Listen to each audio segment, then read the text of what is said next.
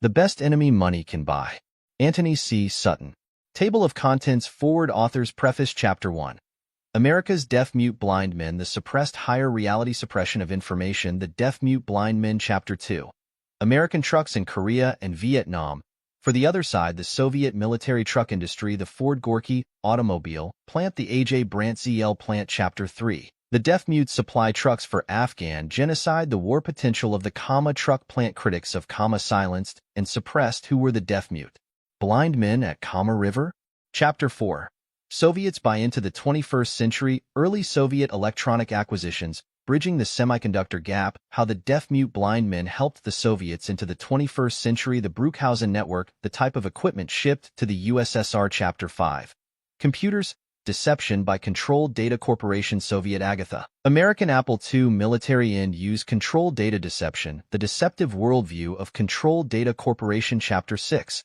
Soviet in the air. German assistance for Soviet rockets. Sputnik, Lunik, and the Soyuz programs. Why did the Soviets embark on a space program? Soviet aircraft development. Foreign designs for Soviet aircraft engines. The Wright Cyclone engine in the Soviet Union. Western contribution to the post-war Soviet Air Force. The Boeing B-24 engine bomber becomes the Tu-4 and the Tu-70. The first Soviet jets. Development of the first Soviet jet engine. MiG fighters. Rolls-Royce turbojets. The supersonic Tu-144, alias Konkordsky. Chapter 7. The deaf-mutes and the Soviet missile threat. American accelerometers for Soviet missiles. American ball bearings for missile guidance systems. Chapter 8. The Soviets at sea. Origins of the Soviet merchant marine. Illegal actions by State Department. The deaf-mute blind men forge ahead. Submarine and anti-submarine warfare. The Soviet Union as a source of information. Chapter 9.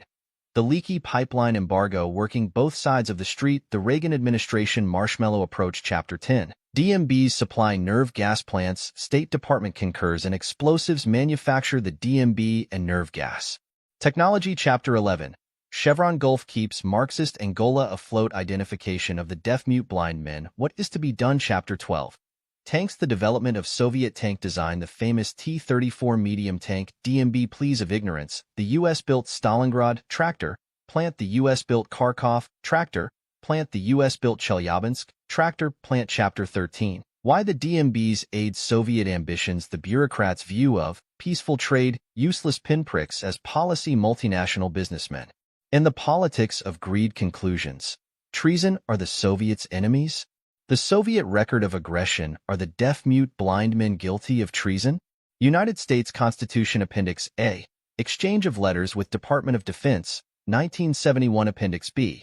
Testimony of the author before Subcommittee 7 of the Platform at Miami Beach, Florida, August 15, 1972, at 2:30 p.m. Appendix C. Letter from William C. Norris, Chairman of Controlled Data Corporation, to Congressman Richard T. Hanna, 1973. Appendix D. Letter from Fred Schlafly to friends and supporters of American Council for World Freedom, dated April 1978, asking to mail yellow cards of protest to William Norris. Letter from William C. Norris to each yellow card sender, dated May 5, 1978. Letter, protocol, of intent, dated October 19, 1973, English version. Between State Committee of the USSR Council of Ministers for Science and Technology and the Controlled Data Corporation. English version of agreement between State Committee of the Council of Ministers of the USSR for Science and Technology and Controlled Data Corporation, signed by Robert D. Schmidt, dated October 19, 1973. Appendix E. Position of Texas Instruments Company and Chairman Fred Busey on dangers of trading technology to the Soviets. Appendix F. Forward by Gary North, Ph.D., dedicated to the memory of those who died in Korea and Vietnam, victims of our own technology and greed. This business of lending blood money is one of the most thoroughly sordid, cold-blooded, and criminal that was ever carried on, to any considerable extent, amongst human beings. It is like lending money to slave traders, or to common robbers and pirates, to be repaid out of their plunder. And the man who loans money to governments, so-called, for the purpose of enabling the latter to rob, enslave, and murder their people, are among the greatest villains that the world has ever seen. Lysander Spooner, No Treason, Boston, 1870. Forward by Gary North. In December of 1979, the Soviet Union launched a lightning-fast military offensive against the backward nation of Afghanistan. It was after this invasion that President Jimmy Carter admitted publicly that it had taught him more about the intentions of the Soviets than everything he had ever learned. Never again would he kiss the cheeks of Premier Brezhnev before the television cameras of the West. The Democrat-controlled Senate even refused to ratify his SALT II treaty. By the way, President Reagan has been honoring its terms unofficially, and he already has ordered the destruction of several Poseidon submarines, including the USS Sam Rayburn, the dismantling of which began in November of 1985, and which cost a staggering $21 million for the destruction of that one ship. The Nathan Hale and the Andrew Jackson are scheduled for destruction in 1986.3 to comply with SALT II. We will have to destroy an additional 2,500 Poseidon submarine warheads. Good faith, American diplomatic officials argue. Good grief, you may be thinking. The invasion of Afghanistan was a landmark shift in Soviet military tactics. Departing from half a century of slow, plotting, smother the enemy with raw power tactics, the Soviet military leadership adopted the lightning strike. Overnight, the Soviets had captured the Kabul airfield and had surrounded the capital city with tanks. 4 tanks? In an overnight invasion? How did 30-ton Soviet tanks roll from the Soviet border to the interior city of Kabul in one day? What about the rugged Afghan terrain? The answer is simple. There are 2 highways from the Soviet Union to Kabul, including one which is 647 miles long. Their bridges can support tanks. Do you think that Afghan peasants built these roads for yak-drawn carts? Do you think that Afghan peasants built these roads at all? No, you built them. In 1966, reports on this huge construction project began to appear in obscure U.S. magazines. The project was completed the following year. It was part of Lyndon Johnson's Great Society.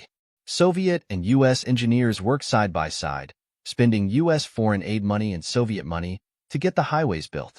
One strip of road, 67 miles long, north through the Salong Pass to the USSR, cost $42 million, or $643,000 per mile. John W. Millers, the leader of the United National Survey team in Afghanistan, commented at the time that it was the most expensive bit of road he had ever seen. The Soviets trained and used 8,000 Afghans to build it. 5. If there were any justice in this world of international foreign aid, the Soviet tanks should have rolled by signs that read, U.S. highway tax dollars at work. Nice guys, the Soviets. They just wanted to help a technologically backward nation. Nice guys, American foreign aid officials. They also just wanted to help a technologically backward nation, the Soviet Union. 7 decades of deals. The story you are about to read is true. The names have not been changed, so as not to protect the guilty. In the mid-1970s, the original version of this book led to the destruction of Antony Sutton's career as a salaried academic researcher with the prestigious, and therefore, not quite ideologically tough enough, Hoover Institution on War, Revolution, and Peace. That was a high price for Sutton to pay, but not nearly so high as the price you and I are going to be asked to pay because of the activities that this book describes in painstaking detail.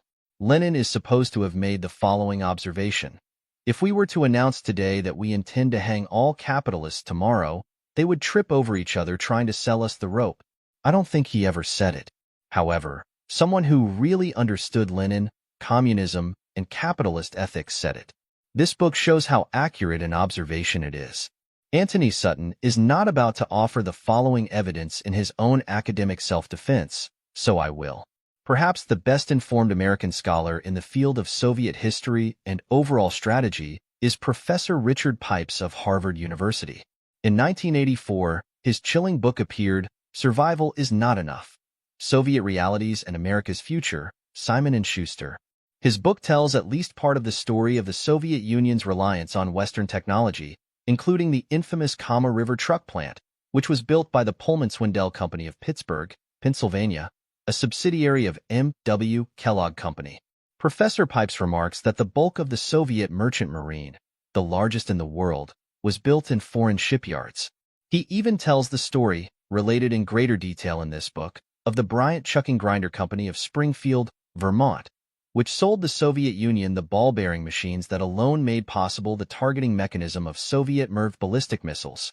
And in footnote 29 on page 290, he reveals the following.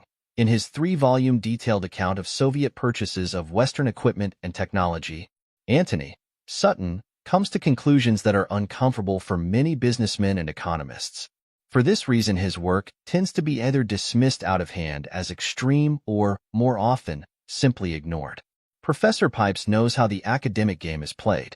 The game cost Sutton his academic career. But the academic game is very small potatoes compared to the historic game of world conquest by the Soviet Empire.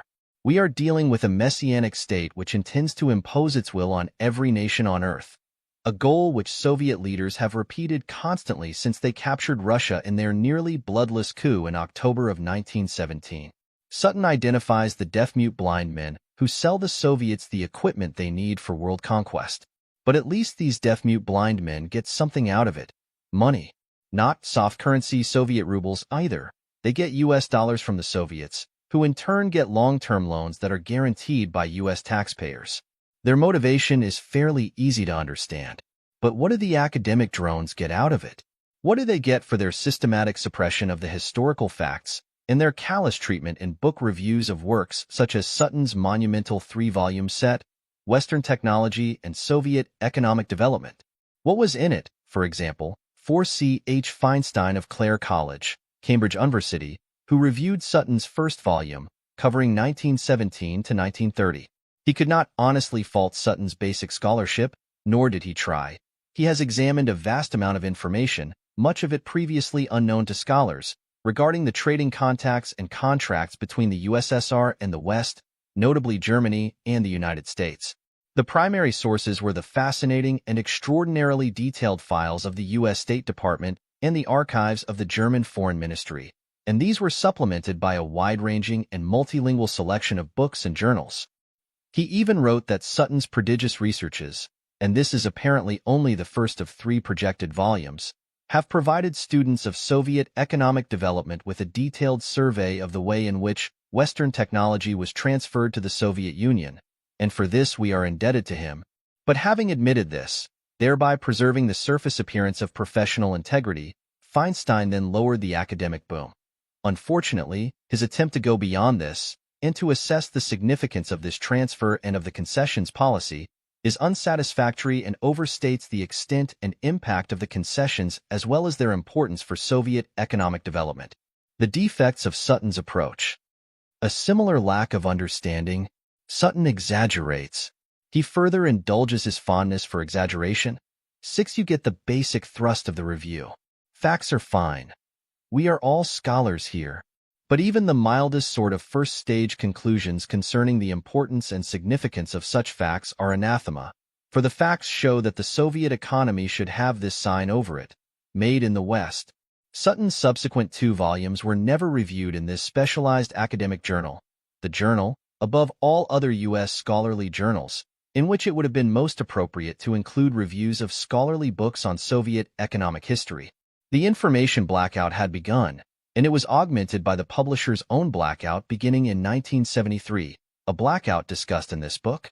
Less than 3 years after Feinstein's review was published, Bryant Chucking Grinder Company sold the Soviets the ball-bearing grinders that subsequently placed the West at the mercy of the Soviet tyrants. At last, they possessed the technology which makes possible a relatively low-risk first strike by Soviet missiles against our missiles and defenses. 7. Until Bryant supplied the technology, the Soviets couldn't build such offensive weapons, which is why they had lobbied from 1961 until 1972 to get the U.S. government's authorization to buy the units. Within a few years after delivery, they had the missiles installed. Then they invaded Afghanistan. So much for Sutton's exaggerations. This book is not really designed to be read word for word. It is a kind of lawyer's brief, filled with facts that none of us will remember in detail. But if the facts were not included, the book's thesis would be too far-fetched to accept. He therefore includes pages and pages of dull, dreary details, details that lead to an inescapable conclusion, that the West has been betrayed by its major corporate leaders with the full compliance of its national political leaders. From this time forward, you can say in confidence to anyone, the United States financed the economic and military development of the Soviet Union. Without this aid, financed by U.S. taxpayers, there would be no significant Soviet military threat, for there would be no Soviet economy to support the Soviet military machine, let alone sophisticated military equipment. Should your listener scoff, you need only to hand him a copy of this book. It will stuff his mouth with footnotes. It probably will not change the scoffer's mind, however. Minds are seldom changed with facts, certainly not college-trained minds. Facts did not change Professor Feinstein's mind, after all. The book will only shut up the scoffer when in your presence. But even that is worth a lot these days. From this day forward, you should never take seriously any State Department official, and certainly not the Secretary of State, who announces to the press that this nation is now, and has always been, engaged in a worldwide struggle against communism and Soviet aggression. Once in a while, secretaries of state feel pressured to give such speeches. They are nonsense. They are puffery for the folks out in Middle America. You may note for future reference my observation that secretaries of commerce never feel this pressure to make anti-communist speeches. They, unlike secretaries of state, speak directly for American corporate interests. They know where their bread is buttered, and more important, who controls the knife. When it comes to trading with the enemy, multinational corporate leaders act in terms of the political philosophy of the legendary George Washington Plunkett of Tammany Hall. I seen my opportunities, and I took 'em. Plunkett was defending honest graft. Our modern grafters have raised the stakes considerably. They are talking about bipartisan treason. Footnotes: 1 Washington Times, December 24, 1985. 2 Howard Phillips, Washington Dateline, December 1985, page 6. 3 Washington Post, November 27, 1985. 4 Edward Lutwak, The Grand Strategy of the Soviet Union, New York. St. Martin's Press, 1983, ch. 1. 5-inch rugged Afghan road jobs fill gaps in Transasian network. Engineering Use Record, November 3, 1966. 6 Review of Antony Sutton, Western Technology and Soviet Economic Development, 1917 to 1930, Stanford. Hoover Institution on War, Revolution and Peace, Stanford University, 1965. In the Journal of Economic History, Zix, December 1969, pages 816 to 18. 7 Actually, the United States has no defenses. What we have is an arsenal of retaliatory offensive weapons aimed at Soviet cities, not at Soviet military targets. This is the infamous strategy of mutually assured destruction, MAD, which was implemented by former Secretary of Defense Robert Strange McNamara. If Soviet missiles were to take out the bulk of our land-based missiles in a first strike, we would have little choice but to surrender, since our submarine-launched missiles are too weak and too inaccurate to destroy hardened Soviet missile silos, and the Soviets could threaten a second wave of missiles against our cities if we were to attempt to retaliate. On our present position of military inferiority, see Quentin Crommelin, Jr. and David S. Sullivan, Soviet Military Supremacy, Washington, D.C. The Citizens Foundation, 1985. This book was a project of USC's Defense and Strategic Studies program. Back author's preface. Back in 1973, this author published National Suicide, Military Aid to the Soviet Union, itself a sequel to a 3-volume academic study, Western Technology and Soviet Economic Development, published by the Hoover Institution, Stanford University. These 4 books are detailed verifiable catalogs of Western technology used and in use by the Soviet Union, acquired by gift, purchase, illegal diversion, or theft. Taken together, these 4 volumes constitute an extraordinary commentary on a basic weakness in the Soviet system and an equally extraordinary weakness in Western policy-making. The Soviets are heavily dependent on Western technology and innovation not only in their civilian industries, but also in their military programs. Technology is, of course, the lifeblood of modern economic development. Technology is the difference between the Third World and the advanced 21st century development epitomized by Silicon Valley and California. Regrettably, most economists are not qualified to explore the role of technology in economic development. Technology is assumed as a given, whereas it is in fact a dynamic factor, the most dynamic factor, many would argue, in modern economic development. Similarly, State Department planners, essentially political scientists, are not at home with technology, sufficiently so that in 1963 State issued papers to the effect that the Soviets had only self-generated technology. Even today, State and Commerce appear barely conversant with the extent of Soviet reverse engineering. Fortunately, Department of Defense is more attuned to technology, and among all government departments, is alone aware of the magnitude of the problem to be described in the best enemy money can buy. The deaf-mute-blind men, to quote from Lenin, are those multinational businessmen who see no further than the bottom line of the current contract.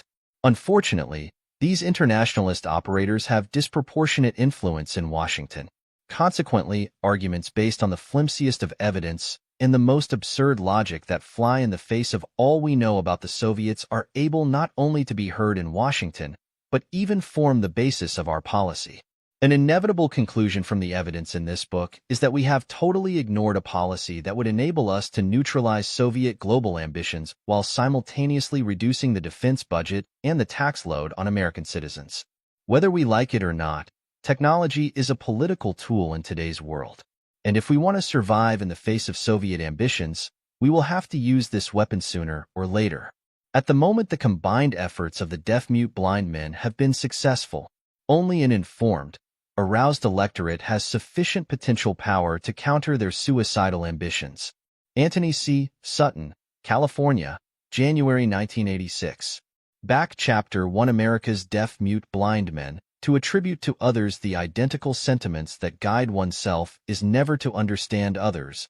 Gustave Le Bon. Over the past several decades, quietly, without media attention, many Americans in diverse fields of activity have been pressured into silence and, failing silence, have been removed from their positions or excommunicated from a chosen profession. These men range from historians in Department of State, top-level officials in Department of Commerce, engineers working for IBM, to academics in America's leading universities. In each case, threats and pressures which led to censorship, firing, and excommunication track back to the deaf-mute-blind men and their associates in political Washington. Who are the deaf-mute-blind men?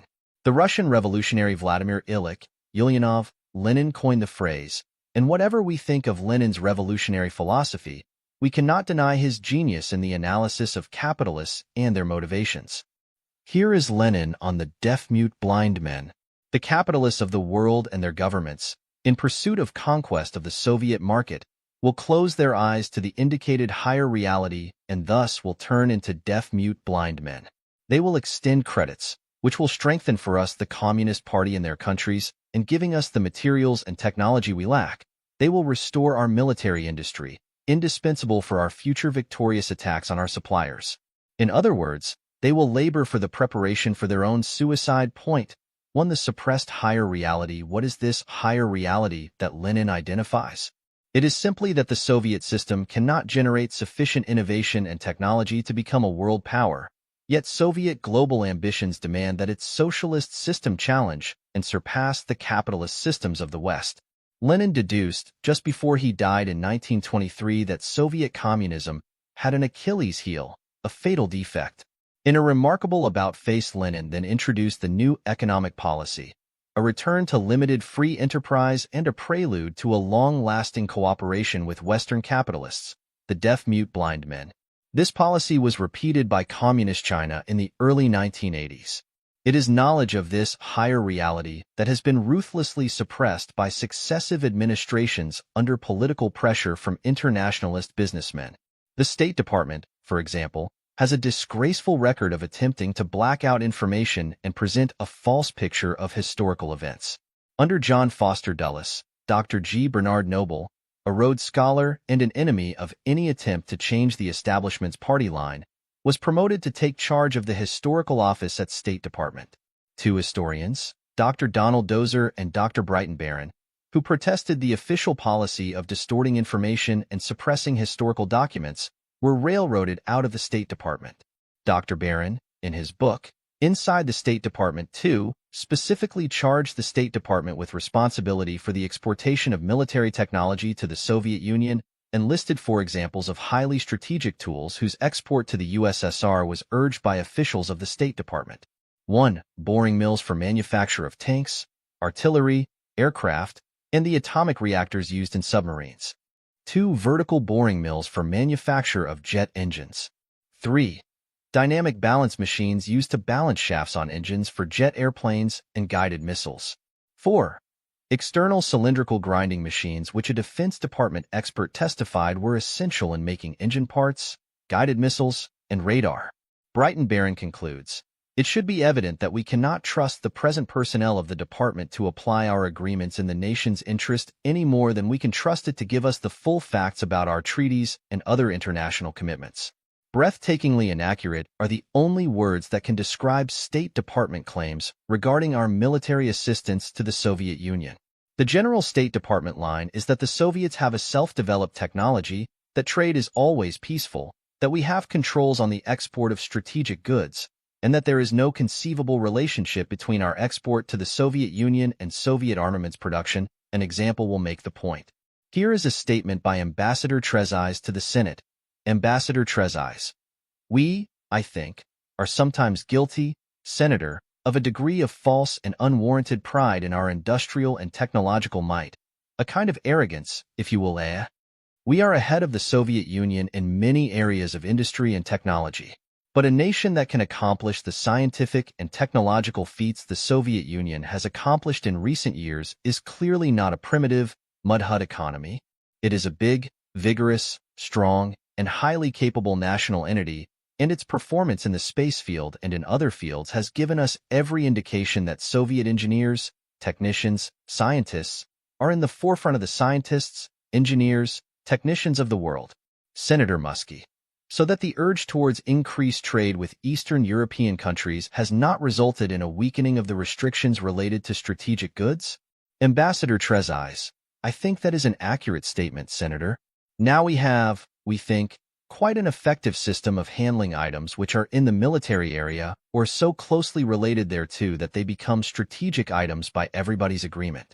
In fact, at the very time Trezise was making the above soothing statement, critical shipments of strategic materials and equipment were going forward to the Soviet Union. The so-called export control laws were a leaky sieve due to outright inefficiency in departments of state and commerce. Censorship has enabled politically appointed officials and the permanent Washington bureaucracy to make such unbelievably inaccurate statements without fear of challenge in Congress or by the American public. The State Department files are crammed with information concerning U.S. technical and economic assistance to the Soviet Union. The author of this book required 3 substantial volumes, see bibliography, just to summarize this assistance for the years 1917 to 1970. Yet former Secretary of State Dean Rusk, presumably acting on the advice of State Department researchers, stated in 1961, it would seem clear that the Soviet Union derives only the most marginal help in its economic development from the amount of U.S. goods it receives, a statement flatly contradictory to the massive evidence available in departmental files. In 1968, Nicholas W. Katzenbach, Assistant Secretary of State, made a statement that was similarly inconsistent with observable fact and displayed a fundamental lack of common-sense reasoning. We should have no illusions. If we do not sell peaceful goods to the nations of Eastern Europe, others will. If we erect barriers to our trade with Eastern Europe, we will lose the trade and Eastern Europe will buy elsewhere. But we will not make any easier our task of stopping aggression in Vietnam, nor in building security for the United States. Point 3. In fact, aggression in South Vietnam would have been impossible without U.S. assistance to the Soviet Union. Much of the key European technology cited derives from U.S. subsidiaries. Jack N. Behrman, former Deputy Assistant Secretary for International Affairs at the Department of Commerce, repeated the same theme on behalf of the Commerce Department. This is the old problem of economic dependency. However, I do not believe that Russia would in fact permit herself to become dependent upon imported sources of strategic goods. Rather, she would import amounts additional to her strategic needs, thereby relieving the pressure on her economy by not risking dependence. Point 4. In fact, Jack Behrman to the contrary notwithstanding, Soviet Russia is the most dependent large nation in modern history, for wheat as well as technology. Here's another statement from former Secretary of Commerce Maurice H. Stans. Question: is there danger of this country's helping the Russians build a war potential that might be turned against the interests of the free world? Under the circumstances, we might be very foolish not to accept business which could create jobs in the United States, when refusing to sell to the Soviet Union would in no way deter their progress. Point 5. Suppression of information suppression concerning Soviet relations with the United States may be found in all administrations, Democrat and Republican, from President Wilson to President Reagan. For example, on November 28, 1917, just a few weeks after the Petrograd and Moscow Bolsheviks had overthrown the democratic and constitutional government of Russia. Colonel House, then in Paris, intervened on behalf of the Bolsheviks and cabled President Wilson and the Secretary of State in the special green cipher of the State Department as follows. There has been cabled over and published here, Paris, statements made by American papers to the effect that Russia should be treated as an enemy. It is exceedingly important that such criticisms should be suppressed. 6. Suppression of information critical of the Soviet Union and our military assistance to the Soviets may be traced in the State Department files from this 1917 House cable down to the present day, when export licenses issued for admittedly military equipment exports to the USSR are not available for public information. In fact, Soviet sources must be used to trace the impact of some American technology on Soviet military development. The Soviet Register of Shipping, for example, publishes the technical specifications of main engines in Russian vessels, including country of manufacture. This information is not available from U.S. official sources. In November 1971, Krasnaya Zvezda published an article with specific reference to the contribution of the basic Soviet industrial structure to the Soviet military power, a contribution that representatives of the U.S. executive branch have explicitly denied to the public and to Congress. Even today, U.S. assistance to the Soviet military-industrial complex and its weapons systems cannot be documented from open U.S. sources alone because export license memoranda are classified data. Unless the technical nature of our shipments to the USSR is known, it is impossible to determine their contribution to the Soviet military complex. The national security argument is not acceptable as a defense for classification because the Soviets know what they are buying. So does the United States government. So do U.S. firms. So do the deaf-mute blind men. The group left out in the cold is the American taxpayer voter. From time to time, bills have been introduced in Congress to make export license information freely available. These bills have never received administration support.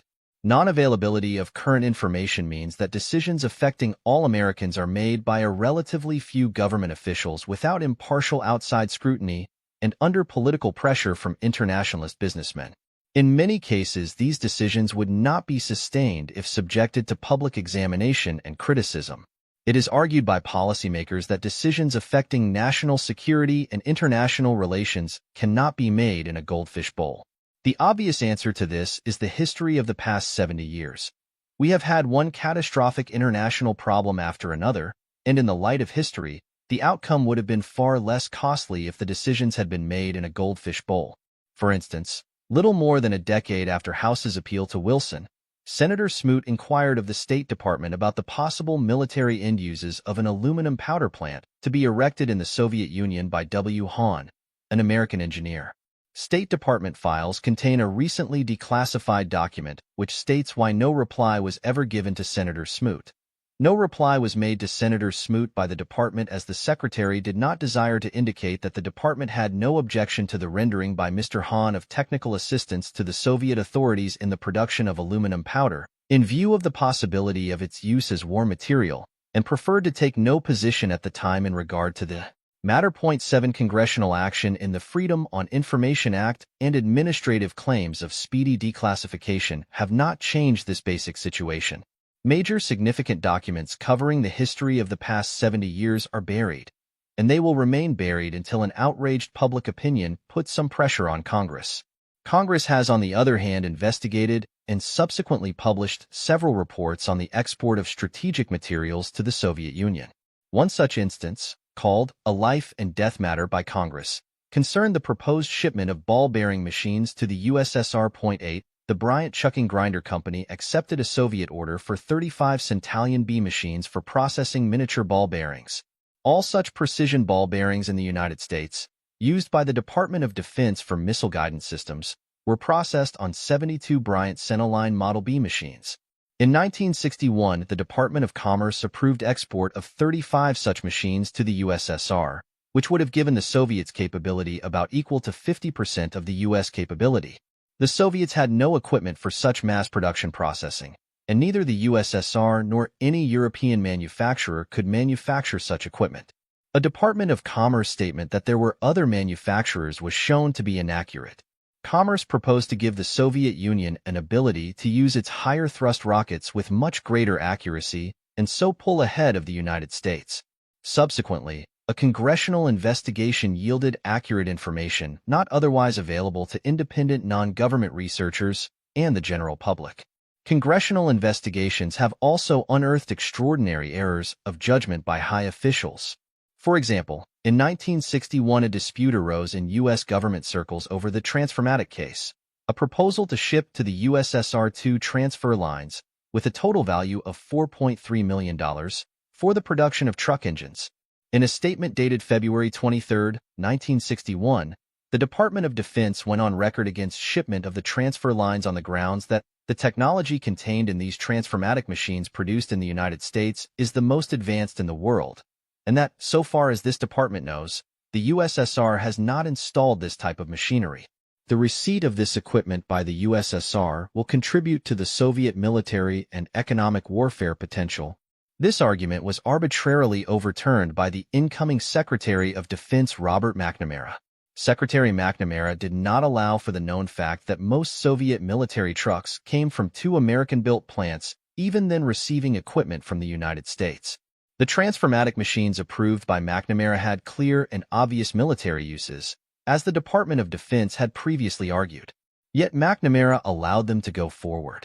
Yet another calculated deception of the American public can be traced to the Johnson administration. In 1966, the U.S. Department of State produced a beautiful, extravagantly illustrated brochure of American hand tools. This was printed in Russian, for distribution in Russia, with a preface, in Russian, by Lyndon Johnson. Requests to the State Department for a copy of this brochure went unanswered.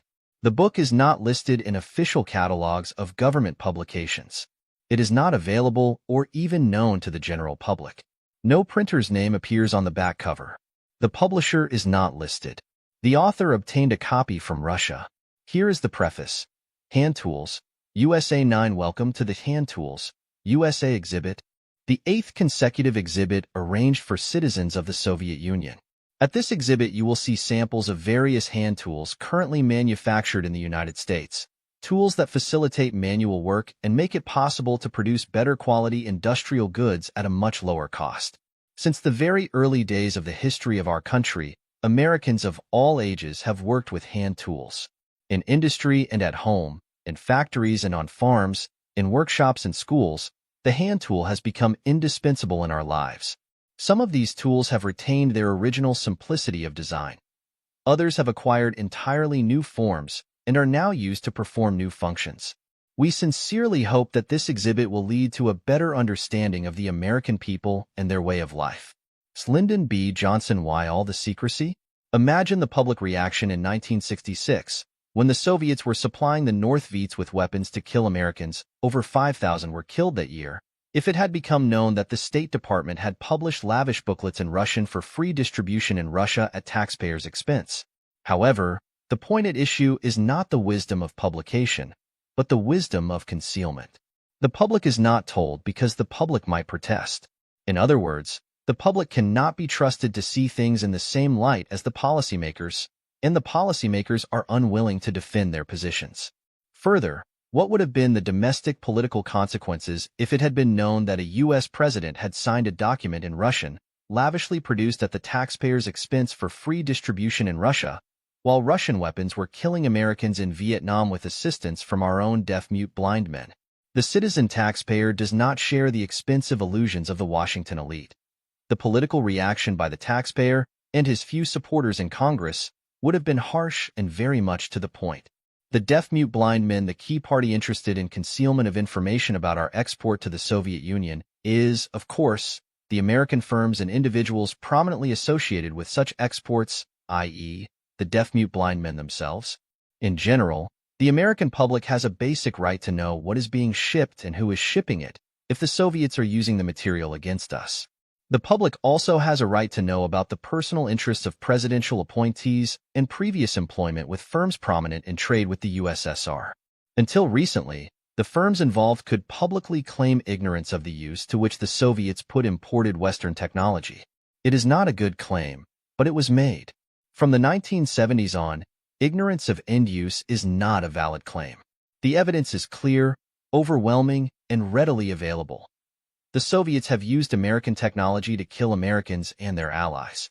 The claim that publication of licensed information would give undue advantage to competitors is not the kind of argument that an honest businessman would make. It is only necessary to publish certain basic elementary information: date, name of firm, amount, destination in the USSR, and a brief statement of the technical aspects. Every industry has a grapevine, and potential business in an industry is always common knowledge. In any event, suppose there was adverse comment about a particular sale to the Soviets?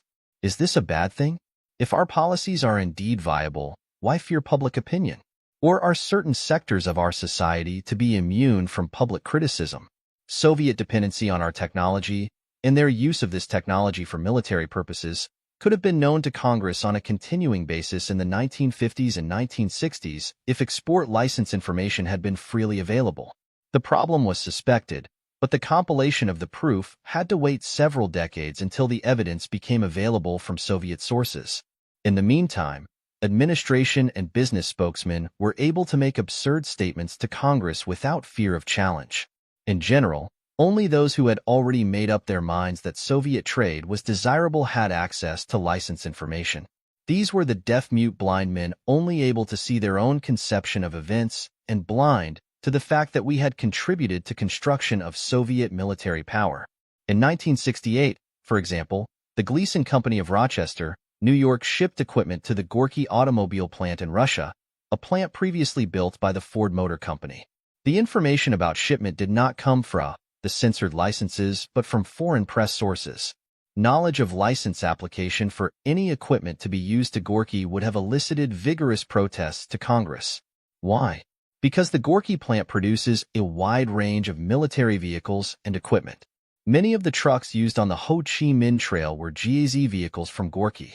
The rocket launchers used against Israel are mounted on GAZ-69 chassis made at Gorky. They have Ford-type engines made at Gorky. Thus, a screen of censorship vigorously supported by multinational businessmen has withheld knowledge of a secret shift in direction of U.S. foreign policy. This shift can be summarized as follows. 1. Our long-run technical assistance to the Soviet Union has built a first-order military threat to our very existence. 2. Our lengthy history of technical assistance to the Soviet military structure was known to successive administrations, but has only recently, 1982, been admitted to Congress or to the American public. 3. Current military assistance is also known, but is admitted only on a case-by-case basis when information to formulate a question can be obtained from non-government sources. 4. As a general rule, detailed data on export licenses, which are required to establish the continuing and long-run dependence of the Soviet military-industrial complex on the United States, have been made available to Congress only by special request, and have been denied completely to the American public at large. In brief, all presidential administrations, from that of Woodrow Wilson to that of Ronald Reagan, have followed a bipartisan foreign policy of building up the Soviet Union. This policy is censored. It is a policy of suicide. Persistent pressure from non-governmental researchers and knowledgeable individuals has today forced the administration to at least publicly acknowledge the nature of the problem but still do very little about it. For instance, in an interview on March 8, 1982, William Casey, director of the Central Intelligence Agency, made the following revealing statement. We have determined that the Soviet strategic advances depend on Western technology to a far greater degree than anybody ever dreamed of.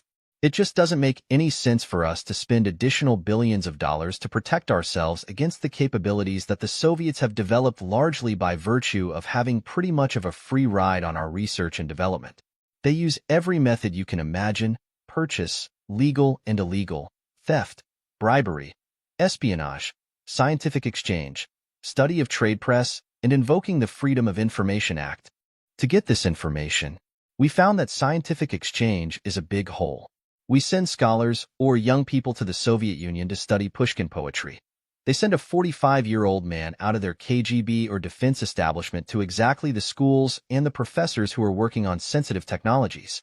The KGB has developed a large, independent, specialized organization which does nothing but work on getting access to Western science and technology.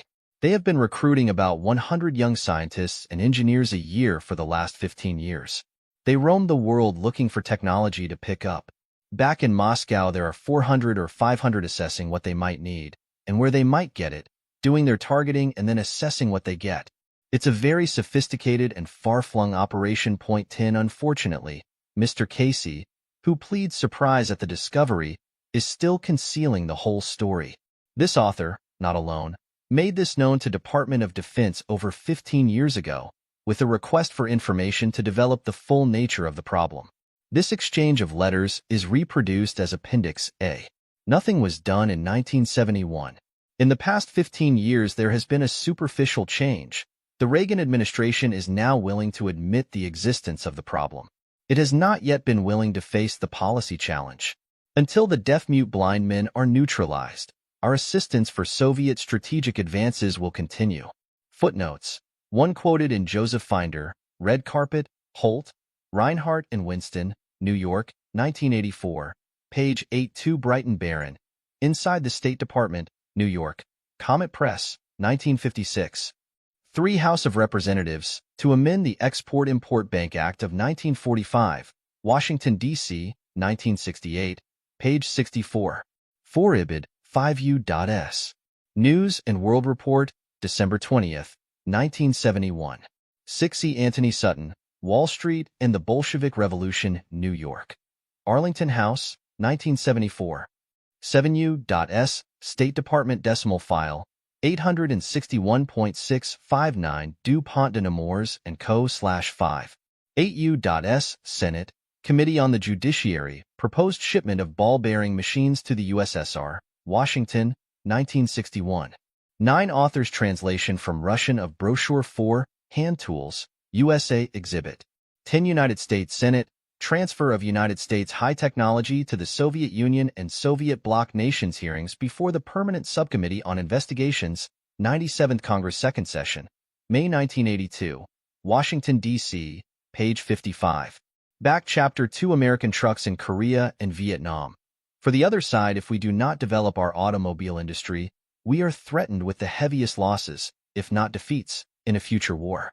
Pravda, July 20th, 1927. At the end of World War II, the U.S. government appointed an interagency committee to consider the future of the German automobile industry and its war-making potential. This committee concluded that any motor vehicle industry in any country is an important factor in that country's war potential.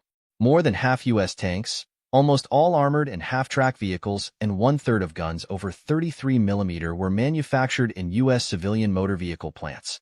Consequently, the committee unanimously recommended: 1. Any vehicle industry is a major force for war. 2. German automotive manufacturing should be prohibited because it was a war industry. 3. Numerous military products can be made by the automobile industry, including aerial torpedoes, aircraft cannon, aircraft instruments, aircraft engines parts, aircraft ignition testers, aircraft machine guns, aircraft propeller subassemblies, aircraft propellers, aircraft servicing and testing equipment, aircraft struts, airframes, and so on. A total of 300 items of military equipment was listed. A comparison of the recommendations from this committee with subsequent administrative recommendations and policies for the export of automobile manufacturing plants to the Soviet Union demonstrates extraordinary inconsistencies. If automobile manufacturing capacity has warlike potential for Germany and the United States, then it also has warlike potential for the Soviet Union. But the recommendations for post-war Germany and the Soviet Union are totally divergent. Some of the same Washington bureaucrats, for example, Charles R. Weaver of the Department of Commerce, participated in making both decisions.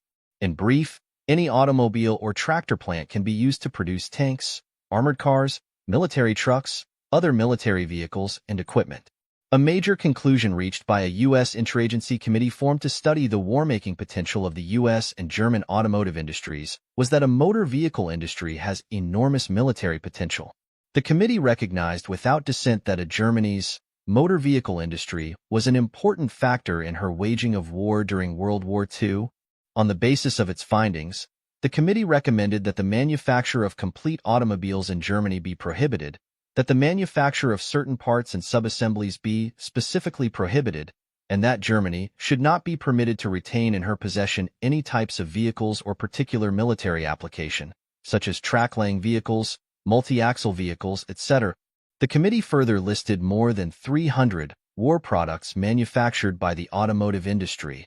These conclusions have been ignored for the Soviet automobile industry, even while the Soviets themselves officially stated their intention to use foreign automobile technology for military vehicles as early as 1927. V. Osinski, a top planner, wrote a series of articles for Pravda, July 20th, 21 and 22, 1927, with the following warning. If in a future war we use the Russian peasant cart against the American or European automobile, the result, to say the least, will be disproportionately heavy losses, the inevitable consequences of technical weakness. This is certainly not industrialized defense.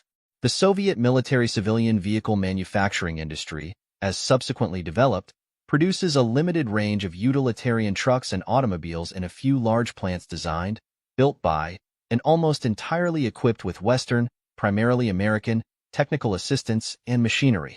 These motor vehicle plants mostly manufacture their own components and ship these to assembly plants elsewhere in the Soviet Union. There is a high degree of integration between Russian military and civilian vehicle models. Military and civilian vehicles have interchangeable parts, and Soviet policy is to maximize unification of military and civilian designs to assist model changeover in case of war. This unification of military and civilian automobile design has been described by the Soviet economist A.N. Ligovsky. The fewer design changes between the old and the new type of product, the easier and more rapidly the enterprise will shift to new production.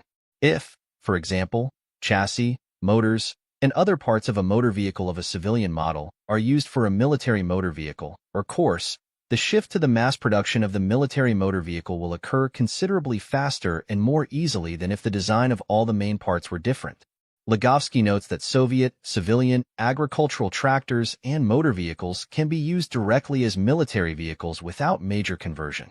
Soviet tractors, direct copies of Caterpillar models, were used as artillery tractors in World War II in Korea.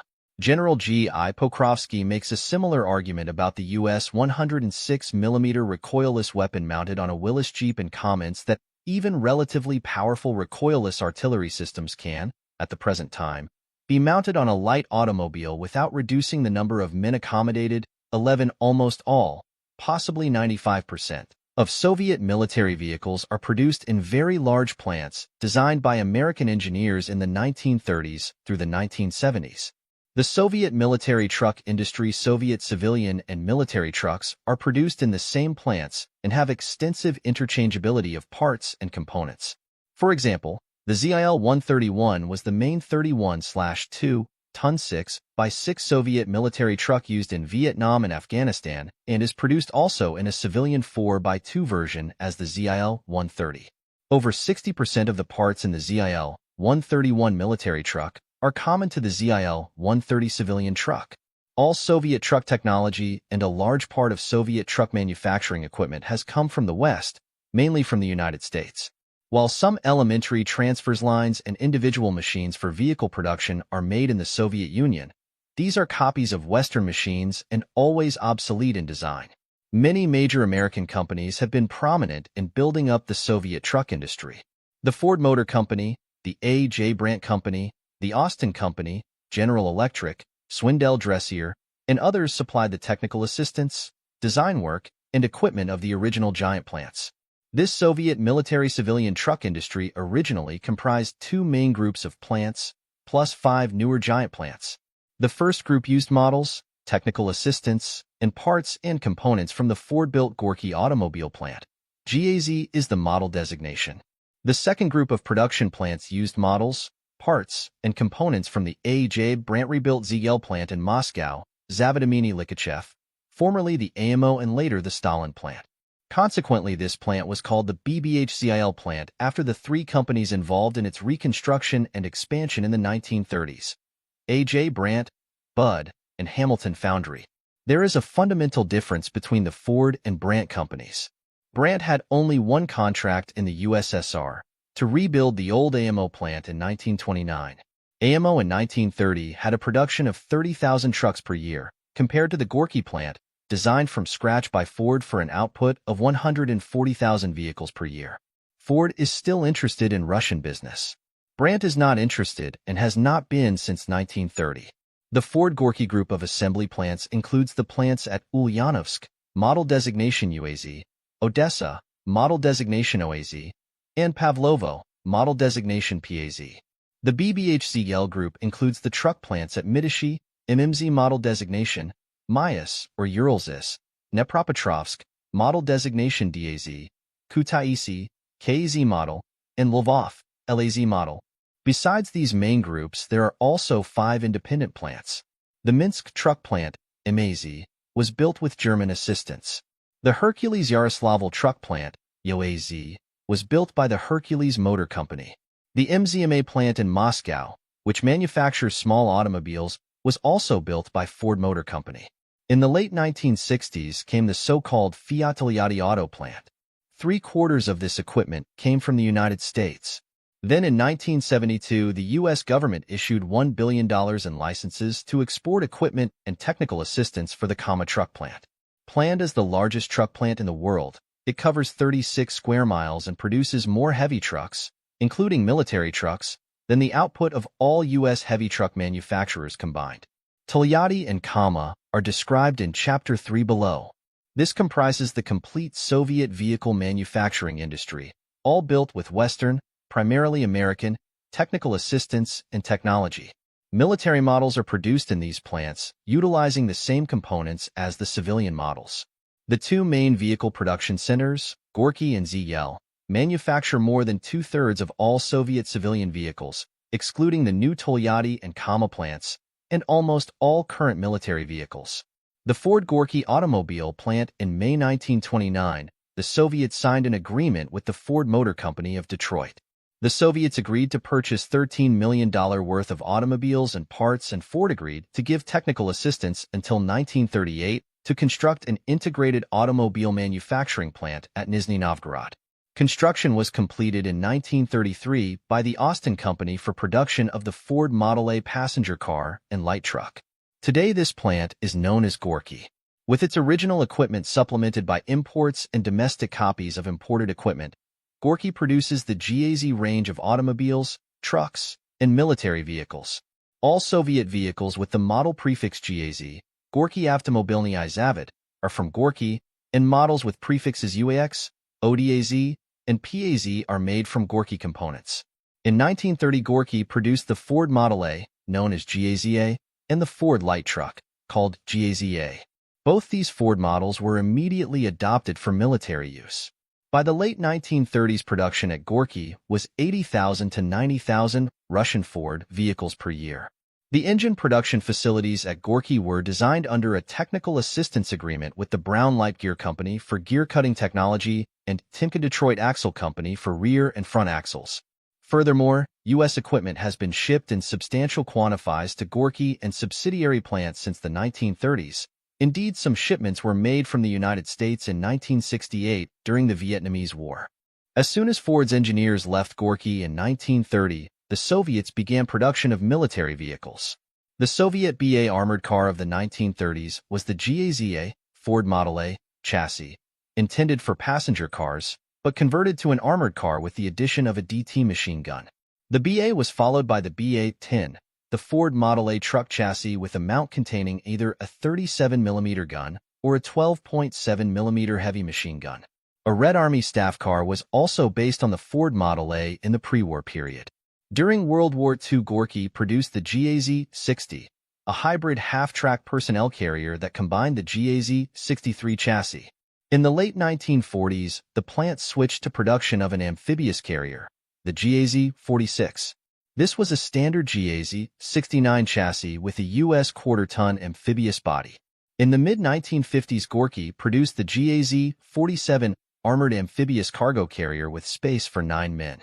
Its engine was the GAZ-61, a 74-horsepower Ford-type 6-cylinder inline gasoline engine, the basic Gorky engine.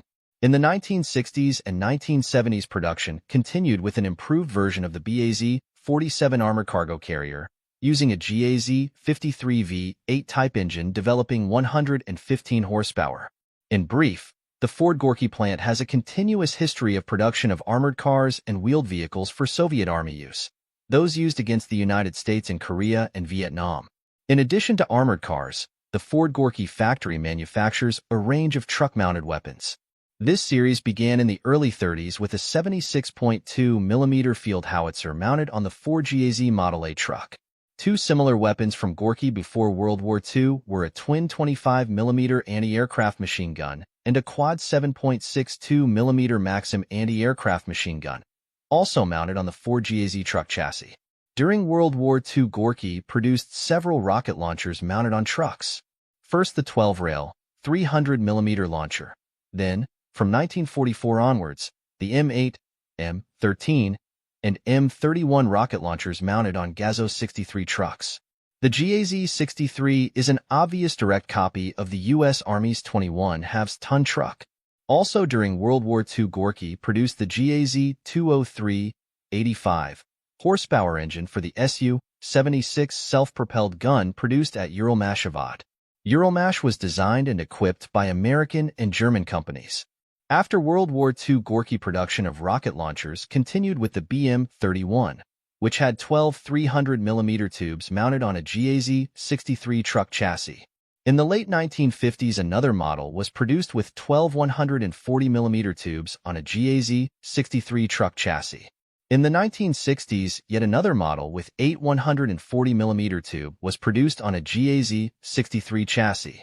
Finally, in 1964, Gorky produced the first Soviet wire-guided missile anti-tank system. This consisted of 4 rocket launchers mounted on a GAZ-69 chassis. These weapons turned up in Israel in the late 1960s. The GAZ-69 chassis produced at Gorky is also widely used in the Soviet Army as a command vehicle and scout car. Soviet airborne troops use it as a tow for the 57 mm anti-tank gun and the 14.5 mm double-barreled anti-aircraft gun. Other Gorky vehicles used by the Soviet military include the GAZ-69 truck, used for towing the 107 mm recoilless rifle, RP-107, the GAZ-46, or Soviet Jeep, and the GAZ-54, a 1.5-ton military cargo truck. In brief, the Gorky plant, built by the Ford Motor Company, the Austin Company, and modernized by numerous other U.S. companies under the policy of peaceful trade, is today a major producer of Soviet Army vehicles and weapons carriers. The A.J. Brandt ZIL plant, a technical assistance agreement, was concluded in 1929 with the Arthur J. Brandt Company of Detroit for the reorganization and expansion of the Tsarist AMO truck plant, previously equipped in 1917 with new U.S. equipment. Design work for this expansion was handled in Brandt's Detroit office, and plant and American engineers were sent to Russia. The AMO plant was again expanded in 1936 by the Budd Company and Hamilton Foundry, and its name was changed to ZIS, now ZIL. During World War II, the original equipment was removed to establish the Urals plant, and the ZIS plant was re-established with Lend-Lease equipment. The first armored vehicle produced at AMO was an adaptation of the civilian ZIL-6 truck produced after the Brandt reorganization in 1930. This vehicle was converted into a mount for several self-propelled weapons, including the single 76.2 mm anti-aircraft gun and the 76.2 mm anti-tank gun. In World War II, the ZIL-6 was adapted for the 85 mm anti-tank and anti-aircraft guns, quadruple 7.62 Maxims, and several self-propelled rocket launchers, including the M836, rail, 80 mm, and the Katyusha Model M13/A16 rail, 130 mm rocket launcher. In the immediate post-war period, the ZIL-150 truck chassis was used as a mount for the Model M13 rocket launcher, and the ZIL-151 truck was used as a mount for the M31 rocket launcher. In addition, the ZIL-151 truck was used as a prime mover for the 82 mm gun. In 1953, the ZIL-151 truck was adapted for several other weapons, including the BM-24 240 mm 12-tube rocket launcher, the RM 131mm 32-tube rocket launcher, the BM-14 140 mm 16-tube rocket launcher, and the 200mm 4-tube rocket launcher. In the 1960s, the ZIL-157 truck became a mount for the GOA SA-2 anti-aircraft missile and a prime mover for another rocket system. The ZIL plant has also produced unarmored cargo and troop vehicles for the Soviet Army. In 1932, the ZIL-33 was developed. an unarmored half-track used as a troop carrier. In 1936, the ZL-6 was developed as a half-track, and during World War II the ZIL-42 was developed as a 21/2-ton tracked weapons carrier. In the post-war period, the ZIL-151 truck chassis was adapted for the BTR-152 armored troop carrier. In the 1950s, the ZIL-485 was developed, a replica of the American DUKW mounted on a ZIL-151 truck, and followed by an improved DUKW mounted on a ZIL-157 truck. From 1954 onwards, new versions of the BTR-152 were added, based on the ZIL-157 truck. In the 1960s, a new BTR-60 8x8 amphibious personnel carrier was developed with a ZIL-375 gasoline engine. Other ZIL vehicles are also used for military purposes. For example, the ZIL-111 is used as a radar and computer truck for anti-aircraft systems and as a tow for the M38 short 122mm howitzer. The ZIL-111 is copied from Studebaker 6x6 trucks supplied under Lend-Lease. There is a great deal of interchangeability between the military and civilian versions of the ZIL family of vehicles. For example, an article in Ordnance states, in the 1940s, the ZIL-151, a 21/2-ton 6x6, was the workhorse of the Soviet Army. It was replaced in the 1950s by the ZIL-157, an apparent product improved version. In the 1960s, however, this vehicle class requirement was met by the ZIL-131, a 31/2-ton 6x6 vehicle, essentially a military design. It is of interest to note that a civilian version was marketed as the ZIL-130 in a 4x2 configuration. Over 60% of the components in the military version are common to the civilian vehicle. Thus, the ZIL plant, originally designed and rebuilt under the supervision of the A.J. Brandt Company of Detroit in 1930 and equipped by other American companies, was again expanded by Budd and Hamilton Foundry in 1936. Rebuilt with Lend-Lease equipment and periodically updated with late-model imports, ZIL has had a long and continuous history of producing Soviet military cargo trucks and weapons carriers. On April 19, 1972, the U.S. Navy photographed a Russian freighter bound for Haiphong with a full load of military cargo, including a deckload of ZIL-130 cargo trucks and ZIL-555 dump trucks. Human Events, May 13, 1972. Thus, the peaceful trade of the 1930s, the 1940s, the 1950s, 1960s, and the 1970s was used to kill Americans in Vietnam and commit genocide in Afghanistan. The original 1930 equipment was removed from ZIL in 1944 and used to build the Mias plant. It was replaced by Lend-Lease equipment, was supplemented by equipment imports in the 1950s, 1960s, and 1970s. The Urals plant at Mias, known as Urals ZIS or ZIL, was built in 1944 and largely tooled with equipment evacoded from the Moscow ZIL plant. The Urals Mias plant started production with the Urals 5 light truck, utilizing an engine with the specifications of the 1920 Fordson. Original Ford Motor Company equipment supplied in the late 1920s was used, supplemented by Lend-Lease equipment. The Urals plant today produces weapons models, for example, a prime mover for guns, including the long-range 130mm cannon, and 2 versions, tracked and wheeled, of a 12-ton prime mover.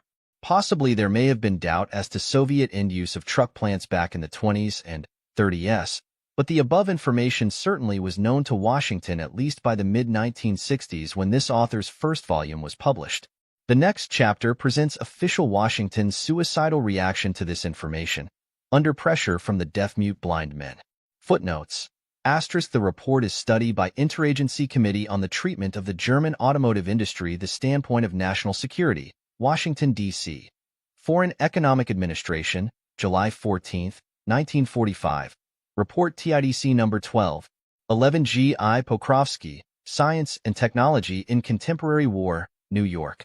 Frederick A. Prieger, 1959. Page 122.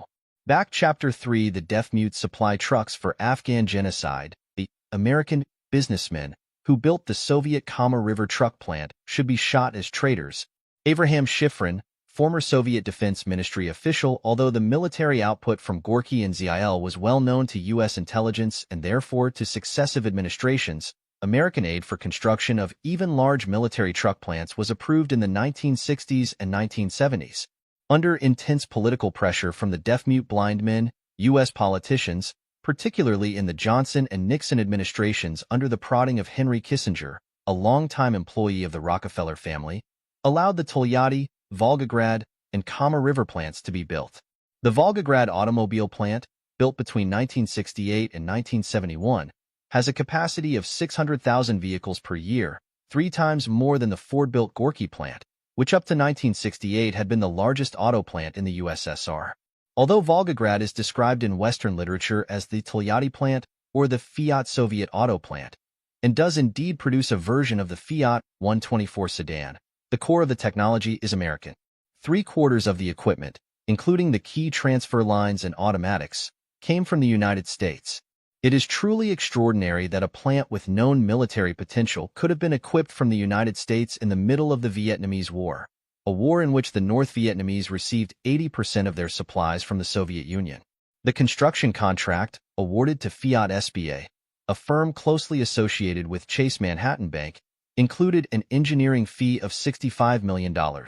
The agreement between Fiat and the Soviet government included the supply of drawing and engineering data for 2 automobile models, substantially similar to the Fiat types of current production, but with the modifications required by the particular climatic and road conditions of the country, the supply of a complete manufacturing plant project, with the definition of the machine tools, toolings, control apparatus, etc., the supply of the necessary know-how, personnel training, plant startup, assistance, and other similar services.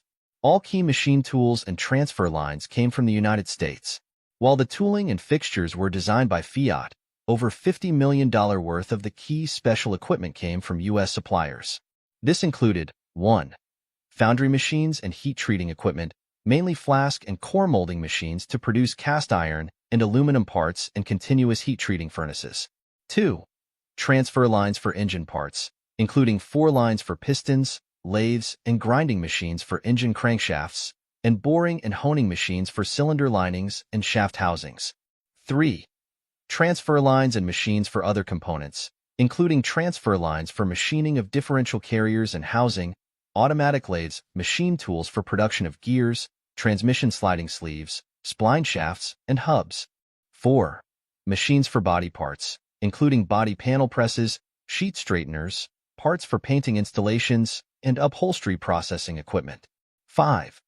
Materials handling, maintenance, and inspection equipment consisting of overhead twin-rail web-type conveyors, assembly and storage lines, special tool sharpeners for automatic machines, and inspection devices.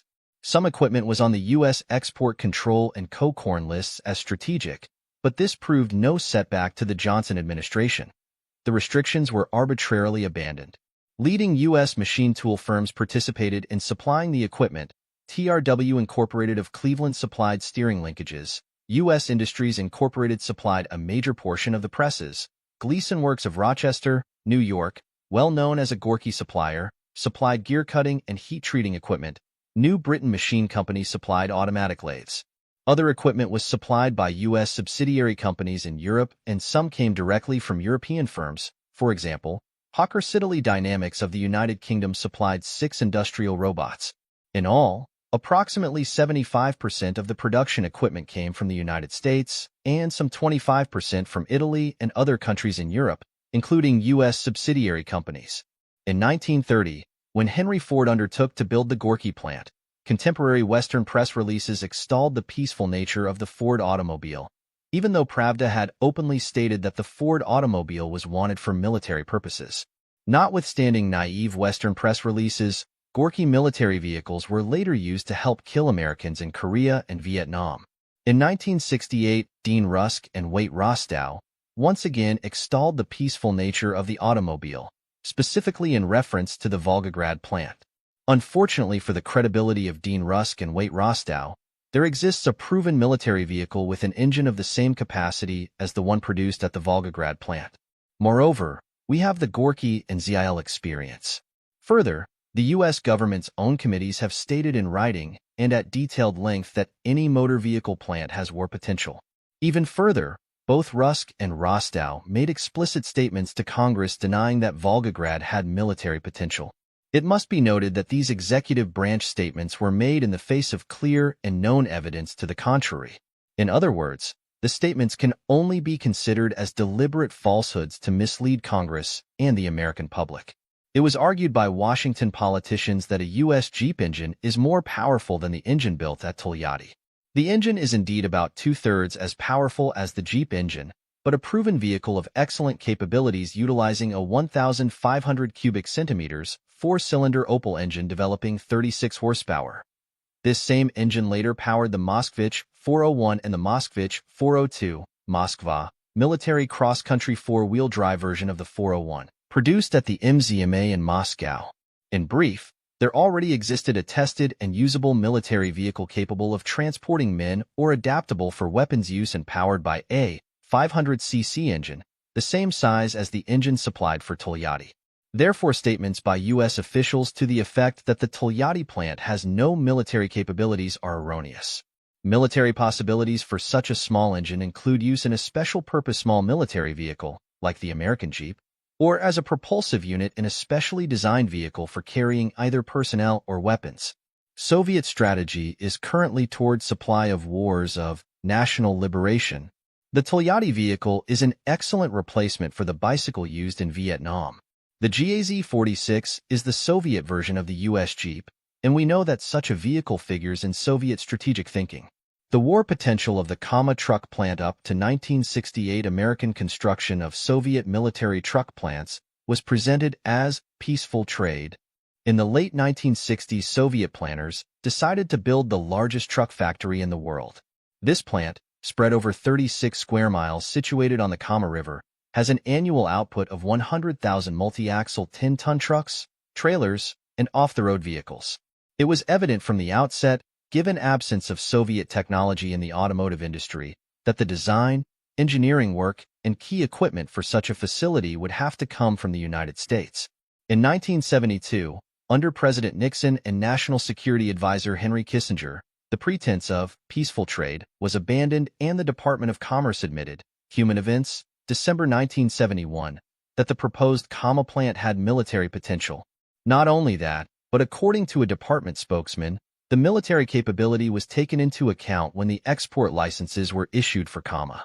The following American firms received major contracts to supply production equipment for the gigantic Kama heavy truck plant: Glidden Machine and Tool Incorporated, North Tonawanda, New York, Milling Machines and Other Machine Tools; Gulf and Western Industries Incorporated, New York, a contract for $20 million of equipment; Hallcroft and Company, Covinia, Michigan, several contracts for heat treatment furnaces for metal parts; Honeywell Incorporated, Minneapolis, Minnesota, installation of automated production lines and production control equipment; Landis Manufacturing Company, Ferndale, Michigan, production equipment for crankshafts and other machine tools; National Engineering Company, Chicago, Illinois, equipment for the manufacture of castings; Swindell Dresser Company, a subsidy of Pullman Incorporated, Pittsburgh, Pennsylvania, design of a foundry and equipment for the foundry, including heat treatment furnaces and sign. Ting equipment under several contracts, $14 million. Warner and Swazi Company, Cleveland, Ohio, production equipment for crankshafts and other machine tools. Combustion Engineering, molding machines, $30 million. Ingersoll Milling Machine Company, milling machines. E.W. Bliss Company, who were the government officials responsible for this transfer of known military technology. The concept originally came from National Security Advisor Henry Kissinger, who reportedly sold President Nixon on the idea that giving military technology to the Soviets would temper their global territorial ambitions. How Henry arrived at this gigantic non sequitur is not known. Sufficient to state that he aroused considerable concern over his motivations. Not least that Henry had been a paid family employee of the Rockefellers since 1958 and has served as International Advisory Committee Chairman of the Chase Manhattan Bank, a Rockefeller concern. The U.S.-Soviet trade accords including Kama and other projects were signed by George Pratt Schultz, later to become Secretary of State in the Reagan administration and long known as a proponent of more aid and trade to the Soviets. Schultz is former president of Bechtel Corporation, a multinational contractor and engineering firm. American taxpayers underwrote financing through the Export-Import Bank. The head of Export-Import Bank at that time was William J. Casey, a former associate of Armand Hammer and now, 1985, director of the Central Intelligence Agency. Financing was arranged by Chase Manhattan Bank, whose then chairman was David Rockefeller. Chase is the former employer of Paul Volcker, now chairman of the Federal Reserve Bank. Today, William Casey denies knowledge of the military applications, see page 195, although this was emphatically pointed out to official Washington 15 years ago. We cite these names to demonstrate the tight, interlocking hold proponents of military aid to the Soviet Union maintain on top policy-making government positions. On the other hand, critics of selling U.S. military technology have been ruthlessly silenced and suppressed. Critics of silenced and suppressed for 2 decades. Rumors have surfaced that critics of aid to the Soviet Union have been silenced. Back in the 1930s, General Electric warned its employees in the Soviet Union not to discuss their work in the USSR under penalty of dismissal. In the 1950s and 1960s, IBM fired engineers who publicly opposed sale of IBM computers to the USSR. Let's detail 2 cases for the record. Obviously, this topic requires congressional investigation. At some point, the American public needs to know who has suppressed this information and to give these Perry sons an opportunity to defend their actions in public. The most publicized case is that of Lawrence J. Brady, now Assistant Secretary of Commerce for Trade Administration.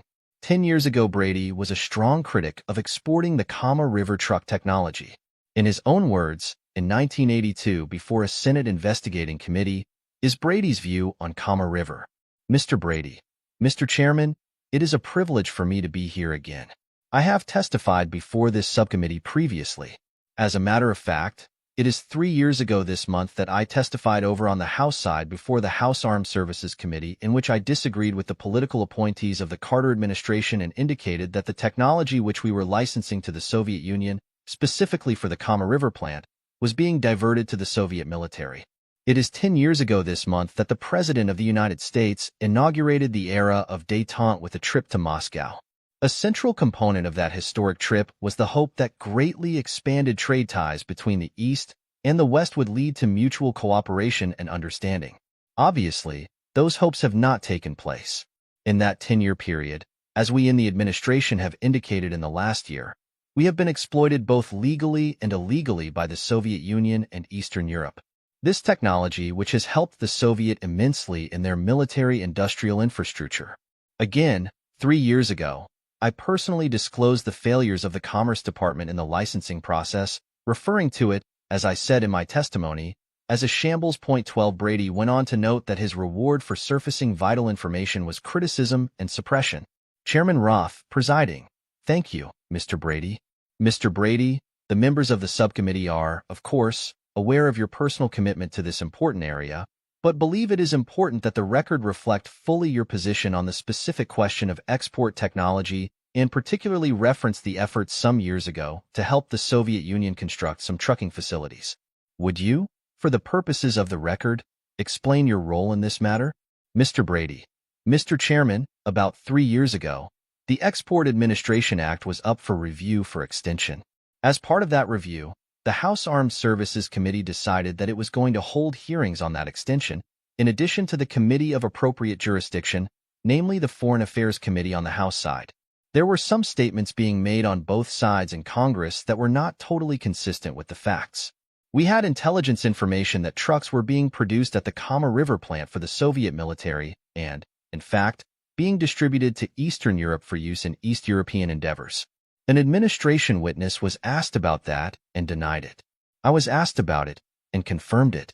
And, as a result of that, I was labeled a whistleblower and eventually left the Department of Commerce. In point of fact, that was the tip of the iceberg. There had been apparently intelligence through the 1970s, particularly the latter half of the 70s, indicating that there was substantial diversion taking place, and, for some reason, the intelligence just didn't get to the top. So that was my role. I eventually had to leave government for at point 13, however.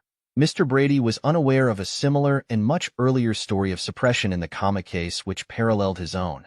In the years 1960 to 1974, this writer authored a 3-volume series, Western Technology and Soviet Economic Development, published between 1968 and 197:3 by the Hoover Institution, Stanford University, where the author was research fellow. This series cataloged the origins of Soviet technology from 1917 down to the early 1970s. The series excluded the military aspects of technical transfers. However, the work totally contradicted U.S. government public statements. For example, in 1963, State Department claimed in its public pronouncements that all Soviet technology was indigenous, a clear misunderstanding or dismissal of the facts. By the early 1970s, it was clear to this author that a significant part of Soviet military capability also came from the West, even though this assessment was also refuted by U.S. government analysts. Quietly, without government or private funding, this author researched and wrote National Suicide, Military Aid to the Soviet Union. The manuscript was accepted by Arlington House. Both author and publisher maintained absolute silence about the existence of the manuscript until publication date. When news of publication reached Stanford, there was immediate reaction, a hostile reaction. A series of meetings was called by Hoover Institution Director W. Glenn Campbell. Campbell's objectives were, 1. To withdraw the book from publication, 2. Failing that, to disassociate Hoover Institution from the book and the author. Campbell initially claimed that National Suicide was a plagiarism of the author's works published by Hoover. This was shown to be nonsense. In any event, an author can hardly plagiarize himself. The objective, of course, was to persuade author and publisher to withhold publication. Both the author and Arlington House refused to withdraw the book and continued with publication. The book was published and sold over 50,000 copies. After the unsuccessful attempt at suppression, Glenn Campbell arbitrarily removed the title research fellow from the author and removed both his name and that of his secretary from the personnel roll of the Hoover Institution. This effectively disassociated Hoover Institution from the book and its contents. The author became a non-person. 2 years later, the author voluntarily left Hoover Institution and assumed a private role unconnected with any research foundation or organization. These events happened some years before Mr. Brady of Commerce took his own personal stand and suffered a similar fate. By a strange quirk of fate, Glenn Campbell is today chairman of Mr. Reagan's Intelligence Oversight Committee. Who were the deaf-mute blind men at Kama River? Clearly, the Nixon administration at the highest levels produced more than a normal number of deaf-mutes. Those officials who knew the story of our assistance to the Soviets, but for their own reasons were willing to push forward a policy that could only work to the long-run advantage of the United States. It is paradoxical that an administration that was noisy in its public anti-communist stance and quick to point out the human cost of the Soviet system was also an administration that gave a gigantic boost to Soviet military truck capacity. Possibly campaign contributions had something to do with it. Multinationals listed below as prime contractors on Kama River were also major political contributors. However, the significant link never explored by Congress is that Henry Kissinger, the key promoter of the Kama River truck plant at the policy level, was a former and longtime employee of the Rockefeller family, and the Rockefellers are the largest single shareholders in Chase Manhattan Bank. David was then chairman of the board, and Chase was the lead financier for Kama River. This is more than the much-criticized revolving door. It is close to an arm's-length relationship, i.e., the use of public policy for private ends. Here are the corporations with major contracts at Kama River, listed with the name and address of the chairman of the board in 1972. Gulf and Western Industries Incorporated 1, Gulf and Western Plaza, New York, New York, 10023 Tel 212-333-7000 Chairman of the Board. Charles G. Bluedorn Note. Charles Bluedorn is also a trustee of Freedom's Foundations at Valley Forge and chairman of Paramount Pictures Corporation E. W. Bliss Co., a subsidiary of Gulf and Western, 217, 2nd Street Northwest, Canton, Ohio, 44702 Tel 216-453-7701 Chairman of the Board. Carl E. Anderson Note. Carl E. Anderson is also chairman of the American-Israel Chamber of Commerce and Industry Combustion Engineering Incorporated 277, Park Avenue, New York, New York, 10017 Tel 212-826-7100 Chairman of the Board.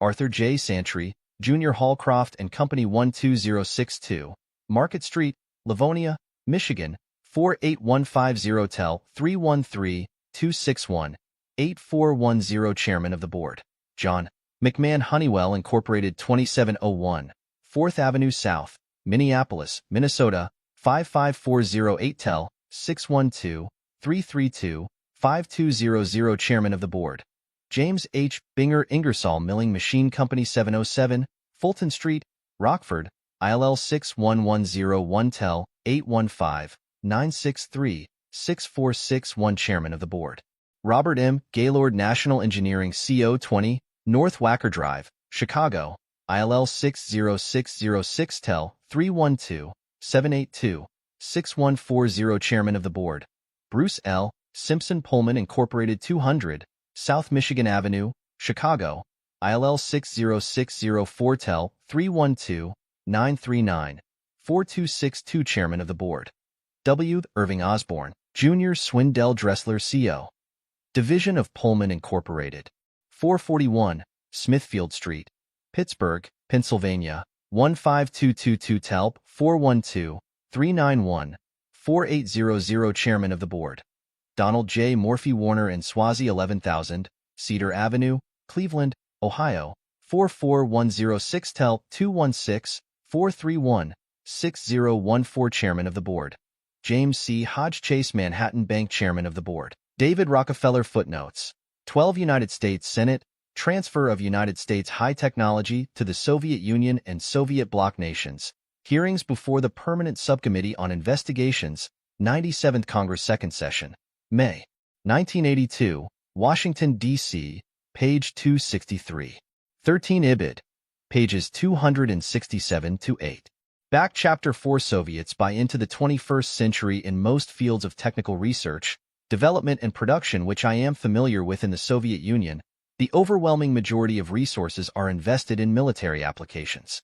As a matter of fact, the Soviet industrial capacity is so overburdened with military production that the Soviets could not make a civilian or commercial application of certain high-technology products, even if they wanted to.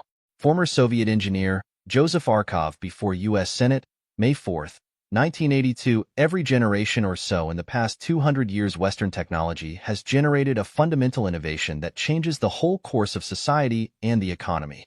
The Industrial Revolution of the late 18th and 19th centuries was based on canals and iron. Railroads were a fundamental innovation of the first third of the 19th century. In the late 19th century, the Bessemer process enabled mass production of cheap steel. The internal combustion engine in the 1900s began another revolution. Atomic energy in the 1940s started the atomic age. In the 1970s, the semiconductor was first mass-produced in California. The economy of the 21st century will evolve around the silicon chip, i.e., the integrated circuit memory chip and semiconductor components. No country, large or small, will make any progress in the late 20th century without an ability to manufacture integrated circuits and associated devices. These are the core of the new industrial revolution, both civilian and military, and essentially the same device is used for both military and civilian end uses. A silicon chip is a silicon chip, except that military quality requirements may be more strict than civilian ones. This electronic revolution originated in Santa Clara Valley, California in the 1950s and roughly centers around Stanford University. Stanford is also in many ways at the core of the debate over transfer of our military technology to the Soviet Union. Congressman Ed Zhao, Representative Menlo Park, represents the Silicon Valley area and is a strong proponent of more aid to the Soviets. On the other hand, also in Silicon Valley, this author's 6 books critical of our technological transfers to the Soviets originated, and 3 were published at the Hoover Institution, Stanford University. See bibliography for titles. Silicon Valley gets its name from the essential element silicon used in integrated circuits. An essential component of integrated circuits is the semiconductor, usually made of silicon and linked to other components such as transistors into a single circuit. By 1971, an entire computer could be produced on a single chip, in itself probably the most significant industrial breakthrough since the discovery that steel could be manufactured on a large scale from iron.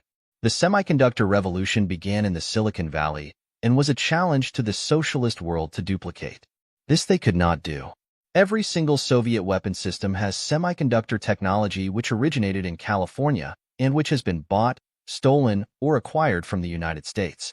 Early Soviet electronic acquisitions back in 1929. Pravda commented that without the automobile the Soviet army would be helpless in any future war. Western multinationals Ford Motor Company, Hercules Gear, IBM and others helped USSR bridge the gap of the 1920s. Identical aid can be found for electronics. In August 1971, the U.S. Department of Defense paid $2 million to Hamilton Watch Company for precision watchmaking equipment. Watchmaking equipment is used in fabricating bomb and artillery shell fuses, aircraft timing gear, pinions, and similar military components. Most Soviet watch manufacturing equipment has been supplied from the United States and Switzerland. In some cases, the Soviets use copies of these foreign machines. In 1929, the old Miemza concession factory, formerly a Tsarist plant, received the complete equipment of the Ansonia Clock Company of New York, purchased for $500,000. This became the second state watch factory in Moscow, brought into production by American and German engineers, and adapted to military products. In 1920, the complete Duberhampton Company plant at Canton, Ohio, was transferred to the Soviet Union and brought into production by 40 American technicians. Up to 1930, all watch components used in the Soviet Union had been imported from the United States and Switzerland. This new U.S.-origin manufacturing capability made possible the production of fuses and precision gears for military purposes. During World War II, it was supplemented by Lend-Lease supplies and machinery. After World War II, Soviet advances in military instrumentation were based on U.S. and British devices, although the German contribution was heavy in the 1950s. About 65% of the production facilities removed from Germany were for the manufacture of power and lighting equipment, telephone, telegraph, and communications equipment, and cable and wire. The remainder consisted of German plants to manufacture radio tubes and radios, and military electronics facilities for such items as secret teleprinters and anti-aircraft equipment.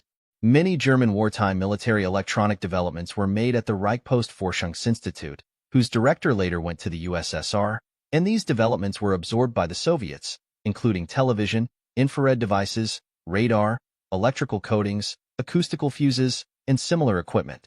But although 80% of the German electrical and military electronics industries were removed, the Soviets did not acquire modern computer, control instrumentation, or electronic technologies from Germany. These they acquired from the U.S. bridging the semiconductor gap. Taking semiconductors as an example, 3 stages can be identified in the transfer process. The Soviets were able to import or manufacture small laboratory quantities of semiconductors from an early date. What they could not do, as in many other technologies, was mass-produce components with high-quality characteristics.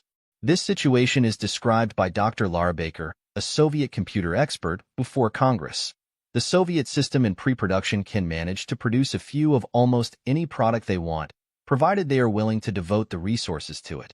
The best example of this would be the Soviet civilian space program, in which they managed to put people in orbit before the United States did, but at a high cost. In the area of serial production, that is, the day-to-day production of large quantities of a product, the differences between the two systems become most obvious. Serial production is the Achilles heel of the Soviet bloc. Especially in high-technology areas, the big problem the Soviets have is quality assurance. They count products, not quality products. This is the area where the Soviets exhibit weakness and need the most help. Point 14. The first phase for the Soviets was to identify the technology needed, in this case a semiconductor plant, to bridge the chasm between the 19th century and the 21st century. The second phase was to obtain the equipment to establish a manufacturing plant. The third phase was to bring this plant into production and make the best use of its output in an economy where developmental engineering resources do not exist in depth and military objectives have absolute priority. We shall demonstrate in Chapter 5 how the Soviets achieved the first of these tasks, with the help of the Controlled Data Corporation, Mr. William Norris, chairman. The second phase was achieved through an illegal espionage network, the Bruchhausen network. The third phase is today in progress, although the phases 1 and 2 are already in place in the Soviet military complex. The emphasis in this critical transfer of semiconductor technology was not reverse engineering as, for example, the Soviet Agatha computer is reverse engineered from the Apple II computer, but use of U.S. manufacturing techniques and equipment to bridge a gigantic gap in Soviet engineering capabilities. The Soviet system does not generate the wealth of technology common in the West. It cannot choose the most efficient among numerous methods of achieving a technical objective because the Marxist system lacks the abundant fruits of an enterprise system. The emphasis in semiconductors is transfer of a complete manufacturing technology to produce high-quality products for known military end uses which could not have been achieved by the Soviets themselves without fundamental changes in their system. In brief, in electronics, the key is not copying Western technology as, for example, the Caterpillar tractor was duplicated by the millions, but to transfer specialized production equipment to mass-produce critical components. This assertion has been fully supported by expert witnesses before congressional committees. For example, the following statement was made in 1952 to the Senate by Dr. Stephen D. Bryan, Deputy Assistant Secretary of Defense, International Economics, Trade and Security Policy. Senator Nunn. Dr. Bryan, you made reference in your testimony to the effort by the Soviets to build and equip a semiconductor plant using equivalent know-how from the United States. Could the Soviets have built and equipped such a plant in the late 1970s and early 1950s without U.S. machinery, equipment, and know-how? Dr. Bryan, my answer is they could not. That doesn't mean that equipment necessarily came from this country. It could have been transferred from Europe or elsewhere. In fact, it could have been transferred from another country that bought that equipment. It could have been on the secondary market. There is a secondary market in this sort of machinery. These are terribly difficult things to trace. What we know in the first instance is that a lot had to be U.S. equipment, that the system was full of holes, it was porous, it was easy for them to get it, and they got it. The microelectronics area has enabled the Soviets to upgrade their military equipment. Point 15, and a similar comment from a former Russian engineer, Joseph Arkov, again in Senate testimony. By using, not copying, the American high-technology products, they move closer to their goal of technical self-sufficiency. Whether they will ever become self-sufficient in high technology is a debatable point. My own view is that this course of action gives them quick gains, but over the long run, it will result in their being permanently behind the United States, forever having to rely on American products to manufacture their own. However, being behind us in technology is a relative condition. The Soviets can make progress in a technical sense and, at the same time, trail the United States, but by their standards, they will have achieved much. Their accomplishments will have been made with limited cost to them because the basic research and development will have been paid for by the Americans. To repeat, then, the Soviet strategy in obtaining American high-technology products includes efforts to copy and duplicate, but the Soviets' primary objective is to obtain machinery which they can use in the manufacture of their own high-technology equipment. This distinction, the difference between copying of technology and the use of it, is an important one because it provides the United States with a key insight into which products the Soviets are the most anxious to obtain. It also can influence American policymakers in deciding which products the United States can afford to sell the Soviet Union, and which components should not be sold to them. Soviet strategy in using American products can be seen in the following illustration. Let us say, for example, that the Soviets have 100 plants involved in producing components for use in spaceflight. Each of the plants could use a certain kind of American computer, but they cannot obtain 100 computers, that is, one for each plant. Instead, they are able to obtain 3 or 4 American computers of the desired type. They use the computers as best they can in those 3 or 4 plants where they can do the most good. They are not inclined to use them as non-producing models to be studied in a laboratory for the purpose of copying. Moreover, if the American product obtained in another transaction, if, for example, the product is a sophisticated oven used in the heating of microchips, then they are even less interested in copying or imitating. They will use the oven to produce microchips.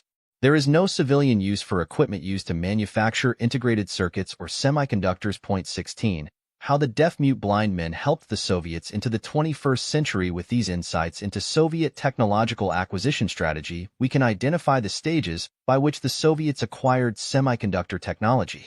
Chronologically, these are: Date event 1951, semiconductor developed in Santa Clara Valley, California. From this point on, Soviets import chips and then manufacture on a laboratory scale. 1971, computer in a chip development. Soviets still unable to mass-produce even primitive semiconductor devices.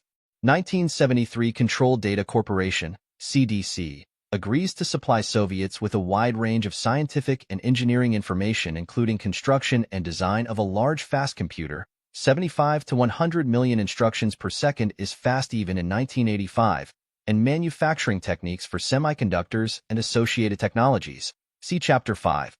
1977 to 80 Soviets acquire technology for a semiconductor plant through the Bruchhausen Network and Continental Trading Corporation, CTC. The CDC agreement gives Soviets sufficient information to set up a purchasing and espionage program. CDC told the Soviets what they needed to buy.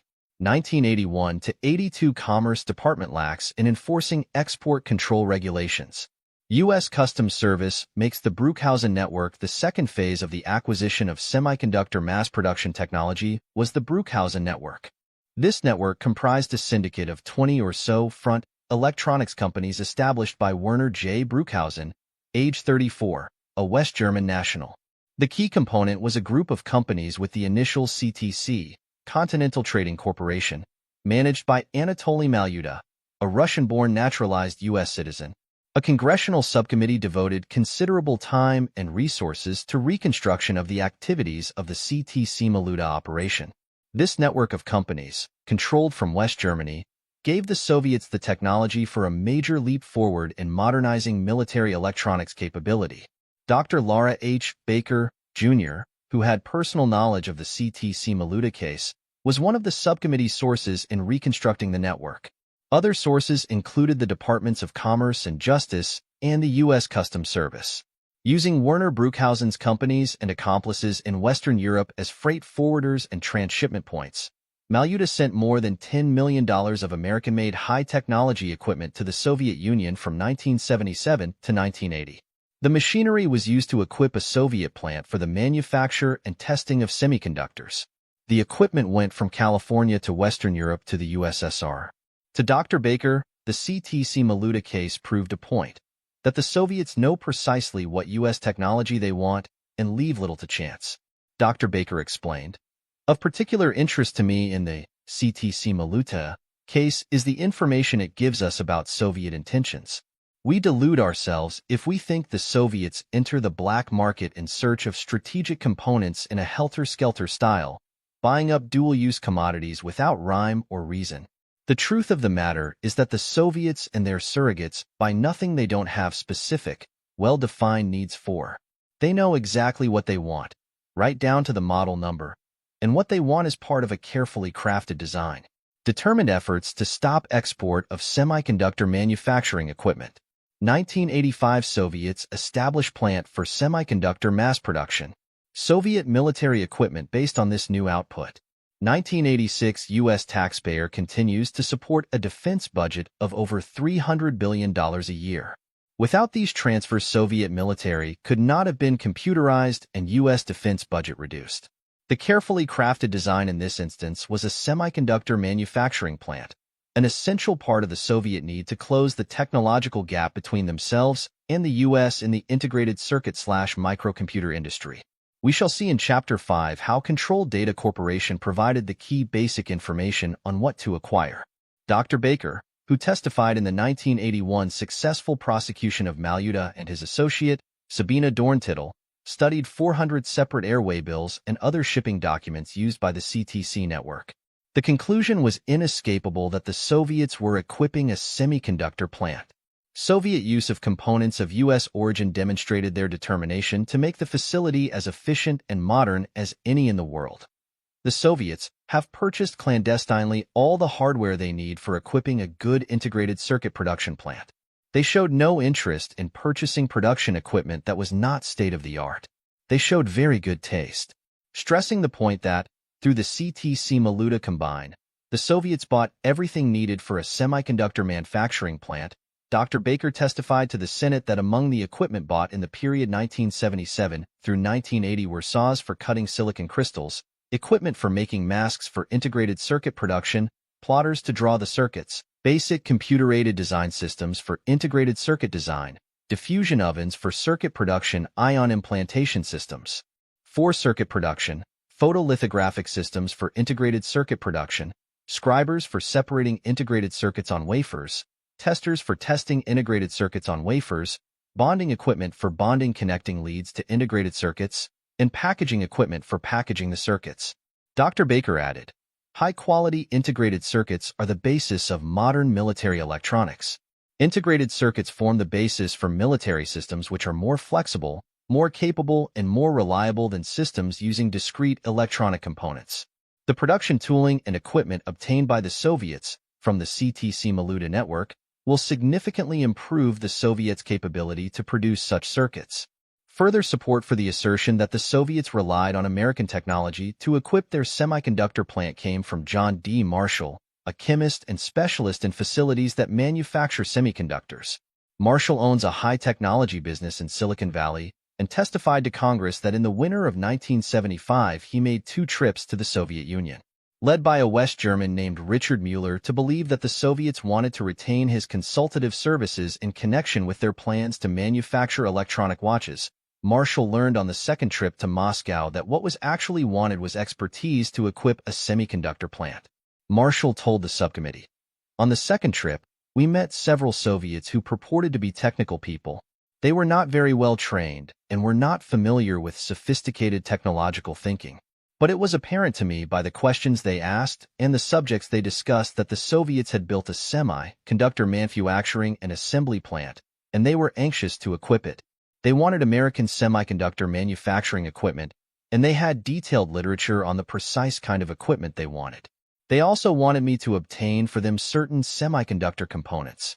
It was clear to me that Mueller had deceived me as to the Soviets' intentions, that it was not merely electronic watches the Soviets wanted to manufacture. Marshall realized that to cooperate further with the Soviets would be illegal. He refused to meet further with the Soviets and left Moscow.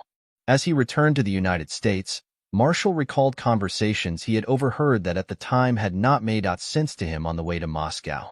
Marshall and Mueller had stopped in Hamburg where Mueller introduced him to a Canadian, also providing technical assistance to the Soviets, that his mission was to show them how to make integrated circuits and to use equipment now on the way.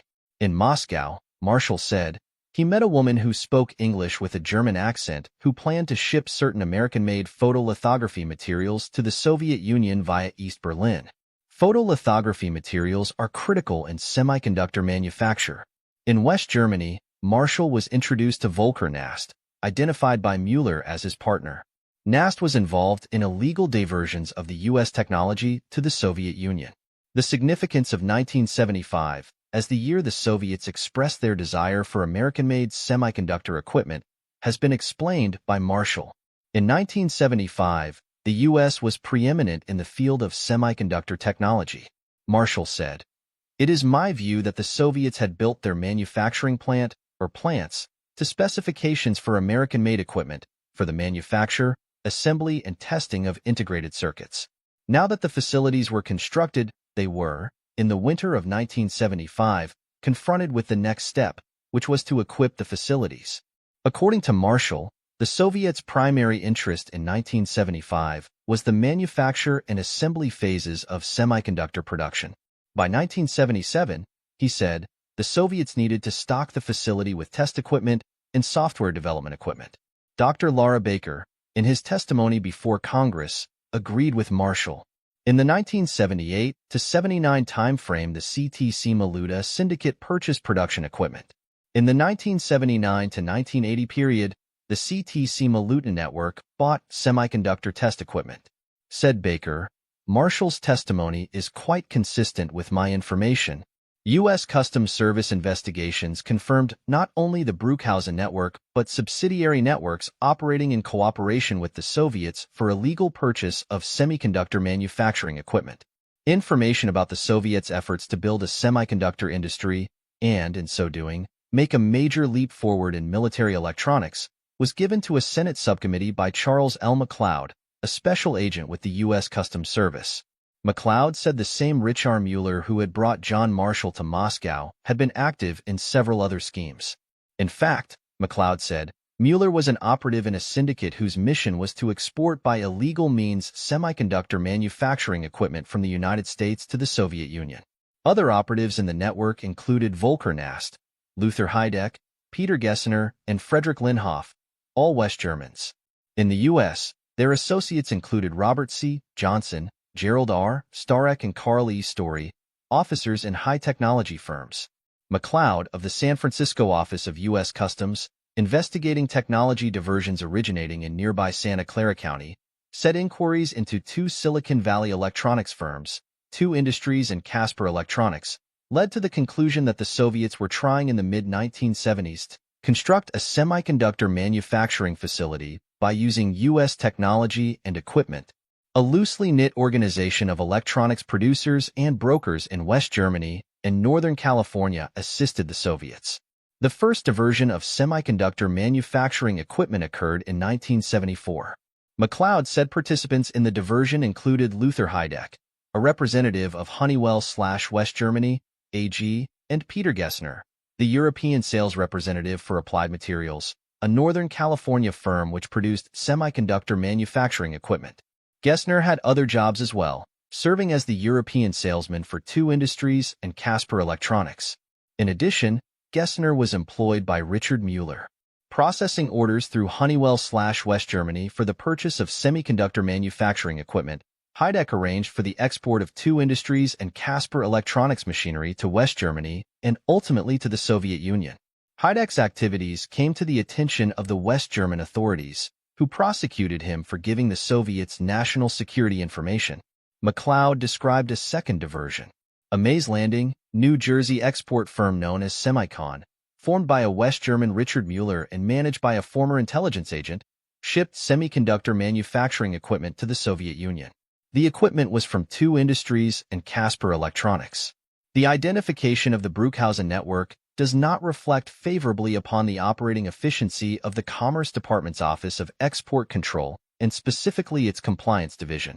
As the situation existed in 1980, it may possibly have improved since that time.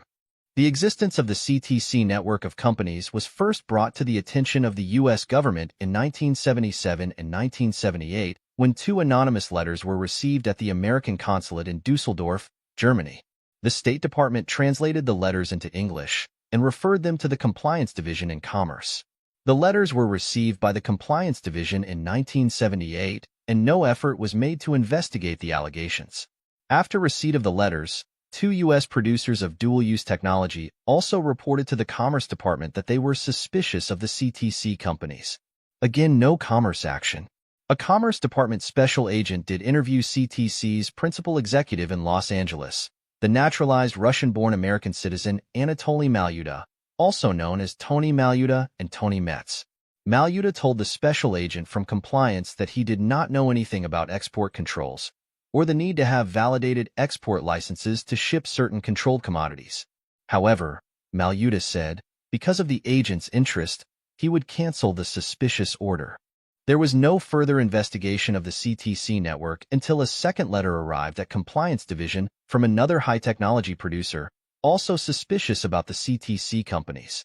Early in 1980, a second Compliance Division agent, Robert Rice, was assigned to the case and conducted a comprehensive preliminary inquiry. Rice, the most senior agent in the division, found considerable information indicating widespread violations of export controls. The evidence went to the office of the U.S. Attorney in Los Angeles in March 1980. A major inquiry was begun by the U.S. Attorney's Office, under the direction of Assistant U.S. Attorney Theodore W. Wu and the U.S. Customs Services. Customs ultimately assigned about 15 agents to the case in California, Texas, New York, and Western Europe. Compliance Division Special Agent Rice was the only Commerce Department representative assigned to the case on a regular basis. Indictments were brought against Bruchhausen and Dietmar Ulrichhofer, both of whom remained in Europe out of reach, and 2 Los Angeles associates, Malyuta and Sabina Dorn-Tittel. Malyuta and Tittel were convicted. The CTC case demonstrated technology diversions of about $10 million and is considered by law enforcement and national security specialists one of the most important export control cases ever brought to trial. The inquiry showed that, first, the Compliance Division did not move quickly to establish the value of the anonymous letters. Second, the Compliance Division did not connect the anonymous letters to the allegations reported by 2 U.S. manufacturers. Third, when Compliance Division Agent Rice turned over the results of his inquiry to Assistant U.S. Attorney Wu in Los Angeles, it was apparent to Wu that considerable expenditures of resources would be needed.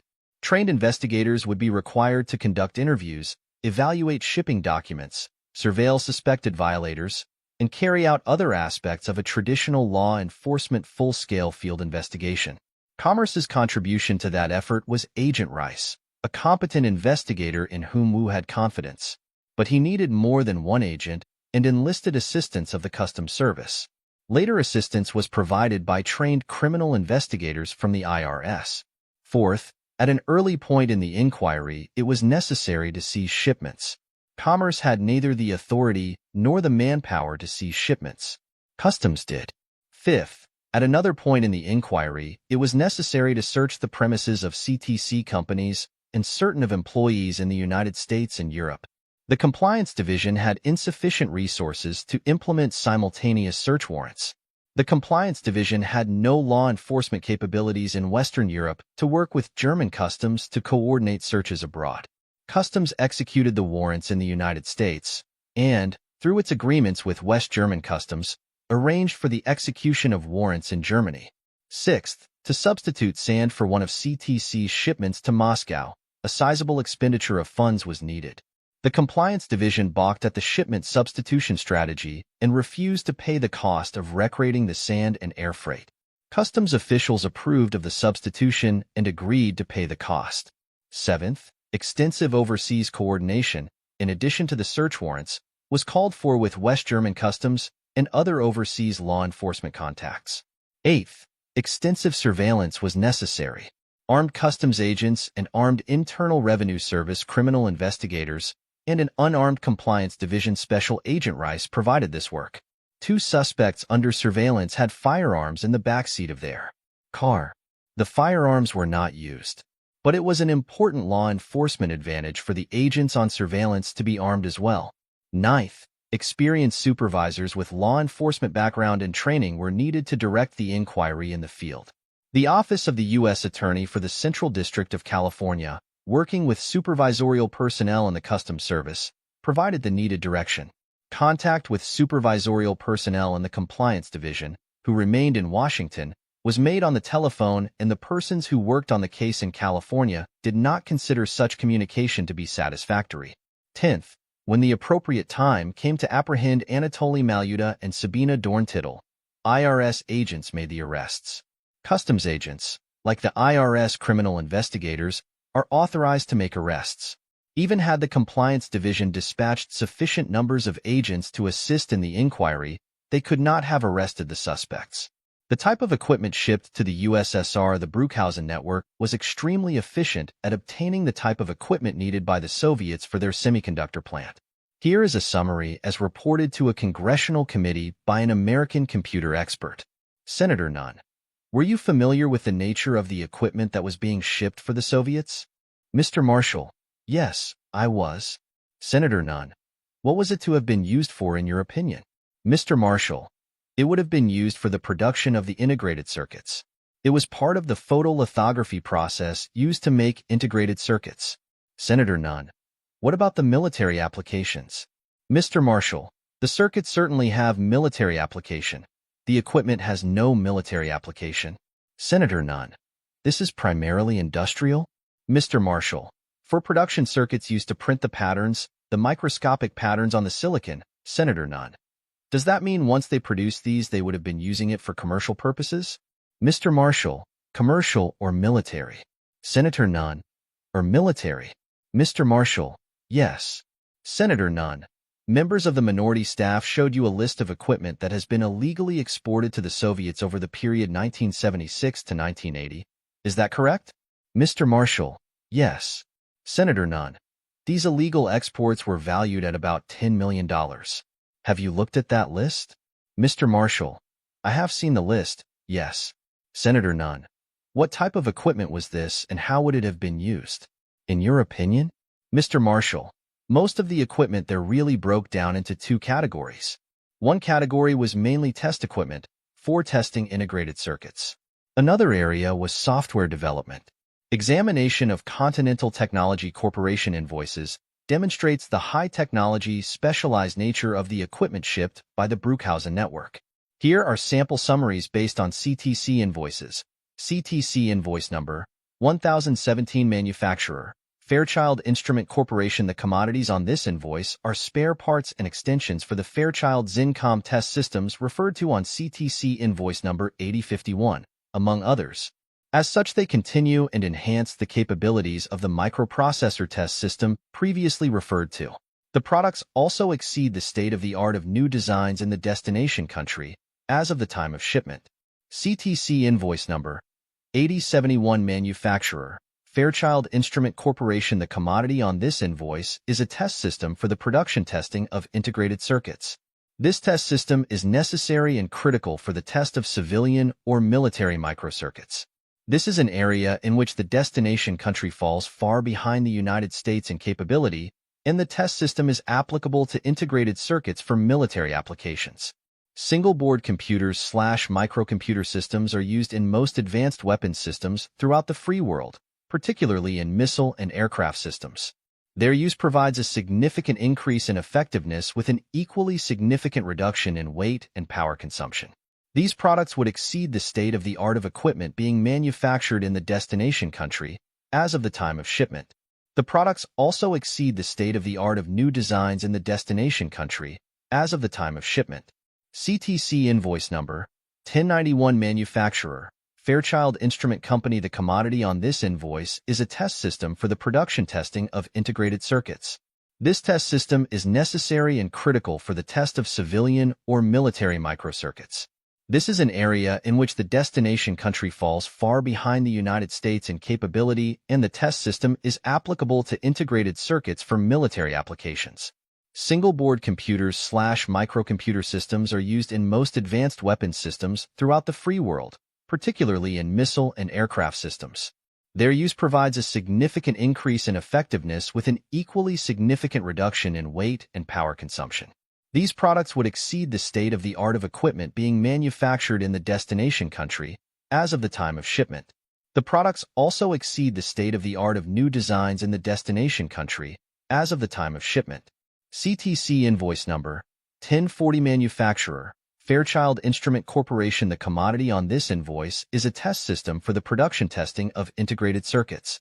This test system is necessary and critical for the test of civilian or military microcircuits. This is an area in which the destination country falls far behind the United States in capability, and the test system is applicable to integrated circuits for military applications.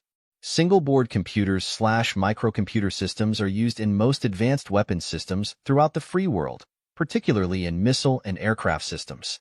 Their use provides a significant increase in effectiveness with an equally significant reduction in weight and power consumption. These products would exceed the state-of-the-art of equipment being manufactured in the destination country as of the time of shipment. The products also exceed the state-of-the-art of new designs in the destination country as of the time of shipment. CTC invoice number 21073 manufacturer, California Computer Products Incorporated. The commodity on this invoice is a complete offline high-precision flatbed plotter system. The plotter involved, the Qualcomm 748 plotter, is precise enough and big enough to directly draw the masks needed for integrated circuit production. For that reason, the plotter-associated equipment is embargoed. The integrated circuits produced with masks drawn on this plotter can be used for civilian or military applications, and as such are embargoed. The products exceed the state-of-the-art of new designs in the destination country as of the time of shipment. CTC invoice number 21074 manufacturer, California Computer Products Incorporated. The commodities on this invoice are accessories for the high-precision plotter referred to on CTC invoice number 21073. As such, they are embargoed for that application. These particular pieces of equipment are within the state-of-the-art of the country of destination. However, they could not be shipped as part of the plotter system. CTC invoice number 21075 manufacturer, California Computer Products Incorporated. The commodities on this invoice are spare parts for the plotter referred to on CTC invoice number 21073. As such, they would be embargoed because of the direct military application of the plotter. The parts themselves may be embargoed because they contain embargoed technology. These products would exceed the state-of-the-art of equipment being manufactured in the destination country as of the time of shipment. CTC invoice number 22004. Manufacturer Tektronix Incorporated. The commodity on this invoice is an extremely high-speed, 350 MHz, oscilloscope with direct military applications in nuclear weapons testing, in high-speed signal processing systems, and in other high-speed electronic applications. This product exceeds the state-of-the-art of equipment being manufactured in the destination country as of the time of the shipment. The product matches the state-of-the-art of new designs in the destination country as of the time of shipment. So confident are the Soviets that our strategic goods embargo is a leaky sieve that they not only import illegal military end-use equipment, but ship it back to the West for repair, presumably secure in the belief that it can be re-imported. One example that was intercepted occurred in July 1977, when California Technology Corporation placed a purchase order with a U.S. manufacturer for $66,000 in components for sophisticated electronic machinery with direct military application. All components ordered were munitions list items and cannot be legally exported without approval from the U.S. Department of State. Yet CTC received the equipment, and in September 1977, under the name Interoga International Components and Sales Organization, CTC exported the components to West Germany. 3 years later, one of the components was in need of repair. It was sent to the manufacturer's plant for work. On June 16 and 23, 1981, in West Germany, Stephen Dodge CTC invoice number 1188. Manufacturer Tektronix Incorporated. The commodities on this invoice are accessories for the high-speed oscilloscope referred to on CTC invoice 22004. As such, they are embargoed. These products exceed the state-of-the-art of equipment being manufactured in the destination country as of the time of shipment. The products also exceed the state-of-the-art of new designs in the destination country as of the time of shipment. CTC invoice number 1003. Manufacturer Data General Corporation. The commodity on this invoice is a complete Data General Eclipse S/230 digital computer with substantial peripheral and input-output communication equipment. This general-purpose computer could be licensed if a license were applied for and certain characteristics of the computer were deleted. As a general-purpose computer, it is applicable to many civilian and military applications. This particular configuration seems applicable to the control and monitoring of the manufacture of integrated circuits. The products also exceed the state-of-the-art of new designs in the destination country as of the time of shipment. CTC invoice number 21089. Manufacturer Data General Corporation of Customs, Robert Rice of Commerce, and Theodore W. Wu, Assistant U.S. Attorney in Los Angeles, received information that the machinery had been sold originally to Mashprybrantorg of Moscow, and the Russians had sent the disabled component back to ADT of Dusseldorf for repair. A telex from CTC executives in Dusseldorf to Anatoly Malyuta in Los Angeles, dated February 27, 1980, was seized by U.S. Customs agents. The telex said the component would be returned to the U.S. for repair. A friend would receive the repaired equipment and then turn it over to Malyuta for re-export. Now let's turn to the question of how the Soviets know what to order for their semiconductor plant. The invoices reproduced above suggest the Soviets knew precisely what production equipment they wanted to build a semiconductor plant. The question is, how did they find out the model numbers, specifications, and the rest? Footnotes. 14 United States Senate, Transfer of United States High Technology to the Soviet Union and Soviet bloc nations hearings before the Permanent Subcommittee on Investigations, 97th Congress Second Session, May 1982, Washington, D.C., p. 15 United States Senate, Transfer of United States High Technology to the Soviet Union and Soviet bloc nations hearings before the Permanent Subcommittee on Investigations, 97th Congress Second Session, May 1982, Washington, D.C., page 259. 16 United States Senate, Transfer of United States High Technology to the Soviet Union and Soviet bloc nations hearings before the Permanent Subcommittee on Investigations, 97th Congress Second Session, May 1982, Washington, D.C., page 29. Back Chapter 5 Computers, Deception by Controlled Data Corporation. We have offered to the socialist countries only standard commercial computers, and these offerings have been in full compliance with the export control and administrative directives of the Department of Commerce. William C. Norris, Chairman, Control Data Corporation. To make any progress in developing weapons systems, the Soviets must utilize modern high-speed computers. The computers and the necessary computer technology, both hardware and software, have come from the West, almost exclusively from the United States. At the end of the 1950s, the United States had about 5,000 computers in use, while the Soviet Union had only about 120. These Soviet computers, as reported by well-qualified observers, were technically well behind those of the West and barely out of the first-generation stage, even as late as the 1960s. In the late 50s, the Soviets produced about 30 to 40 BSM-type computers for research and development work on atomic energy and rockets and missiles. In general, the BSM type has most of the features typical of early U.S. computers. The original version had 7,000 tubes. The later version had 3,000 tubes and germanium diodes. The only Soviet computer in continuous production in the 1960s was the Ural-I, followed by the Ural-2 and Ural-4 modifications of the original model. The Ural-I has an average speed of 100 operations per second, compared to 2,500 operations per second on U.S. World War II machines and 15,000 operations per second for large U.S. machines of the 1950s, and 1 to 10 million operations per second common in the early 1970s. Occupying 40 square meters of floor space, Ural-I contains 800 tubes and 3,000 germanium diodes. Its storage units include a magnetic drum of 1,024 cells and a magnetic tape of up to 40,000 cells, considerably less than U.S. machines of the 1960s. Ural-2 and Ural-4 incorporate slightly improved characteristics. The Ural series is based on U.S. technology. Production methods for both the Ural and the BSM computers were the same as American methods. Until the mid-1960s, direct import of computers from the United States was heavily restricted by export control regulations. In 1965, only $5,000 worth of electronic computers and parts were shipped from the United States to the Soviet Union, and only $2,000 worth in 1966. This changed in 1967.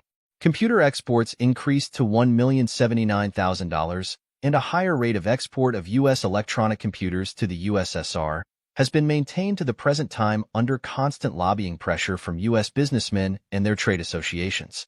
The precise amount and nature of U.S. computer sales to the Soviet Union since World War II is censored, but it is known that after World War II, IBM sales to the communist world came almost entirely from IBM's Western European plants, partly because of U.S. export control restrictions and partly because U.S. equipment operates on 60 cycles, whereas Russian and European equipment operates on 50 cycles.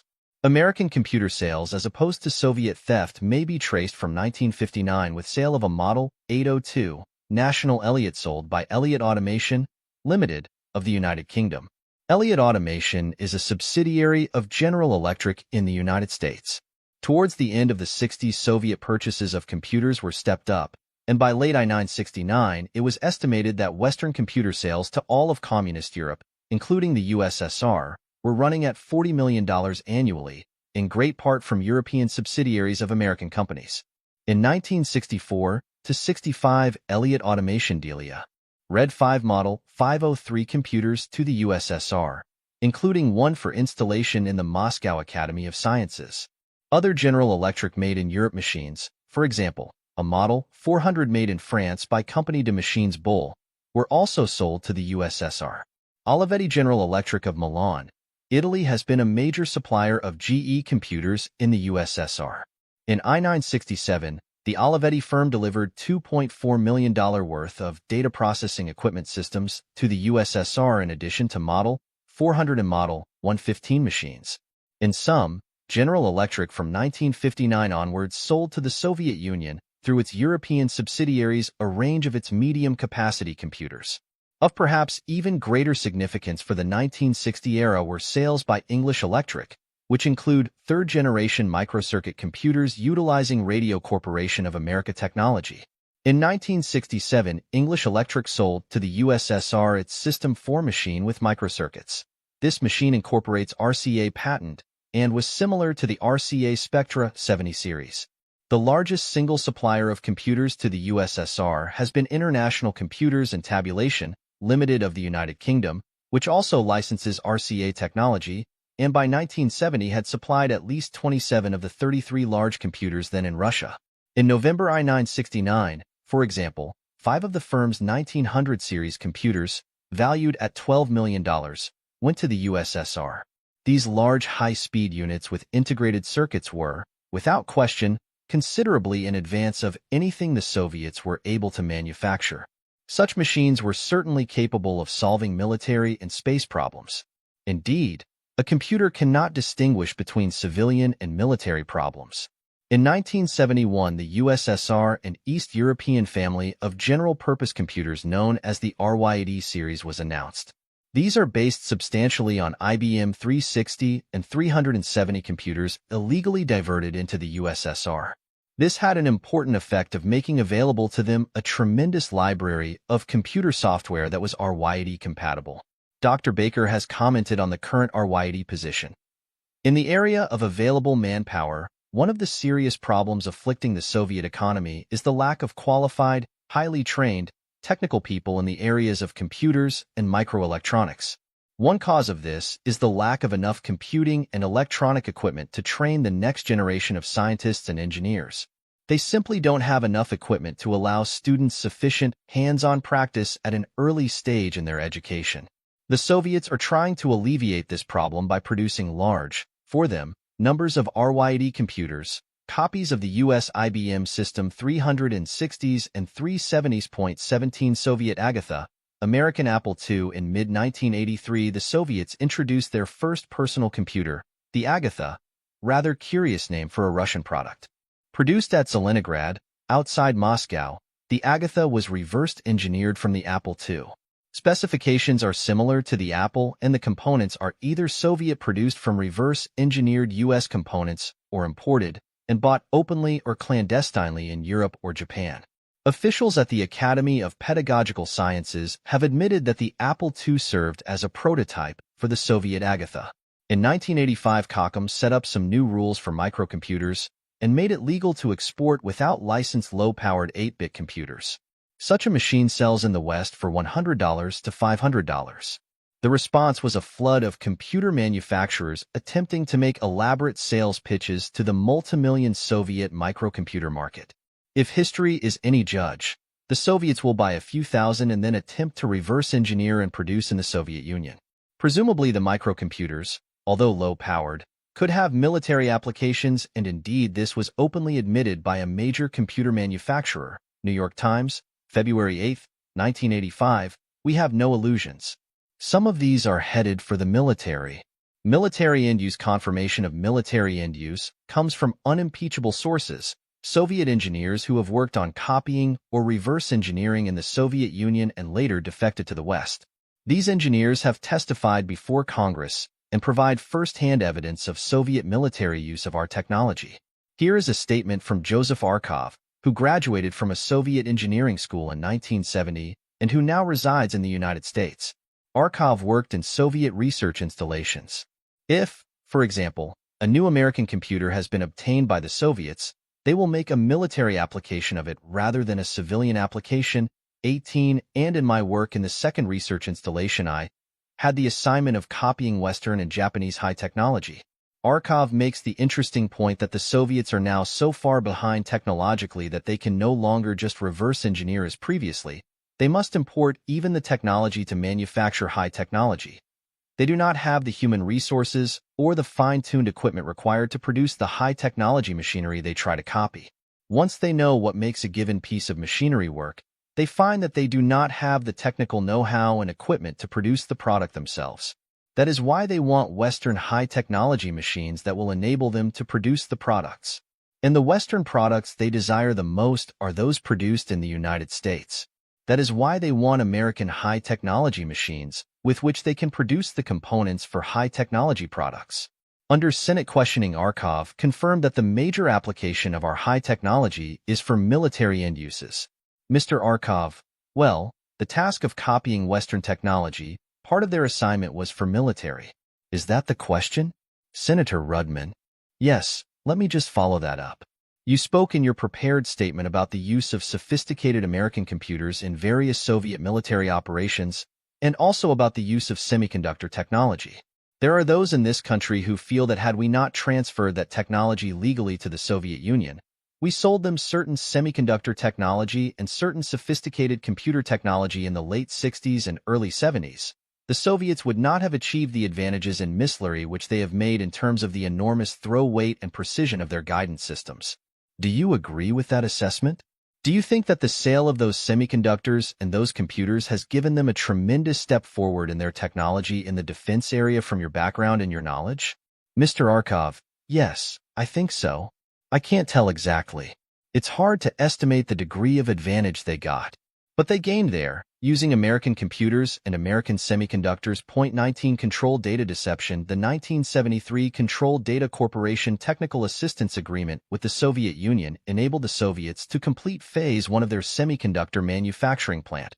See Chapter 4. Highly significant is a comparison of Controlled Data Corporation's public argument to the media and Congress with this 1973 agreement, and its totally one-sided presentation of the national security argument. One can only conclude that some CDC statements are deliberate untruths.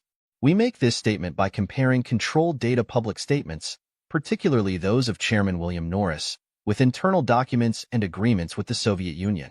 These documents are confidential, but copies are in our possession. On December 19, 1973, William Norris wrote Congressman Richard T. Hanna concerning public criticism of the CDC proposal to export advanced cybercomputers to the USSR. We extract some statements from the letter, reproduced in full as Appendix C, and compare it to extracts from CDC internal documents reproduced on pages 61 to 67. For example, Norris: "We have offered the socialist countries only standard commercial computers, and these offerings have been in full compliance with the export control and administrative directives of the Department of Commerce." Comment: reference to the 1973 Protocol of Intent between CDC and the USSR marked confidential and reproduced here tells a vastly different story. Norris: "Many persons, including some of the witnesses before your committee, mistake the offering for sale of old or even current state-of-the-art hardware for transfer of advanced technology. This is not unusual because in many cases it is difficult for those who are not technically well informed to distinguish advanced computer technology." Comment: Norris is comparing apples and oranges.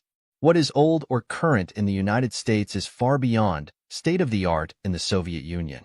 When Norris was offering 1,000,000 operations per second cybercomputer to the Soviets, the run-of-the-mill Soviet technology was in the order of several thousands of operations per second, and that was on copies of imported equipment. If multinational businessmen like William Norris were honestly mistaken in their information or somewhat shaky in their logic, then perhaps they could be forgiven. After all, to err is human. Unfortunately, evidence proves beyond doubt that at least some of these deaf-mute businessmen have deceived both Congress and the American public in an unseemly haste to make a buck. We have documentary evidence in the case of Controlled Data Corporation and its chairman, William Norris. In the following pages, we print a series of letters from Controlled Data Corporation to a concerned member of the public and contracts between CDC and the Soviet Union. Exhibit a letter from American Council for World Freedom to its supporters identifying William Norris and CDC as exporters of valuable military technology to the Soviets. Exhibit B reply from William Norris: "Dear Yellow Card Sender," dated May 5, 1978. Note in particular the paragraph: "While we did sign an agreement for technological cooperation with the Soviet Union, we have not transferred any computer technology to them." Exhibit C full text of cooperation agreement cited by William Norris in Exhibit B. Exhibit D letter, protocol, of intent, not mentioned by William Norris in Exhibit B, but which includes precise details of technology to be transferred. In distinct contrast to the Norris claim, we have not transferred any computer technology to them. Most importantly, it will be seen that Controlled Data Corporation transferred a vast range of information and technology to the Soviets, not only on computers but on manufacturing. Publisher's note: at this point, the original manuscript contained actual photocopies of documents. Due to the quality of the copies, the documents were also reset in full and placed in Appendix D of the original manuscript. Due to the difficulty of reproducing the documents in an efficient manner, we will refer anyone wishing to read the documents to Appendix D. The deceptive worldview of Controlled Data Corporation. William Norris, chairman of Control Data, has a lively correspondence with Americans anxious to learn his rationale for supporting the Soviet Union. We quote below an extract from a letter written by William Norris to an inquirer. You also made reference, wrote Norris, in your letter to Russia's first democratic government that was overthrown by the communists. You are incorrect on this point. There never has been any democracy in Russia. As a matter of fact, the Russian standard of living today is higher than it was under the Tsars.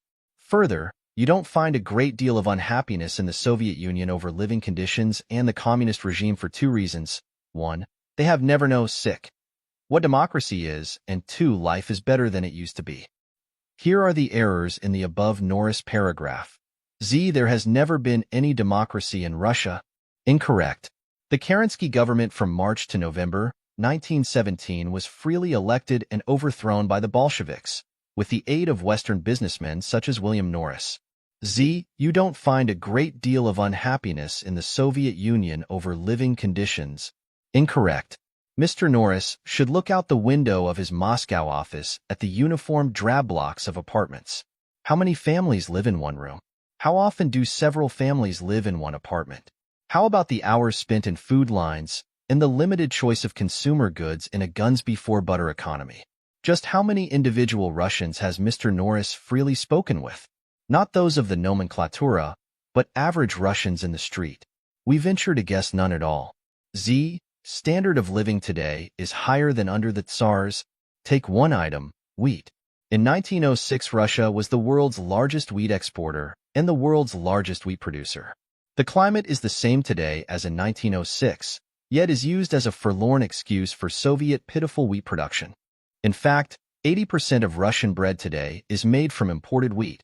The homegrown is only fit for cattle feed. Without Western wheat, Russia today would starve.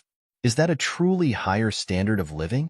Anyway, Russians today don't compare their standards to those of Tsarist times, but to the Western world. William Norris only sees what he wants to see, hears what he wants to hear, and presumably speaks from these limited impressions of the world. In conclusion, we can thank Mr. Norris and Control Data Corporation that Soviet military has been able to break into the electronics-based warfare of the late 20th and early 21st century. CDC fulfilled Phase 1 of the Soviet program for acquisition of Western semiconductor technology and mass production facilities. Footnotes: 17 United States Senate, transfer of United States high technology to the Soviet Union and Soviet bloc nations hearings before the Permanent Subcommittee on Investigations, 97th Congress Second Session, May 1982, Washington, D.C., page 61. 18 United States Senate, transfer of United States high technology to the Soviet Union and Soviet bloc nations hearings before the Permanent Subcommittee on Investigations, 97th Congress Second Session, May 1982, Washington, D.C., page 2719 IBID, back Chapter 6 Soviets in the air before we got the U.S. guidance systems we could hardly find Washington with our missiles. Afterwards we could find the White House. Without U.S. help the Soviet military system would collapse in 1.5 years. Avraham Shifrin, former Soviet Defense Ministry official signal rockets were used in the Russian Tsarist army as early as 1717. Present Russian theoretical work in rockets, beginning in 1903, stems from K. E. Tsiolkovsky, who investigated atmospheric resistance, rocket motion, and similar problems. This Tsarist work was continued in the Soviet Union during the 20s and 30s. In I-928, pioneer Tsiolkovsky suggested that the value of his contribution had been in theoretical calculations. Nothing had been achieved in practical rocket engineering. Then in 1936, V.F. Glush designed and built a prototype rocket engine, the ORM-65. This rocket used nitric acid and kerosene as propellants. The Soviets then developed the ZHR-3395, an aircraft JATO rocket using nitric acid and aniline as a propellant. DuPont provided technical assistance and equipment for the construction of large nitric acid plants. During World War II, Soviet rockets used Russian cordite, which was 56.5% nitrocellulose. The nitrocellulose was manufactured under a technical assistance agreement made in 1930 with the Hercules Powder Company of the United States. Finally, under Lend-Lease, 3,000 rocket launchers and large quantities of propellants were shipped from the United States to the USSR. German assistance for Soviet rockets. A major boost to Soviet ambitions in rocketry came from Germany at the end of World War II. Facilities transferred to the USSR included the rocket testing stations of Blizna and Peenemund, captured intact and removed to the USSR. The extensive production facilities for the V-1 and V-2 at Nordhausen and Prague, the records of reliability tests on some 6,000 German V-2 and 6,000 German technicians, not the top theoretical men, most of whom were not released from Russia until the late 1950s. The German rocket program was in an advanced state of development in 1945. About 32,050 V-1 flying bomb weapons had been produced in the Volkswagen plant at Fallersleben and in the underground central works at Nordhausen. In addition, 6,900 V-2 rockets had been produced, 6,400 at the underground middle work at Nordhausen and 500 at Peenemund. Rocket fuel facilities had been developed in the Soviet zone, liquid oxygen plants at Schmidbach in Thuringia and at Nordhausen, and a hydrogen peroxide plant at Peenemund. The Germans undertook 2.5 years of experimental work and statistical flight and reliability evaluation on the V-2 before the end of the war. There were 264 developmental launchings at Peenemund alone. Middle work at Nordhausen was visited in June 1946 by U.S. strategic bombing survey teams who reported that the enormous underground plant could manufacture V-1s and V-2s, as well as Junkers 87 bombers. V-2 rockets were manufactured in 27 underground tunnels. The plant was well equipped with machine tools and with a very well set up assembly line for the rocket power unit. Its output at the end of the war was about 400 V-2s per month, and its potential output was projected at 900 to 1,000 per month. When the Soviets occupied part of the American zone in July 1945 under arrangement with later President Eisenhower, the Nordhausen plant was removed completely to the USSR. The United States and Britain never did gain access to German rocket testing sites in Poland. The Sanders mission reached the Blizna test station, after considerable delays in Moscow, only to find that its equipment had been removed in such a methodical way as to suggest strongly to the mission's leader that the evacuation was made with a view to the equipment being re-erected elsewhere. The Sanders mission accumulated 1.5 tons of rocket parts.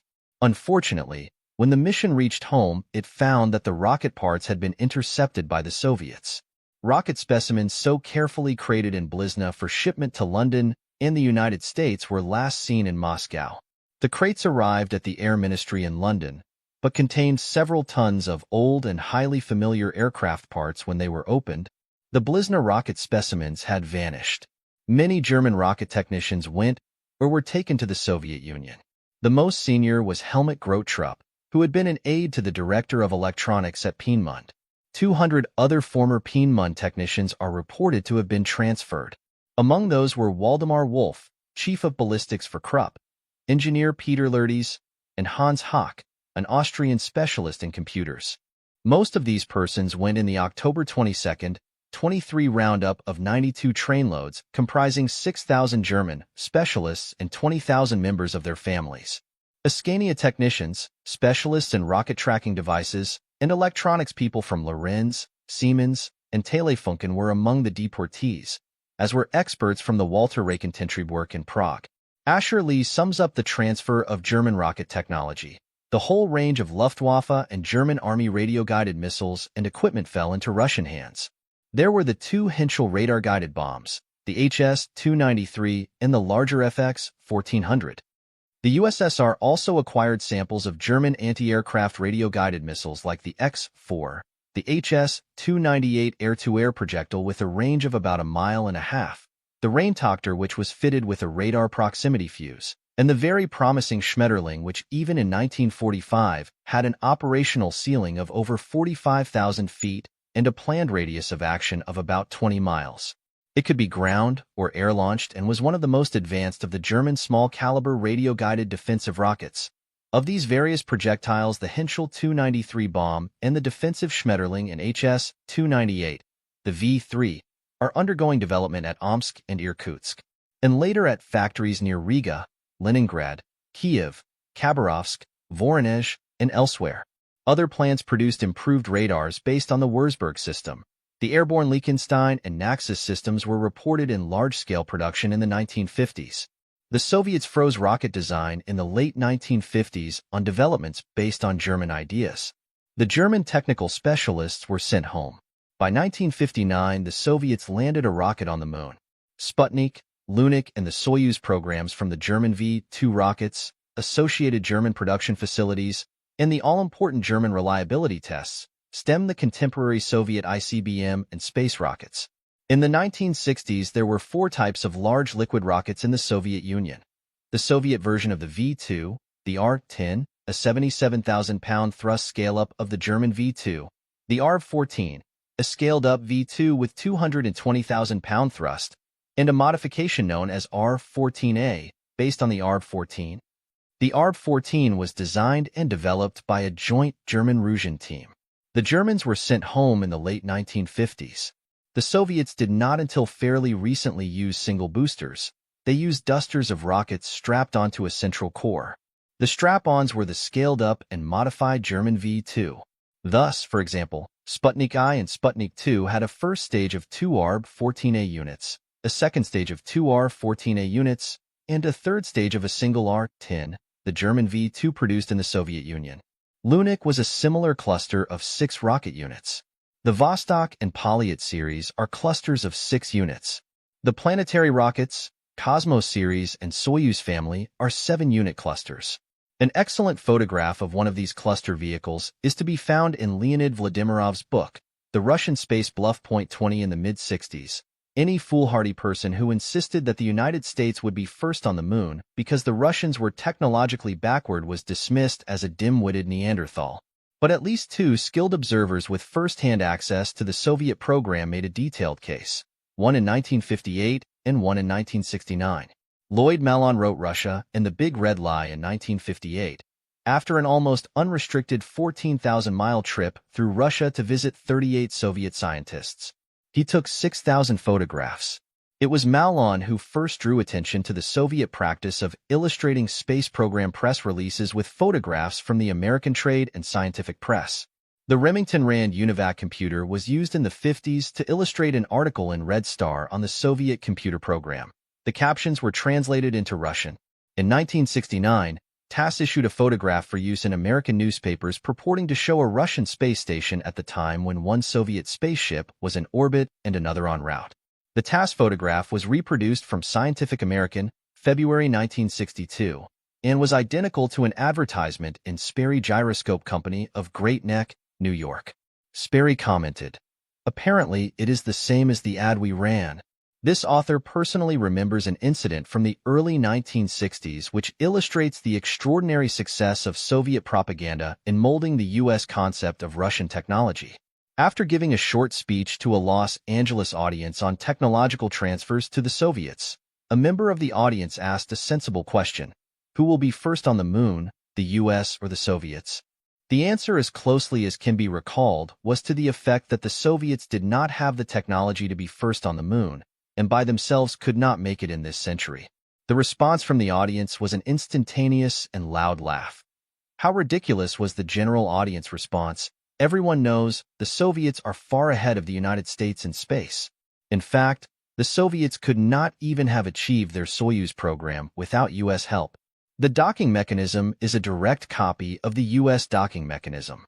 Unfortunately, NASA and U.S. planners have a conflict of interest. If they publish what they know about the backwardness and dependency of the Soviet space program, it reduces the urgency in our program. This urgency is vital to get congressional funds. Without transfers of technology, the U.S. is in effect racing with itself, not a very appealing argument to place before Congress. Why did the Soviets embark on a space program? From an economic viewpoint, a Soviet space program makes no sense at all. Such a program only makes sense from a geopolitical viewpoint. In 1957, the year of Sputnik, the Soviet Union had fewer telephones than Japan, 3.3 million in the USSR versus 3.7 million in Japan. On a per-100 population basis, the Soviet Union could provide only 3.58 telephones compared to 49.8 in the United States. Even Spain provided 9.6 telephones per 100 of population, or 3 times more than the Soviet Union. In automobiles, the Soviet Union was even less affluent. In 1964, the Soviet Union had a stock of 919,000 automobiles, all produced in Western-built plants, only slightly more than Argentina, 800,000, and far less than Japan, 1.6 million, and the United States, 71.9 million. Even today, the Soviet Union is so backward in automobile technology that it has to go to Italy and the United States for automobile and truck technology. Although we in the West might see this technical backwardness as a natural reason for not going into space, the Soviets saw it as a compelling reason to embark on a space program. A technical extravaganza was necessary to demonstrate Soviet technical superiority to the world and maintain the myth of self-generated Soviet military might. The Soviet economic problem in the mid-1950s was acute. The Soviet economy had shown good rates of growth, but this was due to the impetus given by Lend-Lease equipment and by war reparations. There were no signs of technical viability. Numerous industries were decades out of date with no indigenous progress on the horizon. The only solution was a massive program of acquiring complete plants and up-to-date technology in the West. Beginning in the late 1950s and continuing through to the 1980s, this program had to be disguised because of obvious military implications. One facet of the disguise was the space program. The usual stock of reasons for backwardness had run dry: the Civil War, the Revolution, intervention, warmongering capitalists. Even the damage done by the Nazis could only be spread so far. So two new elements made their appearance. 1. A space program, to get the Western world looking upwards and outwards, literally away from the Soviet Union and its internal problems. 2. Concurrent articles and press releases in the West on Soviet technical achievements, spotted particularly in Western trade journals and more naive newspapers, such as the New York Times. Around the same time in the 60s and 70s, the West, or rather the United States and Germany, resurrected Edwin Gay's 1918 proposal to mellow the Bolsheviks, and this proposal now became Bridges for Peace to provide a rational explanation for the massive transfers of Western technology that were required to fulfill Soviet programs. The United States appears, in historical perspective, to have been almost desperate in its attempts to help the Soviets in space. Of course, if the Soviets did not succeed in space, there could be no competing American space program, and many politicians, bureaucrats, and politically oriented scientists were determined, for their own good reasons, that there had to be a major American space effort. There also had to be U.S. assistance for the Soviet space program. In the 10 years between December 1959 and December 1969, the United States made 18 approaches to the USSR for space cooperations. In December 1959, NASA Administrator R. Keith Glennon offered assistance in tracking Soviet manned flights. On March 7, 1962, President Kennedy proposed an exchange of information from tracking and data acquisition stations, and on September 20, 1963, President Kennedy proposed joint exploration of the Moon, an offer later repeated by President Johnson. On December 8, 1964, the administration proposed an exchange of teams to visit deep space tracking and data acquisition facilities. On May 3, 1965, NASA suggested joint communications tests via the Soviet Malaya I. On August 25, 1965, NASA asked the Soviet Academy of Sciences to send a representative to the Gemini 6 launch, and on November 16, NASA inquired about joint Malaya I communications tests.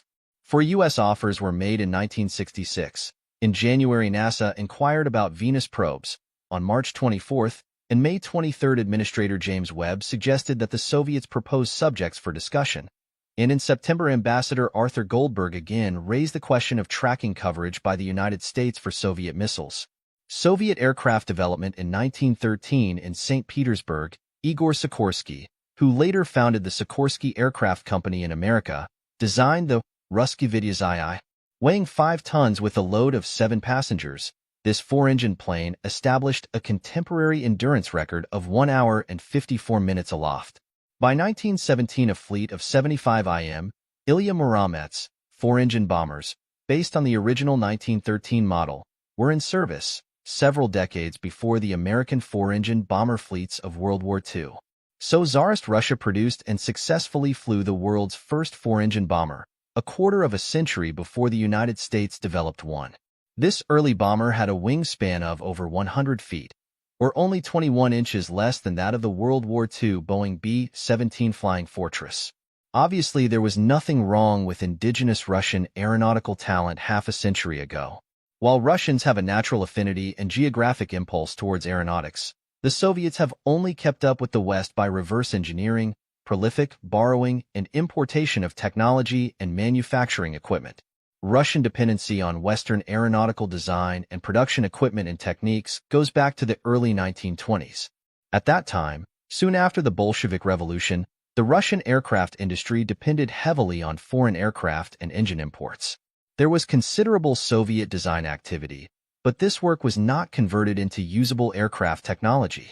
Consequently, in the early 1930s, the Soviet stock of military planes was almost completely foreign, 260 fighters comprising 160 de Havilland Type 9A from Great Britain and 100 Heinkel HD-43 fighters from Germany, 80 Avro 504K training biplanes from Great Britain, and some Morane-Saulnier monoplanes from France, 52 R-3 biplanes, Russian TSAGI design, 20 R-6 reconnaissance planes, Russian TSAGI design, 242 I-4 Jupiter engine planes from Great Britain, 80 Ju-30 and ANT-6 Junkers design, 20 ANT-6 bomber seaplanes, Russian design, 18 Avro 504L seaplanes from Great Britain, 40 Savoia S-62 scouting flying boats from Italy, 150 Heinkel HD-55 scouting flying boats from Germany, 46 MRP-4 Savoia S-62 license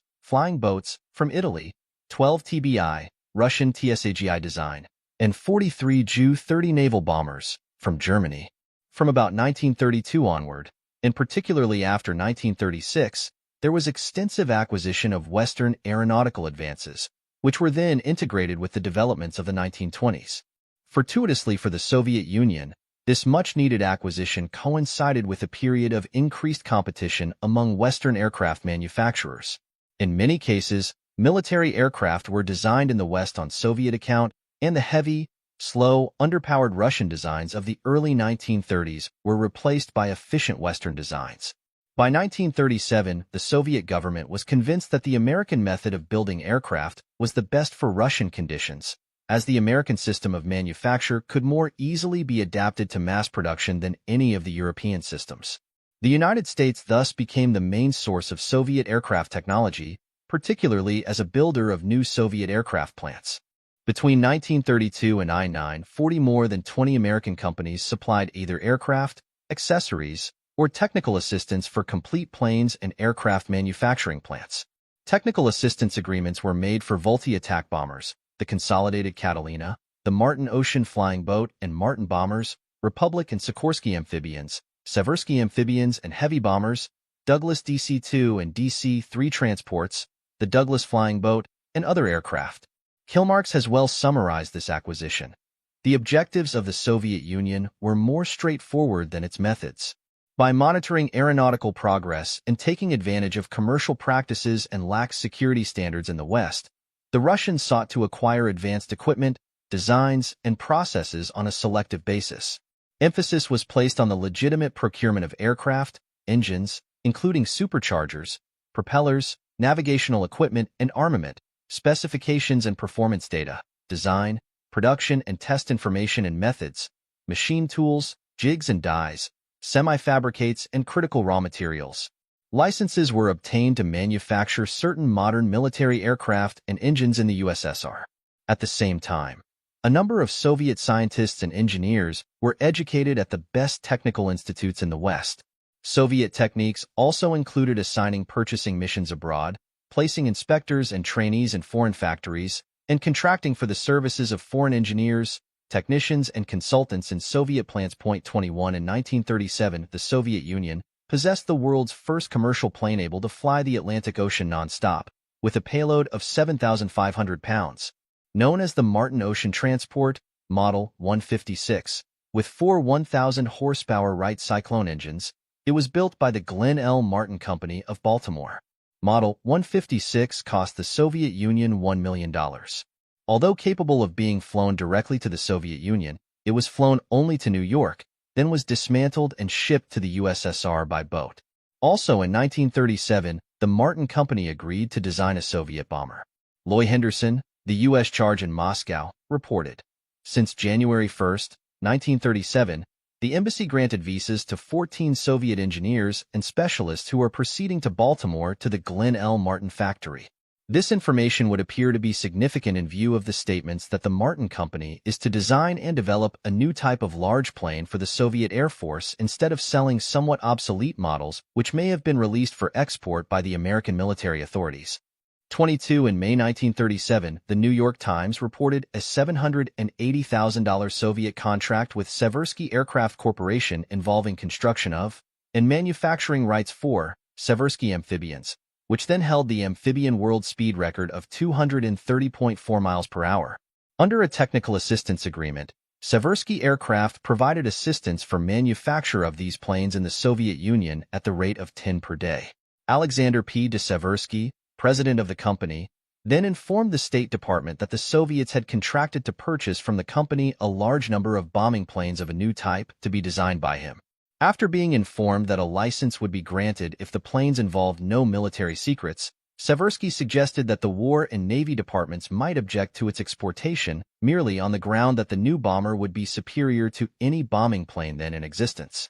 Seversky indicated that he intended to address his request for an export license to the State Department, in hope that the department might expedite action in this.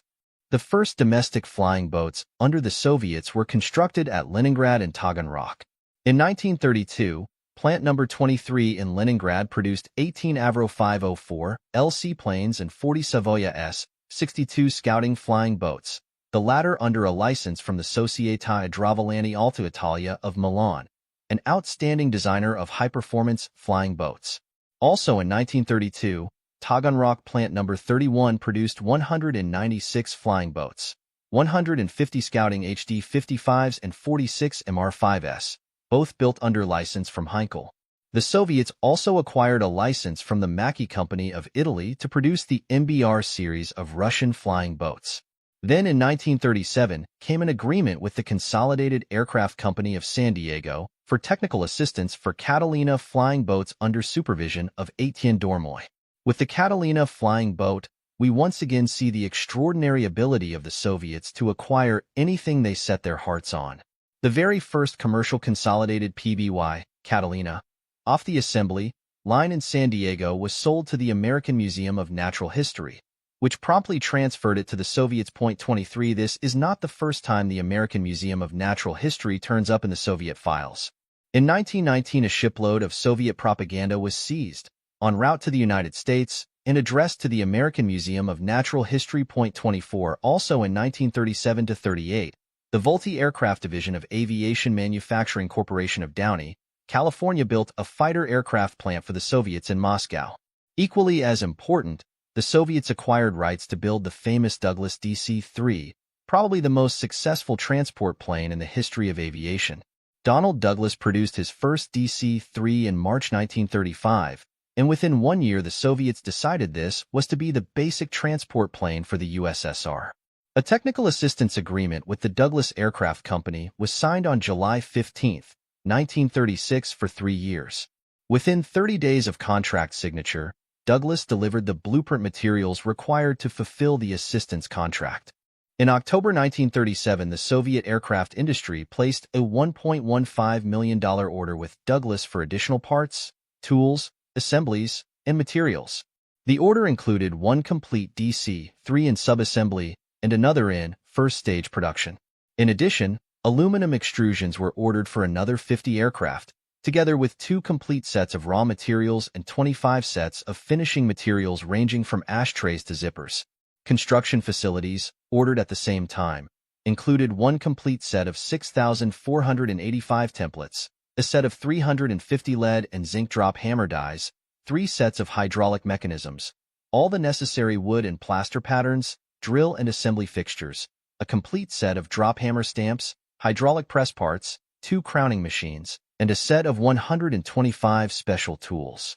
Later, another 6 complete transports were purchased. Chapter 7 The Deaf Mutes and the Soviet Missile Threat. As for businessmen, I could persuade a capitalist on Friday to bankroll a revolution on Saturday that will bring him a profit on Sunday, even though he will be executed on Monday. Saul Alinsky, Chicago professional activist. The United States and the Western world today face a truly awesome threat from Soviet missiles. This threat would not exist if President Richard Nixon and National Security Advisor Henry Kissinger had heeded warnings in 1970 from its own Department of Defense and outside experts that the Soviets were lagging in missile production technology and required specific technologies from the West to MIRV their fourth-generation ICBMs. MIRV capability is the ability to deploy a number of warheads from the same missile, thus vastly increasing throw weight. Soviet third-generation missiles did not have this capability. As stated by a Department of Defense report, it was not until the fourth generation that the technology became available to the Soviets, allowing greater throw weight and greatly improved accuracy, so that high-yield MIRVs could be carried by operational missiles. The phrase "became available" is a subtle way for DoD to state what has been concealed from the public, that the U.S. made the technology available, as we shall show below. The fourth-generation ICBMs are the SS-17, the SS-18, and the SS-19, which today have the capability to destroy most of our 1,000 U.S. Minuteman missiles, now operational with only a portion of their warheads. American accelerometers for Soviet missiles. Let's go back to the start of our help for the Soviet missile program. Accelerometers are small but vital instruments used in missiles and aircraft to measure gravitational pull. In 1965 to 68, the Soviets displayed an extracurricular interest in American accelerometers, and a Soviet United Nations diplomat was forced to hurriedly leave the United States before being picked up for espionage involving acquisitions of U.S. accelerometers. Testimony of Leonard I. Epstein, Vice President of Transamerican Machinery and Equipment Corporation of New Jersey, to the House Un-American Activities Committee detailed Soviet interest in this American technology. Mr. Epstein related to the committee how he met Vadim Isakov, a Russian employee of UNICEF, United Nations International Children's Emergency Fund, on July 15, 1965, and how Isakov later visited Epstein's plant in New Jersey with a list of 4 items for purchase, including an accelerometer made by American Bosch Arma Corporation or similar company. The accelerometer is an intricate device which measures the pull of gravity on any vehicle such as a missile or space orbiting device. The device costs about $6,000. Mr. Epstein, under instructions from the FBI, met several times with Isakov to find out what he wanted. In October 1965, Isakov began to push for delivery on the accelerometer. Epstein surmised that the urgency had something to do with the fact that the Soviets had smashed 3 vehicles onto the surface of the moon. Although Epstein was able to stall for quite some time on various grounds, Isakov later became quite anxious to obtain an accelerometer. When Epstein pleaded export problems, Isakov suggested he would use the Soviet diplomatic pouch.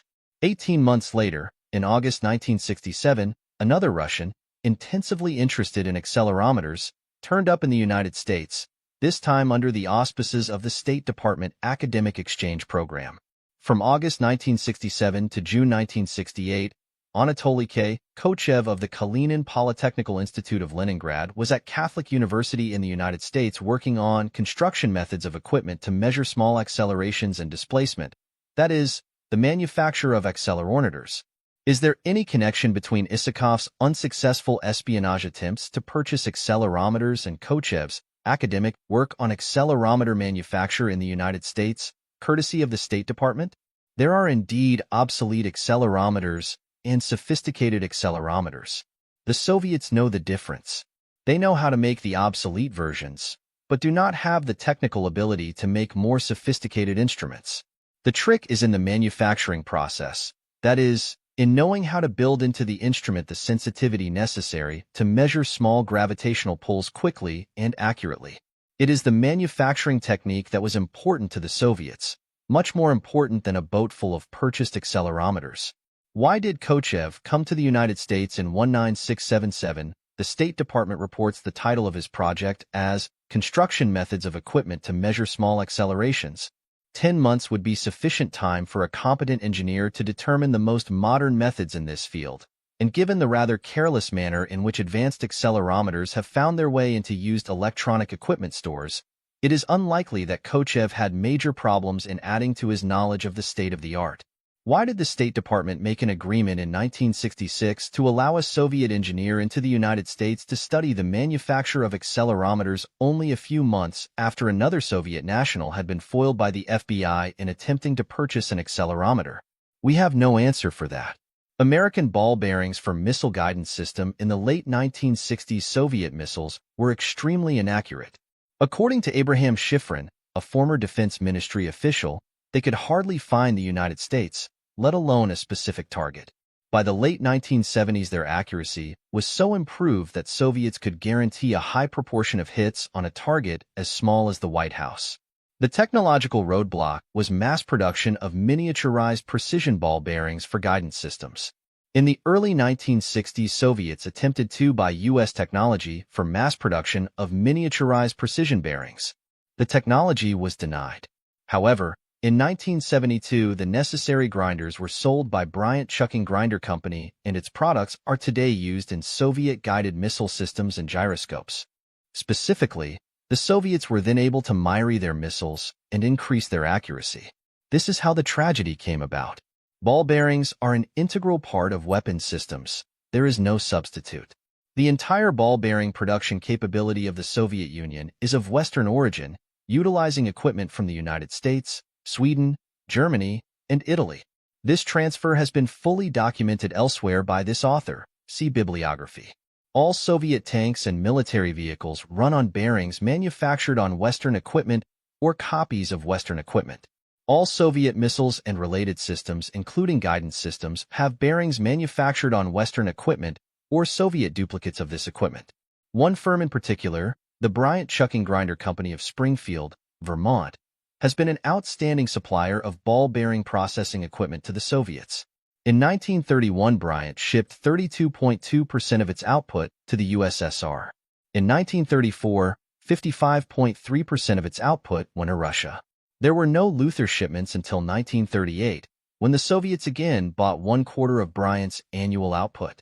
Major shipments were also made under Lend-Lease.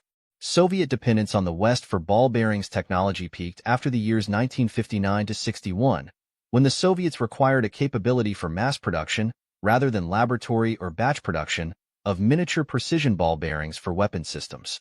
The only company in the world that could supply the required machine for a key operation in processing the races for precision bearings, the Centalion B, was the Bryant Chucking Grinder Company. The Soviet Union had no such mass production capability. Its miniature ball bearings in 1951 were either imported or made in small lots on Italian and other imported equipment. In 1960, there were 66 Centalion B machines in the United States. 25 of these machines were operated by the Miniature Precision Bearing Company Incorporated, the largest manufacturer of precision ball bearings, and 85% of Miniature Precision's output went to military applications. In 1960, the USSR entered an order with Bryant Chucking for 45 similar machines. Bryant consulted the Department of Commerce. When the department indicated its willingness to grant a license, Bryant accepted the order. The Commerce Department's argument for granting a license turned on the following points. 1. The process achieved by the Centalion was only a single process among several required for ball bearing production. 2. The machine could be bought elsewhere. And 3. The Russians were already able to make ball bearings. The Department of Defense entered a strong objection to the export of the machines on the following grounds. In the specific case of the granting of the export license for high-frequency grinders manufactured by Bryant Chucking Grinder, after receiving the request for DoD's opinion from the Department of Commerce, it was determined that all of the machines of this type currently available in the United States were being utilized for the production of bearings utilized in strategic components for military end items. It was also determined from information that was available to us that the Soviets did not produce a machine of this type, or one that would be comparable in enabling the production of miniature ball bearings of the tolerances and precision required. A further consideration was whether machines of comparable capacity and size can be made available from Western Europe. In this connection, our investigation revealed that none was in production that would meet the specifications that had been established by the Russians for these machines. In the light of these considerations, it was our opinion that the license should not be granted. The Interdepartmental Advisory Committee on Export Control, which includes members from the Commerce and State Departments as well as the CIA, overruled the Department of Defense opinion, and a decision was made to approve the granting of the license.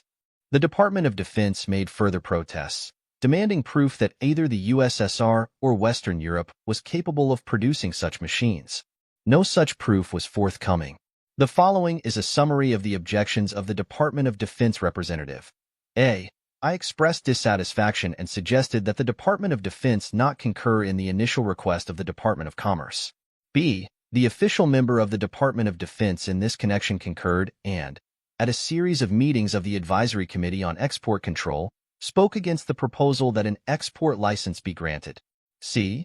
The Deputy Assistant Secretary of Defense Supply and Logistics, after reviewing some of the circumstances, requested that I do whatever was possible to stop the shipment of these machines.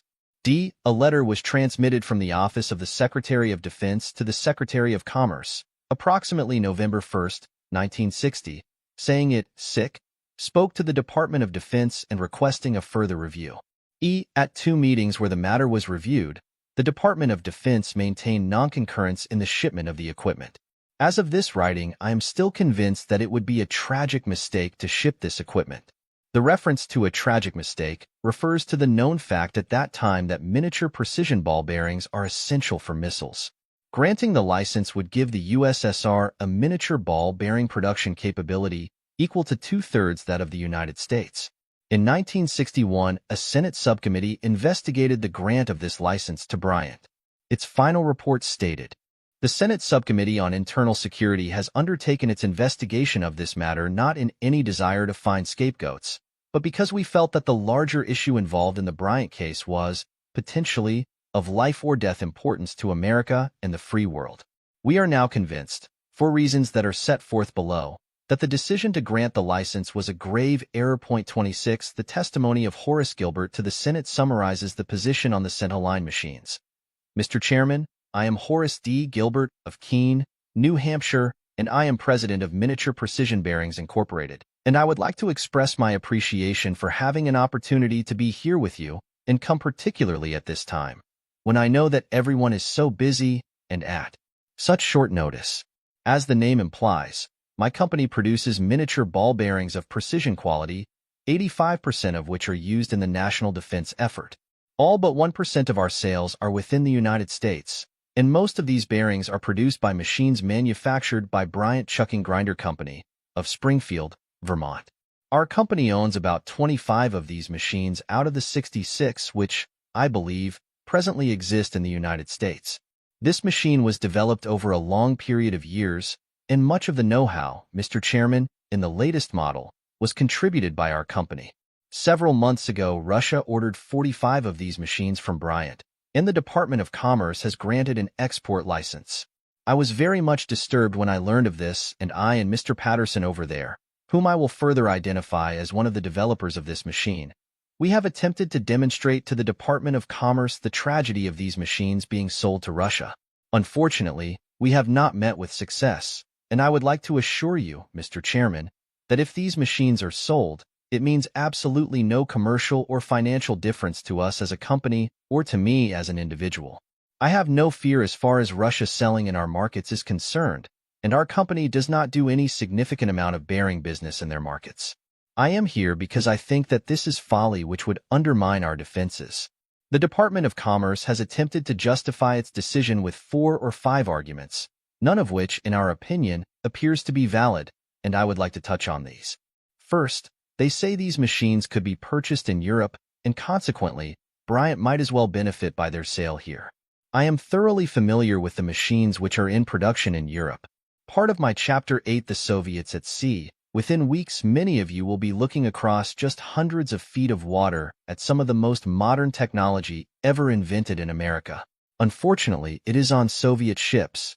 Secretary of the Navy John Lehman, May 25, 1983, to graduating class at Annapolis, reported in U.S. Naval Institute Proceedings, August 1983, pages 73-4, only one Soviet battleship was built before World War II. The Treaty I International, 3rd International, laid down on July 15, 1939 in the Leningrad yards. The guns, turrets, armor, and boilers for this 35,000-ton battleship were purchased in the United States and Germany. The ship was completed in the late 1940s. Other pre-war Soviet battleships, the Marat, Kamyana, and Oktyabrskaya Revolutsla, were reconditioned and refitted ex-Tsarist vessels.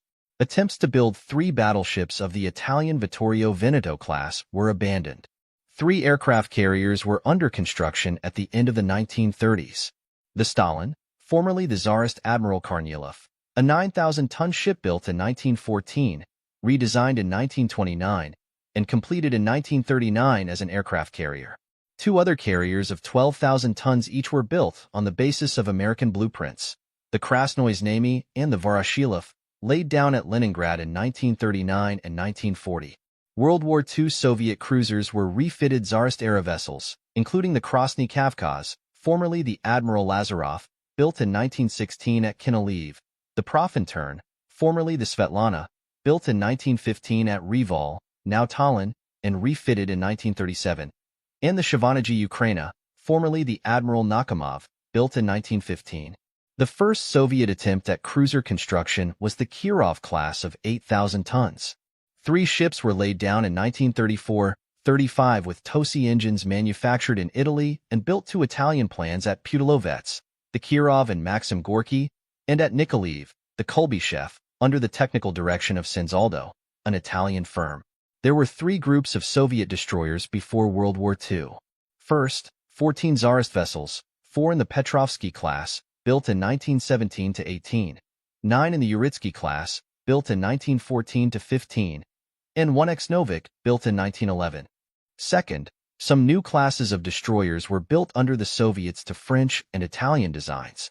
Between 1935 and 1939, 15 destroyers of 2,900 tons each, based on French drawings, were built as the Leningrad class, 6 in the Leningrad yards, 8 on the Black Sea, and 1 at Vladivostok. The first units, supervised by French engineers, were similar to French vessels. The third category encompassed the Stemitelny class, the largest Soviet destroyer class of the 1930s. Between 1936 and 1939, 35 of these 1,800-ton ships were built under Italian supervision, mainly in Leningrad and the Black Sea yards, utilizing an Italian Otto Terni Orlando design and British machinery. Their engines were Tosi, Italy, 50,000 shaft horsepower geared turbines. In addition, the Tashkent, another Otto Terni Orlando design, was built in Italy, the only Soviet surface warship built abroad in the 1930s. In January 1939, the American firm of Gibbs & Cox, naval architects, designed 2 destroyers and a 45,000-ton battleship for the Soviet Union in the United States. From 1939 to 1941, the Soviets received German military assistance. The Nazis sent the partly finished cruiser Lutzow, laid down at Bremen in 1937, and in May 1941 construction of the cruiser L in Leningrad was proceeding according to plan. In the Leningrad yards, German technicians took over construction and repair of Soviet ships. This cooperation lasted for 18 months, from late 1939 until May 1941. All told, in 1941 the Soviet fleet comprised 3 battleships, 8 cruisers, 85 destroyers and torpedo boats, 24 minelayers, 75 minesweepers, 300 motor torpedo boats and gunboats, and 250 submarines. Most were built in the West or to Western designs. U.S. Lend-Lease added 491 ships to this total, 46 110-foot submarine chasers and 59 65-foot submarine chasers, 221 torpedo boats, 24 of them from the United Kingdom, 77 minesweepers, 28 frigates, 52 small landing craft, 2 large landing craft from the United Kingdom, and 6 cargo barges. In addition to combat vessels, Lend-Lease transferred merchant ships and marine engines. In terms of tonnage, Lend-Lease probably doubled the size of the Soviet Navy. Only a small number of these naval ships have been returned, although the Lend-Lease Master Agreement required the return of all vessels. Since World War II, assistance to the Soviet naval construction program has taken 2 forms: export of shipbuilding equipment and shipyard cranes from European countries and the United States, and use of plans and designs obtained from the United States and NATO through espionage. For example, the sophisticated equipment of the USS Pueblo, transferred by the North Koreans to the USSR, was at least 15 years ahead of anything the Soviets had in the late 1960s. In other words, the Pueblo capture took the Soviets in one leap from post-war German and Lend-Lease technical developments to the most modern of U.S. technology. Current Soviet acquisitions of naval equipment are highly significant and evidence of failure by the West to maintain a realistic defense posture. The Soviets have concentrated their acquisitions in areas related to aircraft carriers, deep-sea diving capabilities, sensor systems for anti-submarine warfare and navigation, and ship maintenance facilities. In the maintenance area, 2 huge floating dry docks purchased from Japan, supposedly for civilian use, have been diverted to military use. Dry docks are critical for both routine and fast repair of ships damaged in warfare. In 1978, when the Soviets took possession of one of the dry docks, they diverted it to the Pacific Naval Fleet. The other was sent to the Northern Fleet in 1981. These dry docks are so large that they can carry several naval ships. More importantly, they are the only dry dock facilities in either of the 2 major Soviet fleet areas, Northern or Pacific, capable of servicing the new Kiev-class V/SDL aircraft carriers. Soviet advanced submarines carrying ballistic missiles, Soviet Kiev aircraft carriers, and Soviet destroyers were among the first ships repaired in these dry docks. The dry docks are so large that no Soviet shipyard is capable of accommodating their construction without major facility modifications, associate capital expenditures, and interruption of present weapons programs. Their importance will be even more pronounced when the Soviets construct the still larger carriers for high-performance aircraft, projected for the 1990s. The Soviets have acquired Western aircraft carrier catapult equipment and documentation for this larger carrier. Catapult technology, though relatively common in the West, is outside Soviet experience and capabilities. In the 1980s, the USSR has contracted for or purchased foreign-built oceanographic survey ships equipped with some of the most modern Western-manufactured equipment. In place of U.S. equipment that was embargoed, other Western equipment has been installed on the ships. This modernization of the world's largest oceanographic fleet with Western technology will support the development of Soviet weapon systems programs and anti-submarine systems used against the West. Ship and submarine construction requires sheet steel, steel plate, and steel sections. Armor plate is produced by rolling high-alloy steel, which is then heat-treated to develop its ballistic properties. Multiple layers are used for armor protection. Therefore, assistance to the Soviet iron and steel industry, which is significant and continuing, is also assistance to Soviet ship construction programs. A U.S. government agency report has asserted that any shipyard capable of building a merchant ship hull is equally capable of building a combatant ship of the same length. The report also states that merchant ships can be designed for conversion into naval ships, and that in any event the facilities required to build a steel merchant ship are exactly the same as the facilities required to build a steel warship.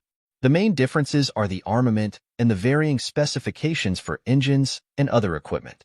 Almost 70% of the present Soviet merchant fleet has been built outside the Soviet Union. This has released Soviet shipyards and materials for Soviet naval construction. All diesel engines in Soviet ships use a technology originating outside the Soviet Union. The Soviets provided 80% of the supplies for the North during the war in Vietnam. Most of these supplies were transported by merchant ship. The ocean-going capacity required to supply the North Vietnamese on this scale, and so keep them in the war, was dependent upon ships previously built outside the USSR. The same process can be identified in Central America and Africa. While the supply of maritime technology has been formally forbidden by Congress, grossly inefficient administration of the export control laws has allowed the Soviets to acquire a massive military transportation capacity.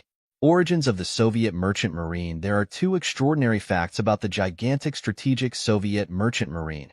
First, over 2/3 of its ship tonnage has been built outside the Soviet Union. The remaining 1/3 was built in Soviet yards, and to a great extent with shipbuilding equipment from the West, particularly Finland and NATO allies, Great Britain and Germany. Second, 4/5 of the main marine diesel engines used to propel the vessels of the Soviet merchant marine were actually built in the West.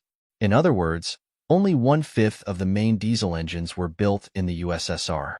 Moreover, even this startling statistic does not reflect the full nature of Soviet dependence on foreign marine diesel technology, because all of the main engines manufactured in the USSR are built to foreign designs.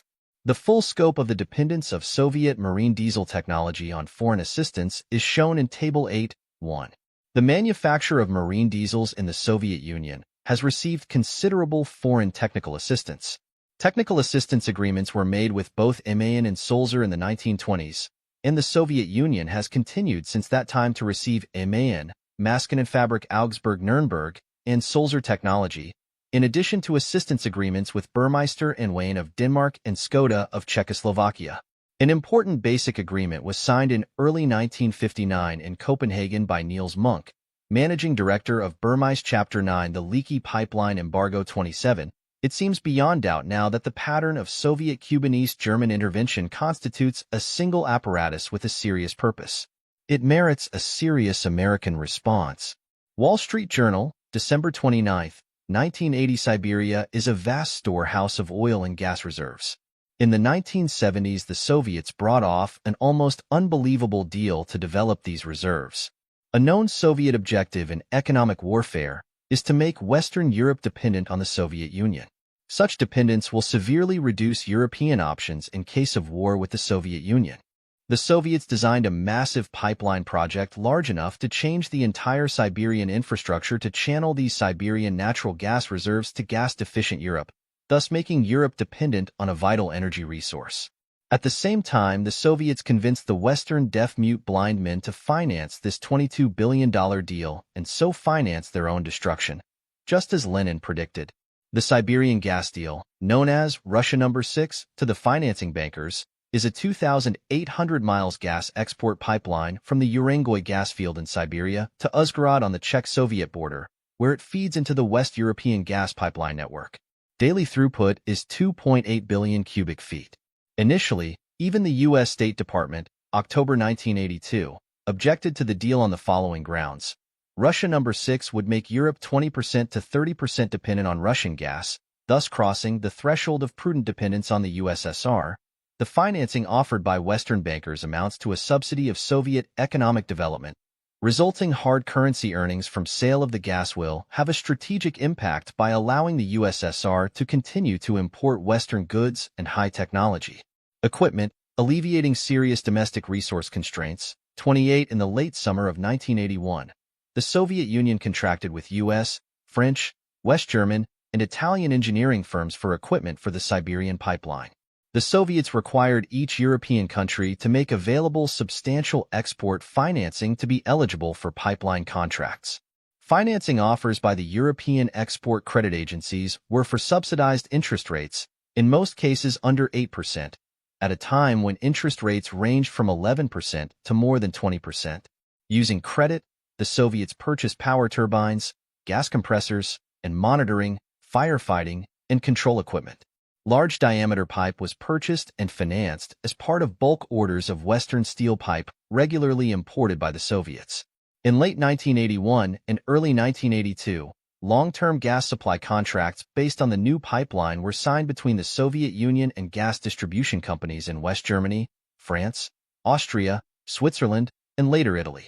The new contract significantly increased West European dependence on the Soviet Union for natural gas, in some cases pushing it above 30%, see Table 9.1.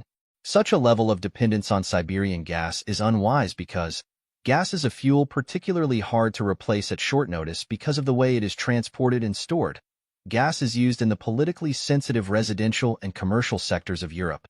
By the end of the present decade and after equipment credits are paid off, expanded gas exports will earn the USSR $8 to $10 billion annually in hard currency.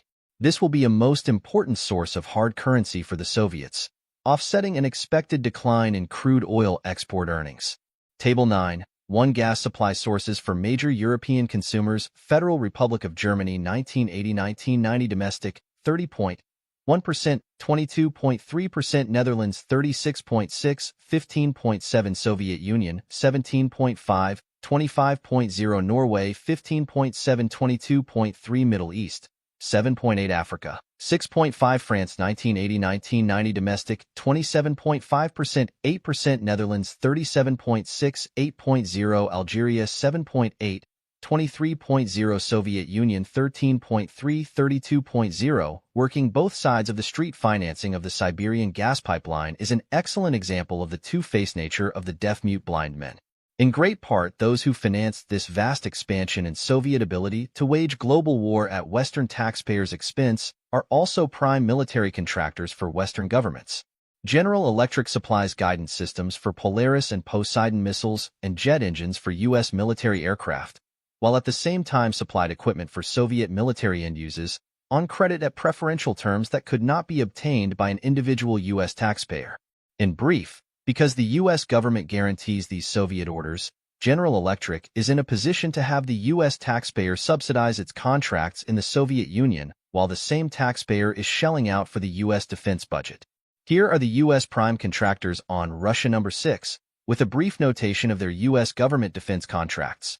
Norway 9.112.0 W, Germany 4.0 W, Africa 16.0, Italy 1980-1990, domestic 46.8%, 17%, Netherlands 24.3, 13.6, Algeria 27.2, Soviet Union 23.7, 35.2, Libya 4.9, 5.6. Source: Financial Times, London. Military contracts with United States government contracts with Soviet military end use. In addition to Russia number 6, General Electric Company total 1980 sales, $18,654 million.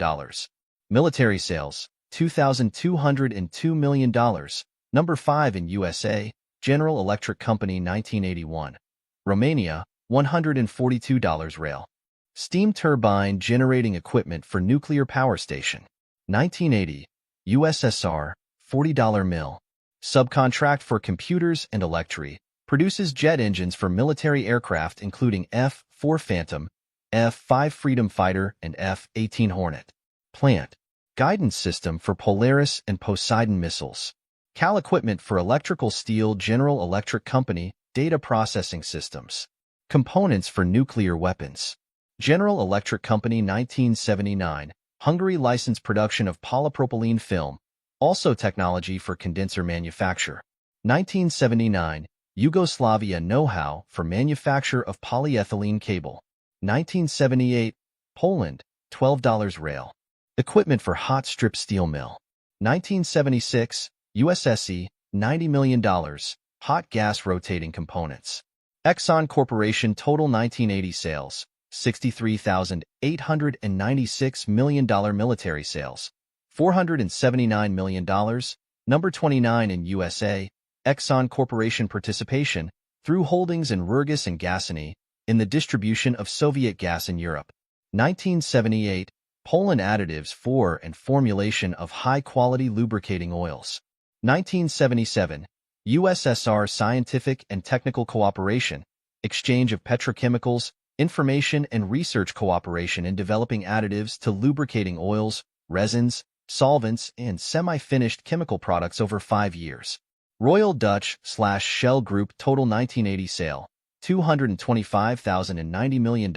Sales to U.S. DoD were $225 million in 1980, ranking it number 52. Royal Dutch/Shell Group 1979, Hungary 5-year cooperation in various fields including marketing. In 1978, Shell business with Hungary included $5 million in buyback products. 1979, Romania subsidiary General Atomic to supply Triga nuclear reactor for research center. 1978, Bulgaria licensing of process for liquid plant protectant. 1978, China licensing of process for $250 million methanol plant. 1976, Poland licensing of process for ethylene oxide plant. International Hydrocarburi, ENI, U.S. subsidiary is Egypt, total 1980 sales, $27,186 million.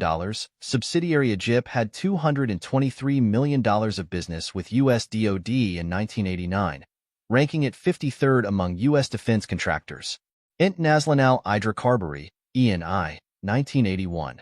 GDR 5-year cooperation agreement with Chemieranlagen Export-Import. 1981. China joint agreement for research and development of Chinese petrochemicals and synthesized polymers.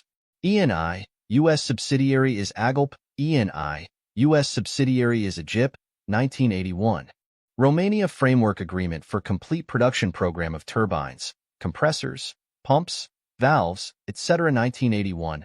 Hungary, $3 million, supply and licensing of 30,000 tons per annum methyl turbutyl ether, MTBE, plant.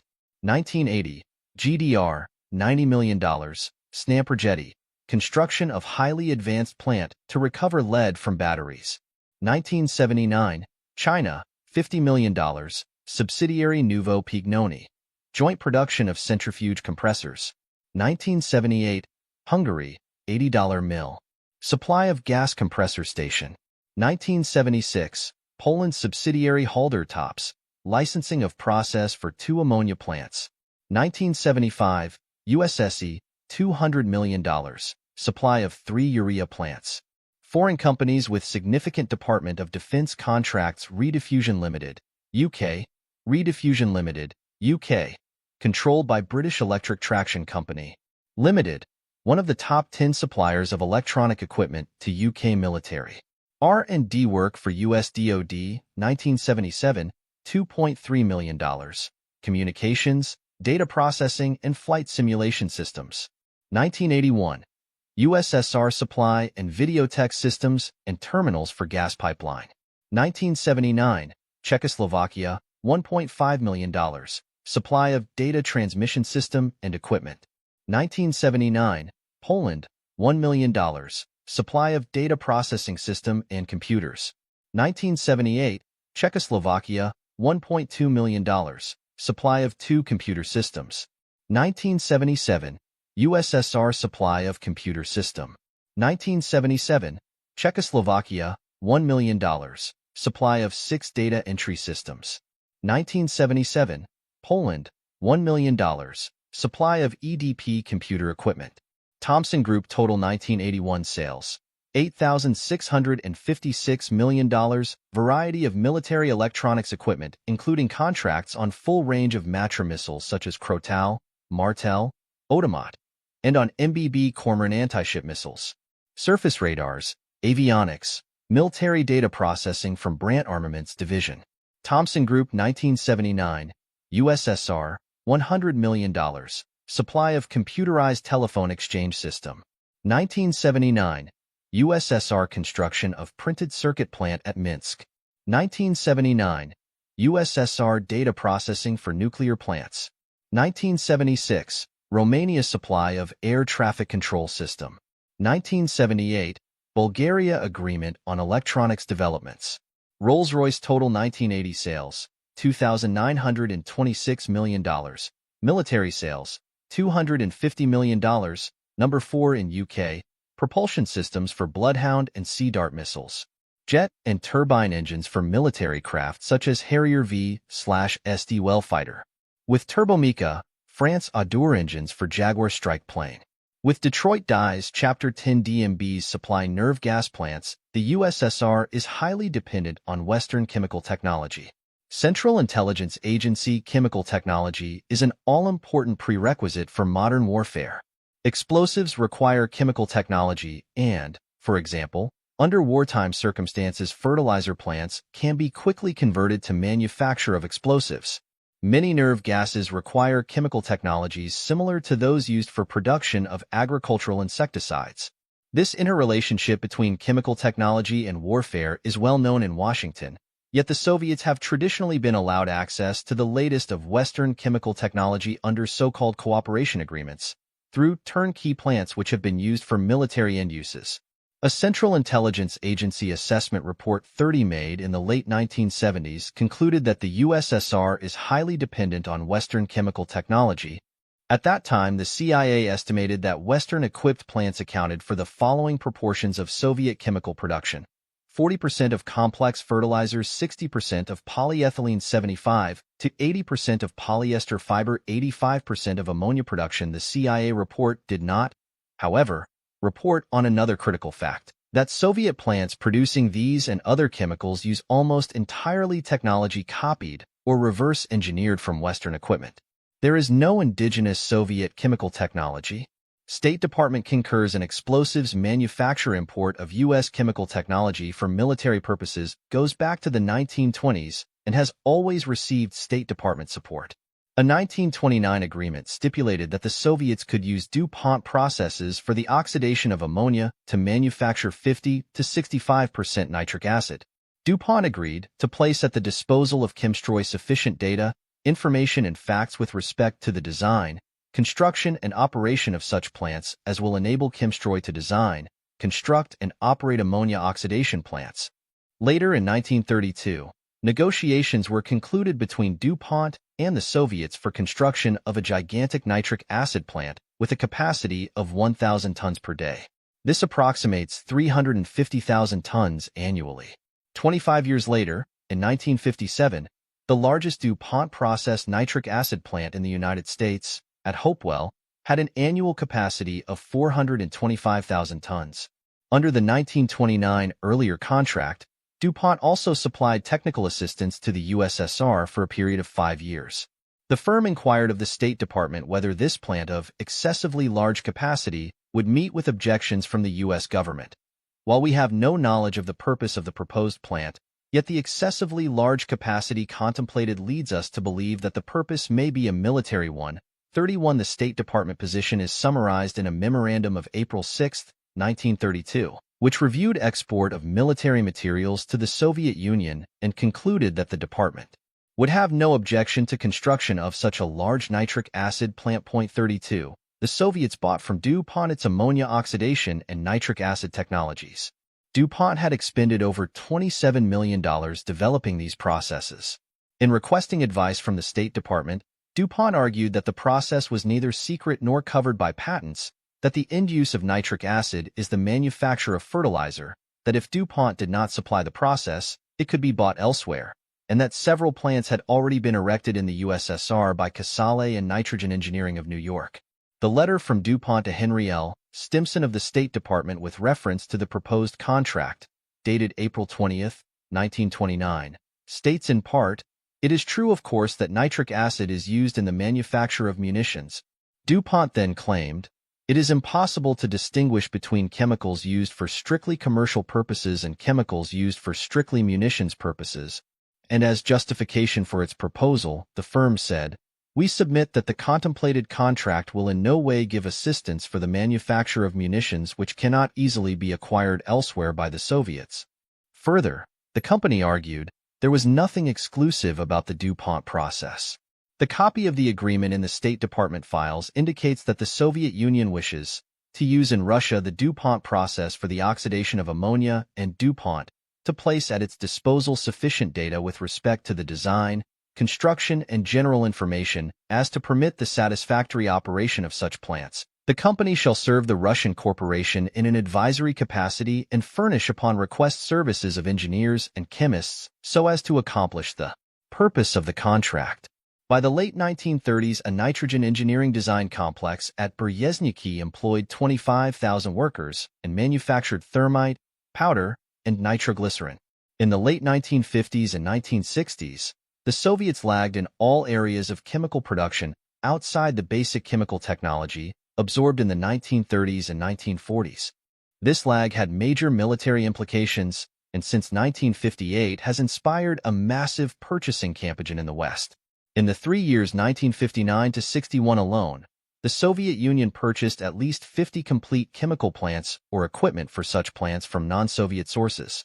The American trade journal Chemical Week commented, with perhaps more accuracy than it realized, that the Soviet Union behaves as if it had no chemical industry at all. Not only was Soviet industry producing little beyond basic heavy chemicals, but of greater consequence, it did not have the technical means of achieving substantial technical modernization and expansion in a product range essential for a modern military state. Western firms supplied designs and specifications, process technology, engineering capability, equipment, and startup and training programs. These contracts were package deals that provided more than the typical Western turnkey contract.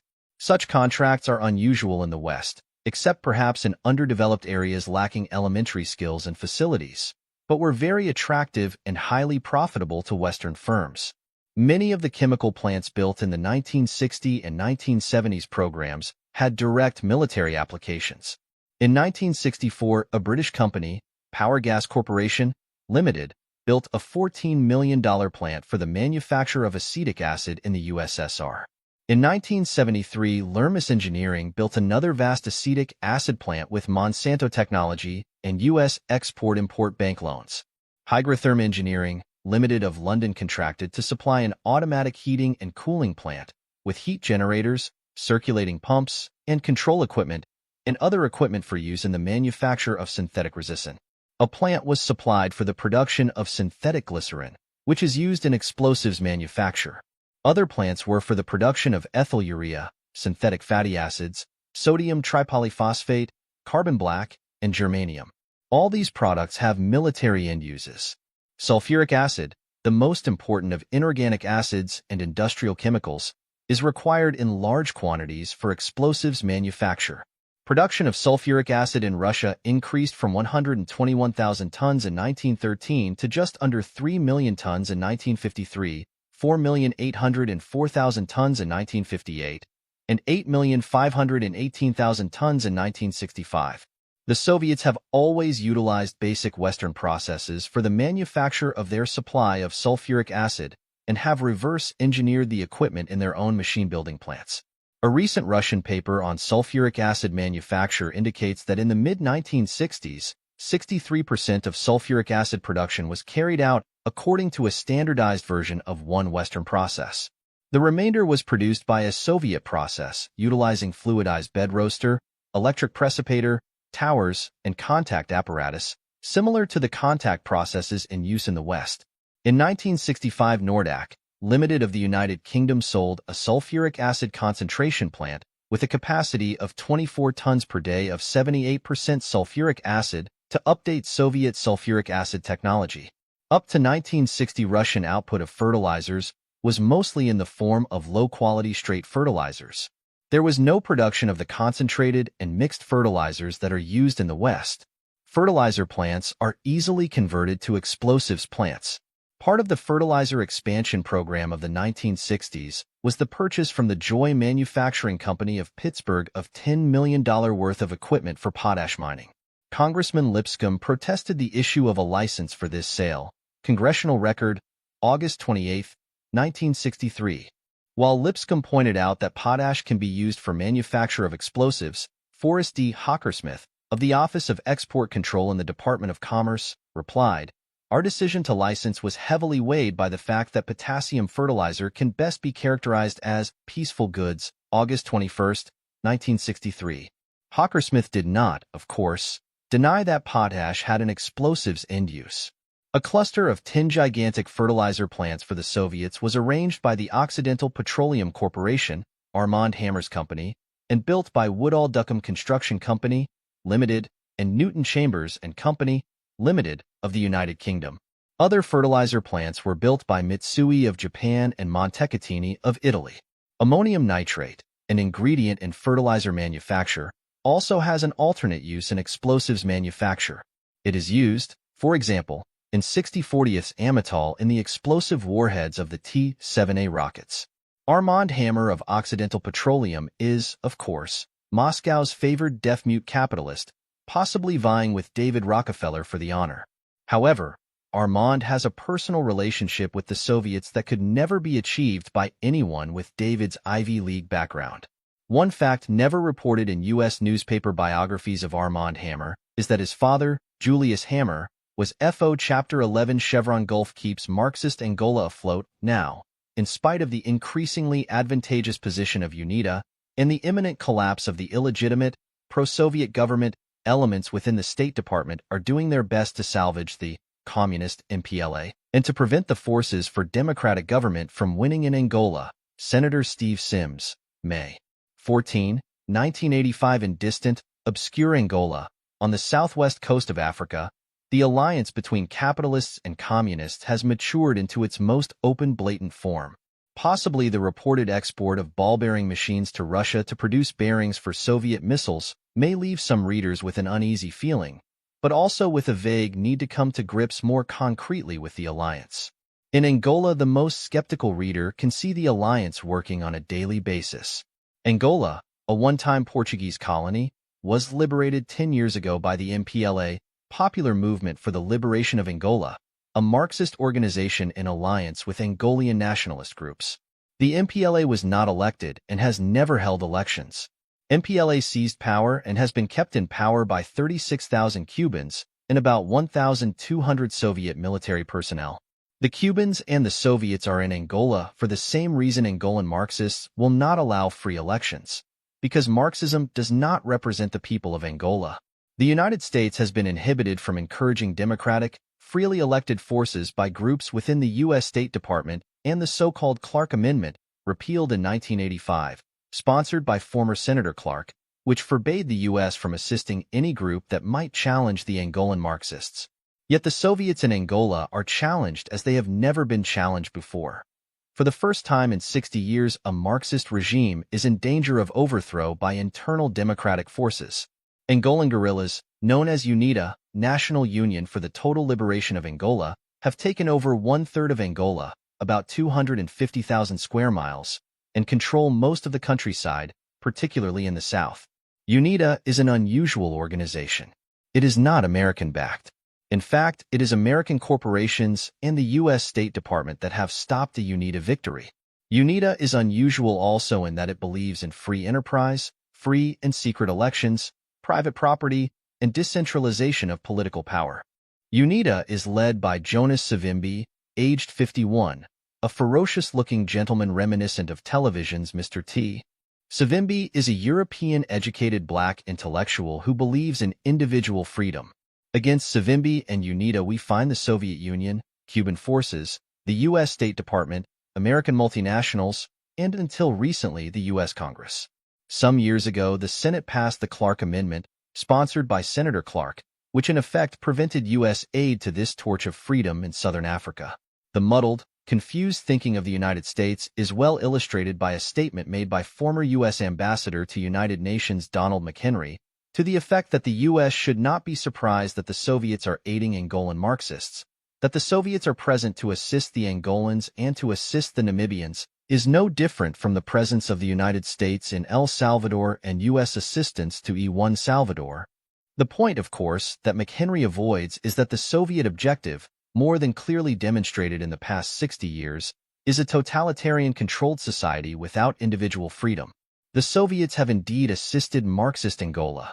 As far back as 1981, Soviet military officers up to the rank of colonel were killed and captured in Angola. Soviet Air Force personnel have been captured in Angola. See now, January 16, 1981. The real oddity in Angola is that the single most important factor preventing a free open society is an American multinational corporation. As succinctly stated by Congressman William L. Dickinson, July 1985, these Cuban troops are protecting American oil interests and they are preventing UNITA from overrunning the MPLA. In northeast Angola is the Cabinda oil complex owned by Gulf Oil Corporation, since March 1984, part of Chevron Oil of California. Cabinda provides at least 80% of Marxist Angola's foreign exchange. The balance comes from diamond concessions operated by Anglo-American Corporation. Soviet and Cuban assistance is paid for from these foreign exchange earnings. When we look closely at Chevron Gulf, we find that no less than a former U.S. Secretary of Defense, David Packard, has been in a position to thwart Gulf backing for Soviet Angola, yet did nothing. Gulf Oil Corporation owns Cabinda, and Gulf itself was taken over by Chevron in March 1984.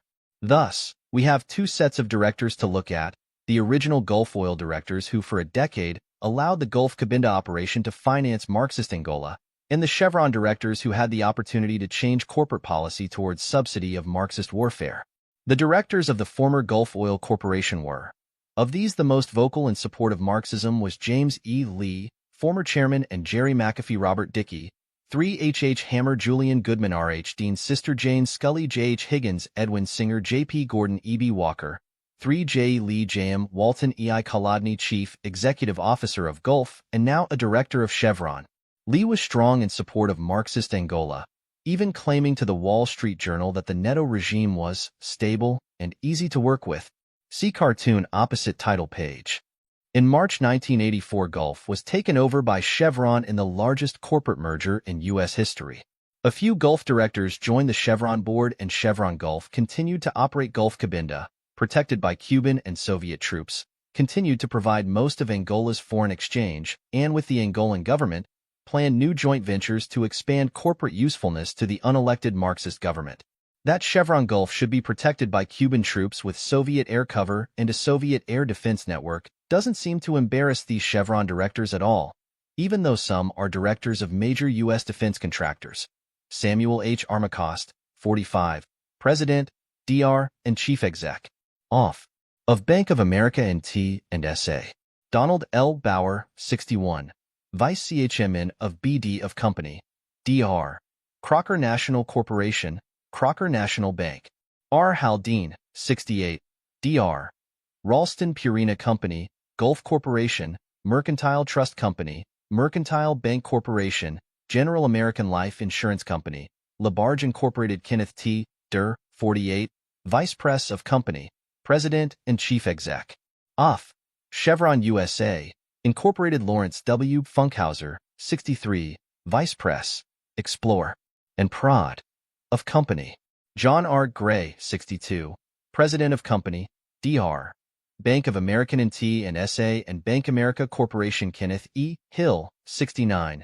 Consultant to Blythe Eastman Payne Weber Incorporated. Carla Anderson Hills, 51.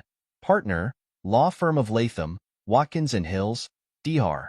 International Business Machines Corporation, The Signal Companies Incorporated. Corning Glass Works. George M. Keller, 61. Chairman of BDEV and Chief Exec. Off. Of Company, Dr. First Interstate Bank of California, First Interstate Bancorp. Charles W. Kiddo, 63. Vice Press, Logistics and Trading of Go. James E. Lee, 63. Vice CHMN of Company. Chairman, President and Chief Exec. Off. Gulf Corporation and Gulf Oil Corporation, Dr. Joy Manufacturing Company, Pittsburgh National Bank, PNC Financial Corporation, Gulf Canada Limited, the American Petroleum Institute, and West Penn Hospital.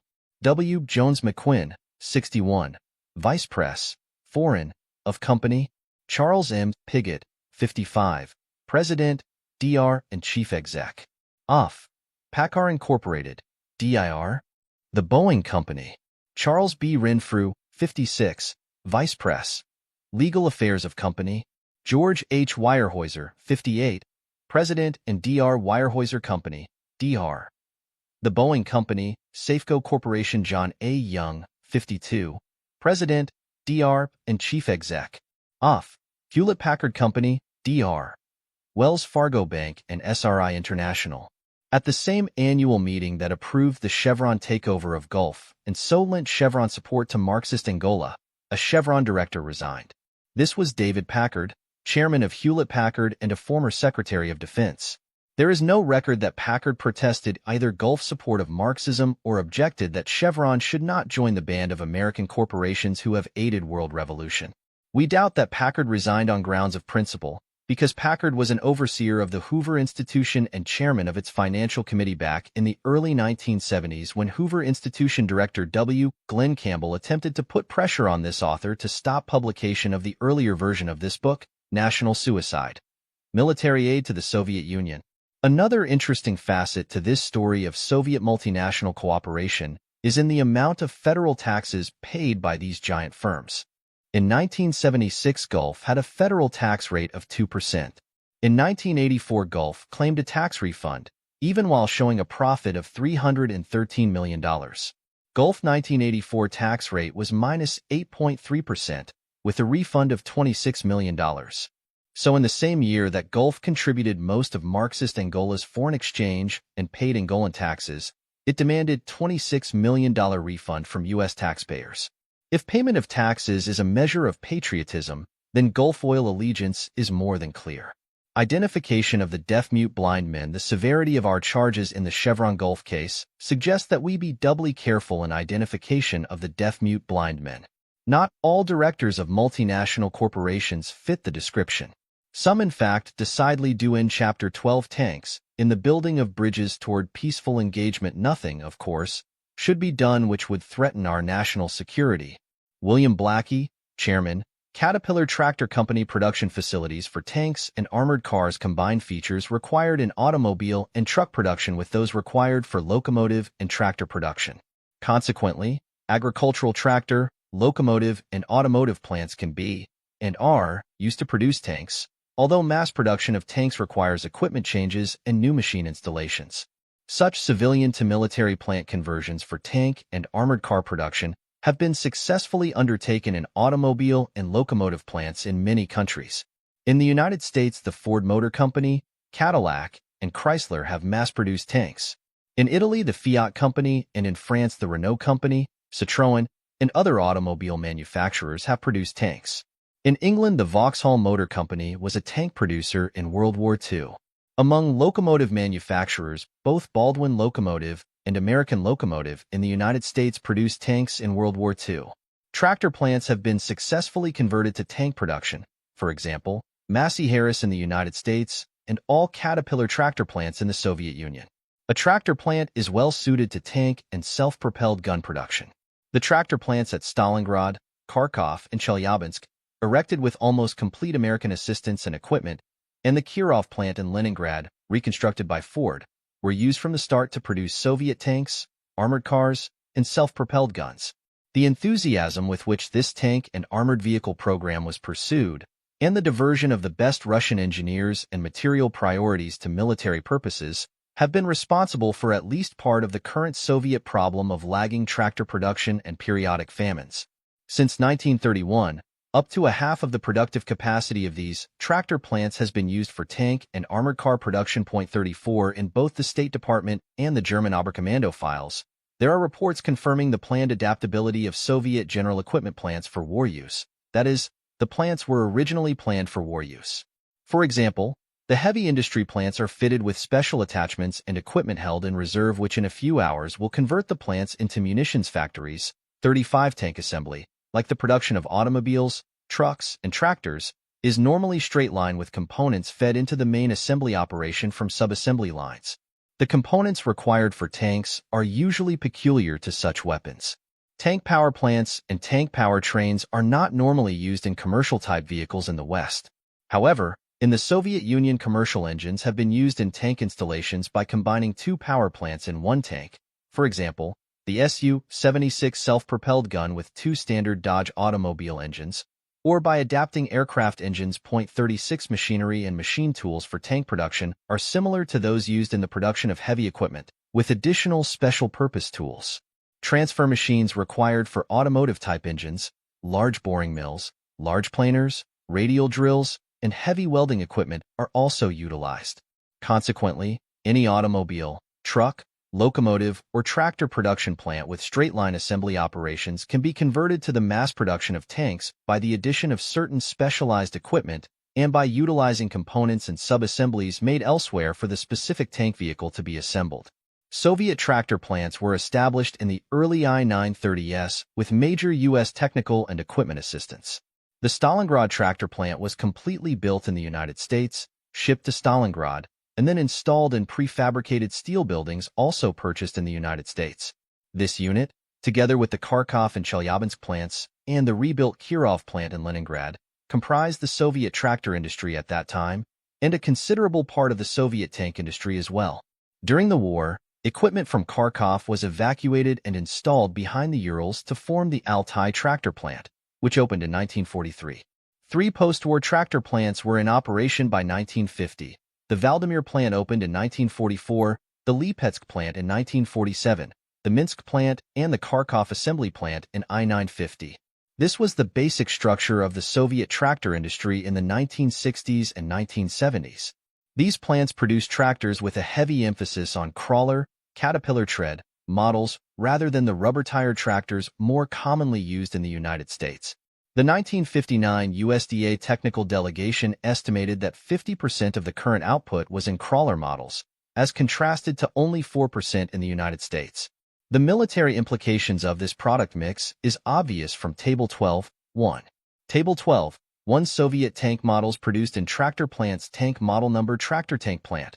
Where tanks were used, T-26, 8-ton, A, B, C versions Ordzhonikidze, Kharkov, Spanish Civil War Manchuria, Finland T-37, 3-ton, Stalingrad Chelyabinsk Russo-Finnish War World War II The development of Soviet tank design before World War II Soviet tanks derived from American, British, and, to a lesser extent, French and Italian designs. Little German design influence can be traced in the period before 1939. During the 1920s and 1930s, the Soviets acquired prototypes from all tank-producing countries and based development of Soviet tanks upon these foreign models. The Soviet tank stock in 1932 is shown in Table 12.2. From this stock of Western models, together with technical assistance agreements with foreign firms and the continuing purchase of foreign prototypes, the Soviets developed a formidable tank force for World War II. The Carden Lloyd, the predecessor of the British brain-gun carrier of World War II, was a 1.69-ton machine gun carrier first produced by Vickers Armstrong, Limited, in 1929. The Mark VI model sold to the Soviets had a Ford Model T four-cylinder 22.5 horsepower water-cooled engine and a Ford planetary transmission. This became the Soviet T-27 light reconnaissance tank, produced at the Bolshevik plant in Leningrad. The Ordzhonikidze tractor plant at Kharkov started work on the T-26, based on the British Vickers Armstrong 6-tonner at about the same time. There were three versions, A, B and C, of which B and C became the standard Soviet models produced until 1941. Similarly, the Soviet T-37 and T-38 amphibious vehicles were based on the Carden Lloyd amphibian, known as the Model A4E11 in the British Army.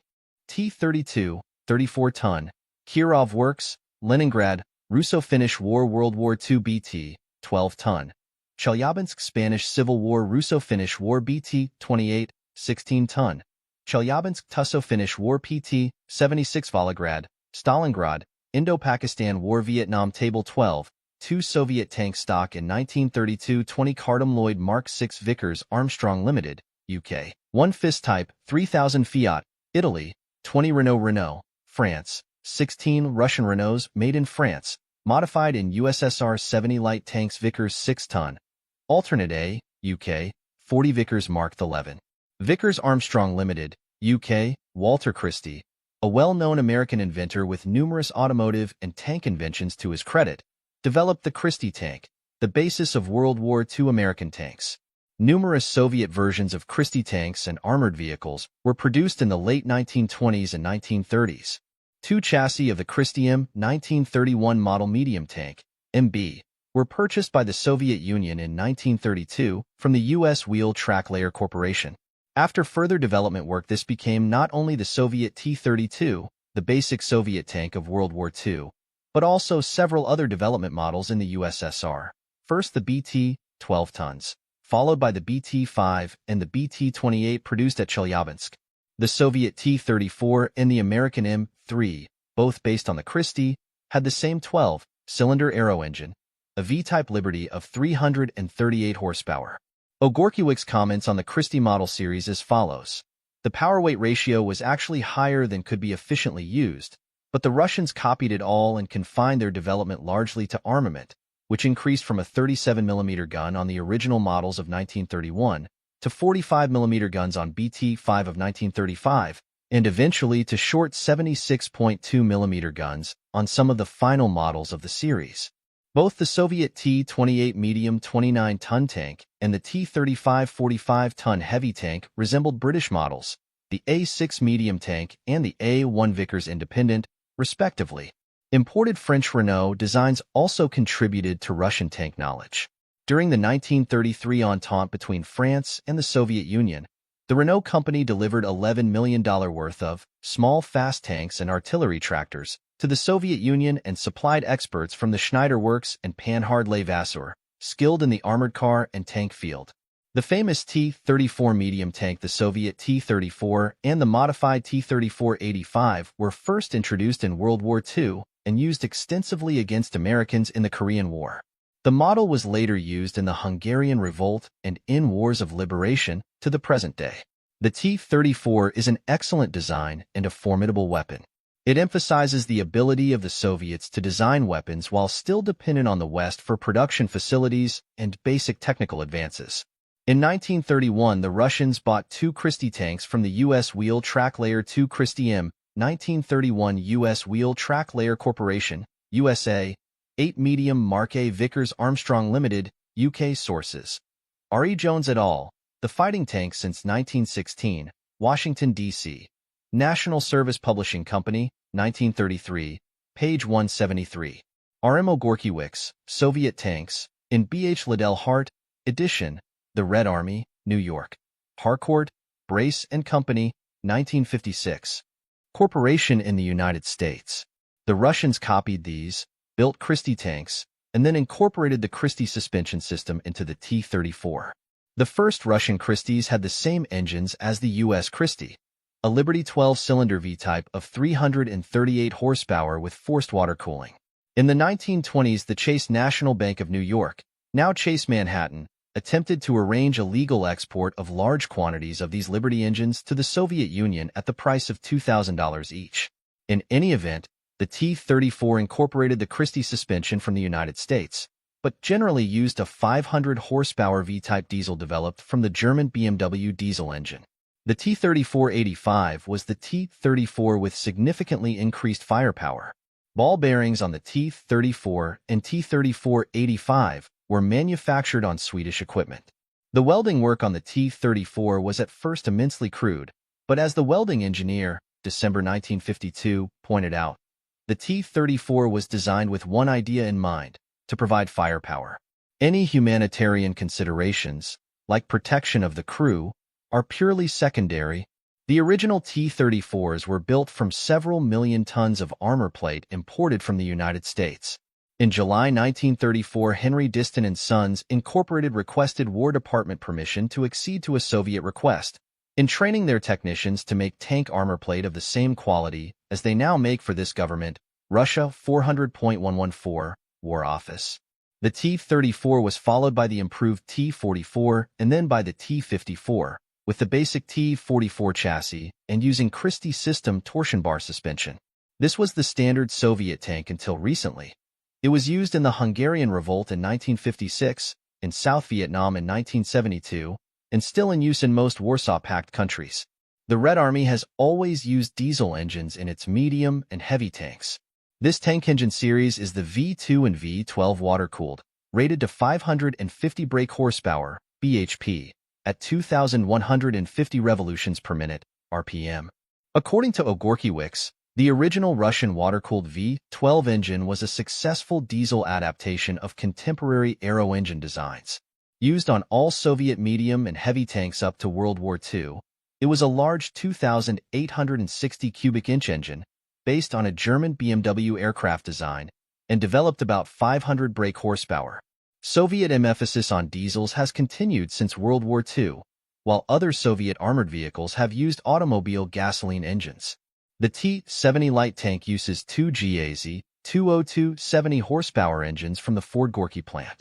The Su-76 self-propelled gun also used two engines of the same Ford type geared together.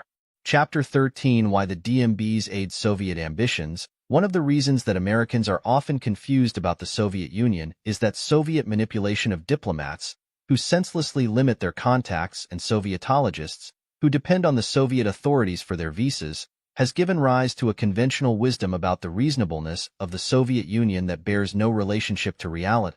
David Satter, Wall Street Journal, October 22, 1985. The deaf-mute blind men have an outstanding quality: an ability to have policymakers listen to and implement an irrational policy based on fantasy and zero evidence, with no relationship to empirical reality. The public plea of internationalist businessmen is that trade brings peace. This is usually phrased along the following lines. This example is from Maurice Stans, friend of Richard Nixon, former Secretary of Commerce, and Wall Street investment banker. History has shown that where there is increasing trade between countries, there is a tendency toward increasing understanding. Unfortunately for Maurice Stans' credibility, no historian or politician has ever produced evidence that trade necessarily and automatically leads to increased understanding. The statement has no empirical justification at all. It sounds good, that's all. Why not? Because no such evidence exists. While it is true that peace encourages trade, this does not mean that trade encourages peace. In fact, trade has often enabled aggressive countries to go to war. Witness the aviation gasoline and steel scrap shipments to Japan and Standard Oil's agreements on hydrogenation patents with IG Farben of Germany prior to World War II. The blunt truth is that trade with the Soviet Union from 1917 to the present has built the free world an enemy of the first order. Moreover, the technological component of this continuing trade enables the Soviet Union to pursue its programs of world conquest. It costs the American taxpayer $300 billion a year to counter this Soviet threat. Obviously, Claims that increasing trade is accompanied by increasing understanding are false. A more accurate characterization in the Soviet case appears to be that increasing trade is accompanied by increasing conflict, i.e., misunderstanding, because the Kremlin is encouraged to believe that capitalists are behaving as Lenin predicted they would behave. The concept of peaceful trade with communist countries assumes some positive causal link between trade and peace. It is a false assumption. The overlooked link is the relationship between trade and casualties and is contained in one word: technology. From the Soviet viewpoint, the benefit of U.S.-Soviet trade is the acquisition from the United States of the technology required for building and maintaining the Soviet power base. This subsidized technology is the basis of the Soviet military structure, as is proved by the Soviets' own statements. The armaments produced by Russia's American-subsidized military-industrial complex are used to promote Soviet global expansion. There are 4 logical steps in this process. 41.1. Trade between the United States and the USSR, with its key technological component. 2. Consequent buildup of the Soviet military-industrial complex. 3. Use of the U.S.-subsidized Soviet military-industrial complex to provide inputs for Soviet armaments production. 4. Use of these armaments against the United States and its allies. This is the trade technology armaments war cycle. It suggests that peaceful trade, promoted by successive administrations, should be entitled war trade. If any of the links in this cycle can be broken or shown to be false, the argument collapses. However, no link is demonstrably false. Indeed, there is evidence that the trade casualties link is stronger than even the most pessimistic have envisaged. We trade freely with European nations because these nations have no deceitful intent to use the technological component of this trade against the United States. Nor has the United States any hostile intent towards these European countries. Free trade is vital and necessary, and both sides benefit from its advantages. However, gains from free trade ultimately depend on intent. Where countries are potentially hostile and make hostile use of imported technology, the gains from free trade must be modified by the hostile intent of the trading partner. In other words, peaceful trade is only peaceful if Soviet intent is peaceful. Why isn't this information and logic made available to the public? Then at least the DMB would have official opposition to their spurious arguments. For some reason or another, the Washington bureaucracy in state and commerce has by and large, with some exceptions, taken a position inconsistent with its own files. The bureaucrats' view of peaceful trade, the State and Commerce departments have consistently rejected the argument that peaceful trade can assist Soviet military objectives. For example, a 1969 State Department leaflet asserts, under the heading U.S. exports do not help Hanoi, over 2/3 of our exports to the Soviet Union and East Europe are foodstuffs and raw materials for consumption within their economies. There is no evidence that our exports of such goods to these countries release resources for manufacturing war materials for North Vietnam. 42. What is wrong with this statement? The Soviet Union needs and receives U.S. technology, not foodstuffs and raw materials. The bureaucracy may claim U.S. wheat does not go to Vietnam and Cuba, but it avoids the crucial point that export of our wheat to the Soviets released Soviet wheat for export to Hanoi. No economist will deny that our technical transfers release Soviet domestic resources for armaments production.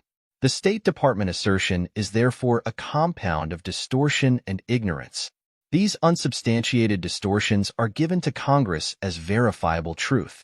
For example, Edwin M. Martin, Assistant Secretary of State for Economic Affairs, made the following statement to Congress in 1961.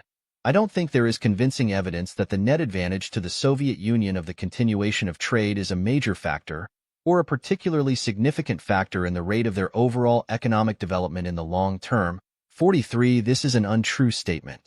There is also confusion concerning the Soviet practice of copying. For example, the following exchange took place before a congressional committee in 1961. Mr. Lipscomb, does the Department of Commerce feel that Russia has developed a great deal of their agricultural equipment from prototypes obtained both legally and illegally from the United States? Mr. Behrman, no, sir. I don't think that the evidence we have indicates that the equipment that they themselves produce copies, that they produce copies of equipment which we have supplied. 44. Again, a wildly untrue statement. Even well-informed members of Congress have taken positions directly opposed to the evidence. Senator Jacob Javits of New York commented, "Trade with the West as a general matter must necessarily be a marginal factor in the performance and potentialities of the Soviet economy." 45 There exist, presumably unknown to Senator Javits and the others quoted above, 3 volumes of detailed evidence that totally refutes these statements. Point 46. A popular book in the 1930s was You Can't Do Business with Hitler. The moral and national security arguments in this book apparently apply only to Hitler's brand of totalitarianism. There is extraordinary inconsistency in the treatment of Hitlerian totalitarianism and Soviet totalitarianism. Indeed, there is some direct evidence and a great deal of indirect evidence that the policymakers in Washington do not view the Soviet Union as a totalitarian power at all. At the end of World War II, the conclusion of an interagency committee on German industry, with members from the State and Commerce departments, was as follows. The committee is unanimously of the opinion that the major force for war represented in a motor vehicle industry is its availability as a major machine shop aggregation, under able management and engineering, which can be turned, by conversion, to production of an extremely wide variety of military products. Its role as a producer of combat and military transport vehicles ranks second in significance. Point 47 Yet today State and Commerce argue that the export of equipment for a motor vehicle industry is peaceful trade, even when military vehicles produced by previously exported technology are photographed in Vietnam, Cuba, Afghanistan, Angola, and Nicaragua. Obviously, no amount of hard evidence can shake these people from their illusions. The policymakers are locked onto a brand of totalitarianism which, to them, is morally and strategically acceptable. U.S. assistance to the Marxist brand of totalitarianism is not limited to the Soviet Union. In 1971, for example, the State Department attempted to help Allende, the Marxist president of Chile, to purchase aircraft and paratroop equipment in the United States. Indianapolis News, July 1971. 3 months later, Allende attempted to impose complete Marxist control in Chile. Once again, the State Department wants to help a Marxist clique to impose its rule on an unwilling population. The assertion that we should exchange our technology for Soviet raw materials will not stand penetrating analysis. Soviet raw materials only become competitive to our enormous low-grade domestic reserves if their extraction is subsidized by U.S. loans and guarantees, to the disadvantage of the American taxpayer. From the national security viewpoint, the exchange is absurd. Once our technology is passed to the Soviet Union, it cannot be reclaimed. It becomes an integral part of their military-industrial operations. But Russian raw material supplies, developed with our assistance, can be cut off any time the Soviets wish. In other words, once again our policymakers exchange something for nothing and charge it to the American taxpayer and citizen. Useless pinpricks as policy. In early May 1985, President Reagan embargoed U.S. trade with Nicaragua. This followed what a State Department official described as a disturbing pattern of behavior on the part of Nicaragua. But the White House missed a point and an opportunity. Nicaragua and its disturbing behavior is a mere incident in a vast, ever-expanding global game. Moreover, the Nicaraguan embargo has loopholes that make it virtually ineffective. For example, foreign affiliates of U.S. firms are not embargoed. In brief, if the invoice is on foreign subsidiary, that's legal. And don't think American firms won't scramble for the loophole. The global problem is not pinprick Nicaragua. It is the unholy alliance of the multinationals and the Soviet Union. Follow these logica steps. The Sandinista revolution only survives because of Marxist suppression and Soviet logistical backing.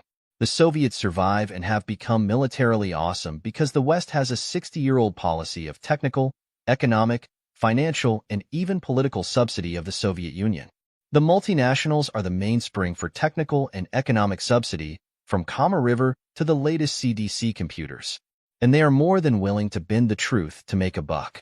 Our political establishment, as exemplified in the Council on Foreign Relations, is the mainspring behind political subsidy of the Soviet Union, as exemplified in the Yalta Agreement, National Security Memorandum No. 68 and so-called détente. Under this system, the Soviet Union is never held fully accountable for its international acts. For example, the Soviets illegally occupy the long independent countries of Latvia, Lithuania, and Estonia. The Soviet Union has occupied the long independent nation of Afghanistan. Soviet troops are based in Poland, Hungary, Romania, and Czechoslovakia. Soviet troops are active in Cuba, Angola, and a dozen other hotspots around the world, including Nicaragua. This adds up to global aggression. Yet the political establishment and its congressional allies told us that peaceful coexistence and détente with the Soviets would bring peace. The American public has never been told by any administration the Soviet definition of peaceful coexistence. That détente in the Soviet interpretation includes the right to continue so-called wars of liberation and to further encroach upon the Western world. Western governments have persisted in the illusion of détente as peace, knowing full well that the Marxist interpretation of peaceful coexistence is aggression, that peace is indeed war. It is this official inaction that has encouraged the deaf-mute-blind men to further Soviet ambitions for their own personal gain. Multinational businessmen and the politics of greed who benefits from technological transfers to the Soviet Union? Basically two groups, the Soviets themselves and the comparative handful of companies, almost all multinationals, who set up and profit from Soviet contracts. Soviet business is profitable. Some American companies have been sucking in this profit since the Bolshevik Revolution of 1917. Chase National was involved in illegal exports to the Soviet Union in the early 1920s, while Chase Manhattan was the lead financing bank for the Kama River project. Caterpillar Tractor was involved in the first five-year plan in 1930 and still involved in the Siberian Pipeline Russia No. 6 project in the 1980s.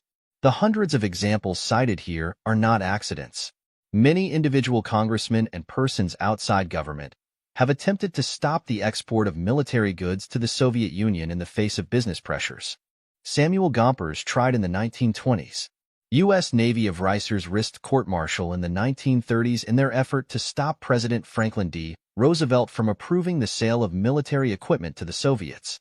The Senate investigated the machine tools case in 1945-46 when commerce officials tried to send tank gun milling equipment to the Soviet Union. Warnings were raised in the 1950s by Congressman Lipscomb and others about the results of building up Soviet military strength. In the 1960s, individual American firms and engineers protested against the export of ball bearings processing equipment, which could only be used to process bearings for Soviet missile guidance systems. In the 1980s, Department of Defense has raised a clear warning. Are we to believe that Mr. Nicholas Lades, general manager of Bryant Chucking Grinder Company of Springfield, Vermont, did not know that his grinding machines are used to process the races for ball bearings and missile guidance systems? When Bryant has sold the same machine to the U.S. government for the same purpose? Or that the Hammer family does not know the results of its 70-year association with the USSR?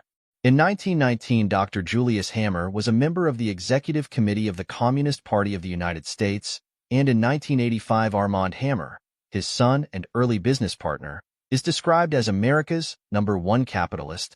It is not an accident. The deaf-mute-blind men have always known the exact end uses of the exported equipment. They have been brazen enough to persist in building up the Soviet military-industrial complex while pleading civilizing the Bolsheviks, 1918, and peaceful trade, 1985. Above all, there are several disturbing aspects to this whole business of selling our technology to the Soviets. First, multinational banks and business groups have their own people in all administrations pushing for their self-interested profitable projects. Second, the more prominent of these businessmen, Armand Hammer and David Rockefeller come to mind, deal directly with the Soviet Union almost as independent fiefdoms. The business and personal relationships of Henry Kissinger and the Rockefeller family, for instance, are too close for administrative objectivity. Neither has Henry Kissinger been on the receiving end of a bullet. He doesn't have to pay the price for his policies. Indeed, in most cases, policymakers have never undertaken any occupation where the cost of a wrong decision fell upon their own shoulders, and that may be one of the major problems. The following extract is from the conclusion of Kissinger's book Nuclear Weapons and Foreign Policy, page 431. A statesman must act as if his inspirations were already experience, as if his aspirations were truth. He must bridge the gap between society's experience and his vision, between its tradition and its future. Note the words act as if. Act as if fantasy were reality is the clear implication.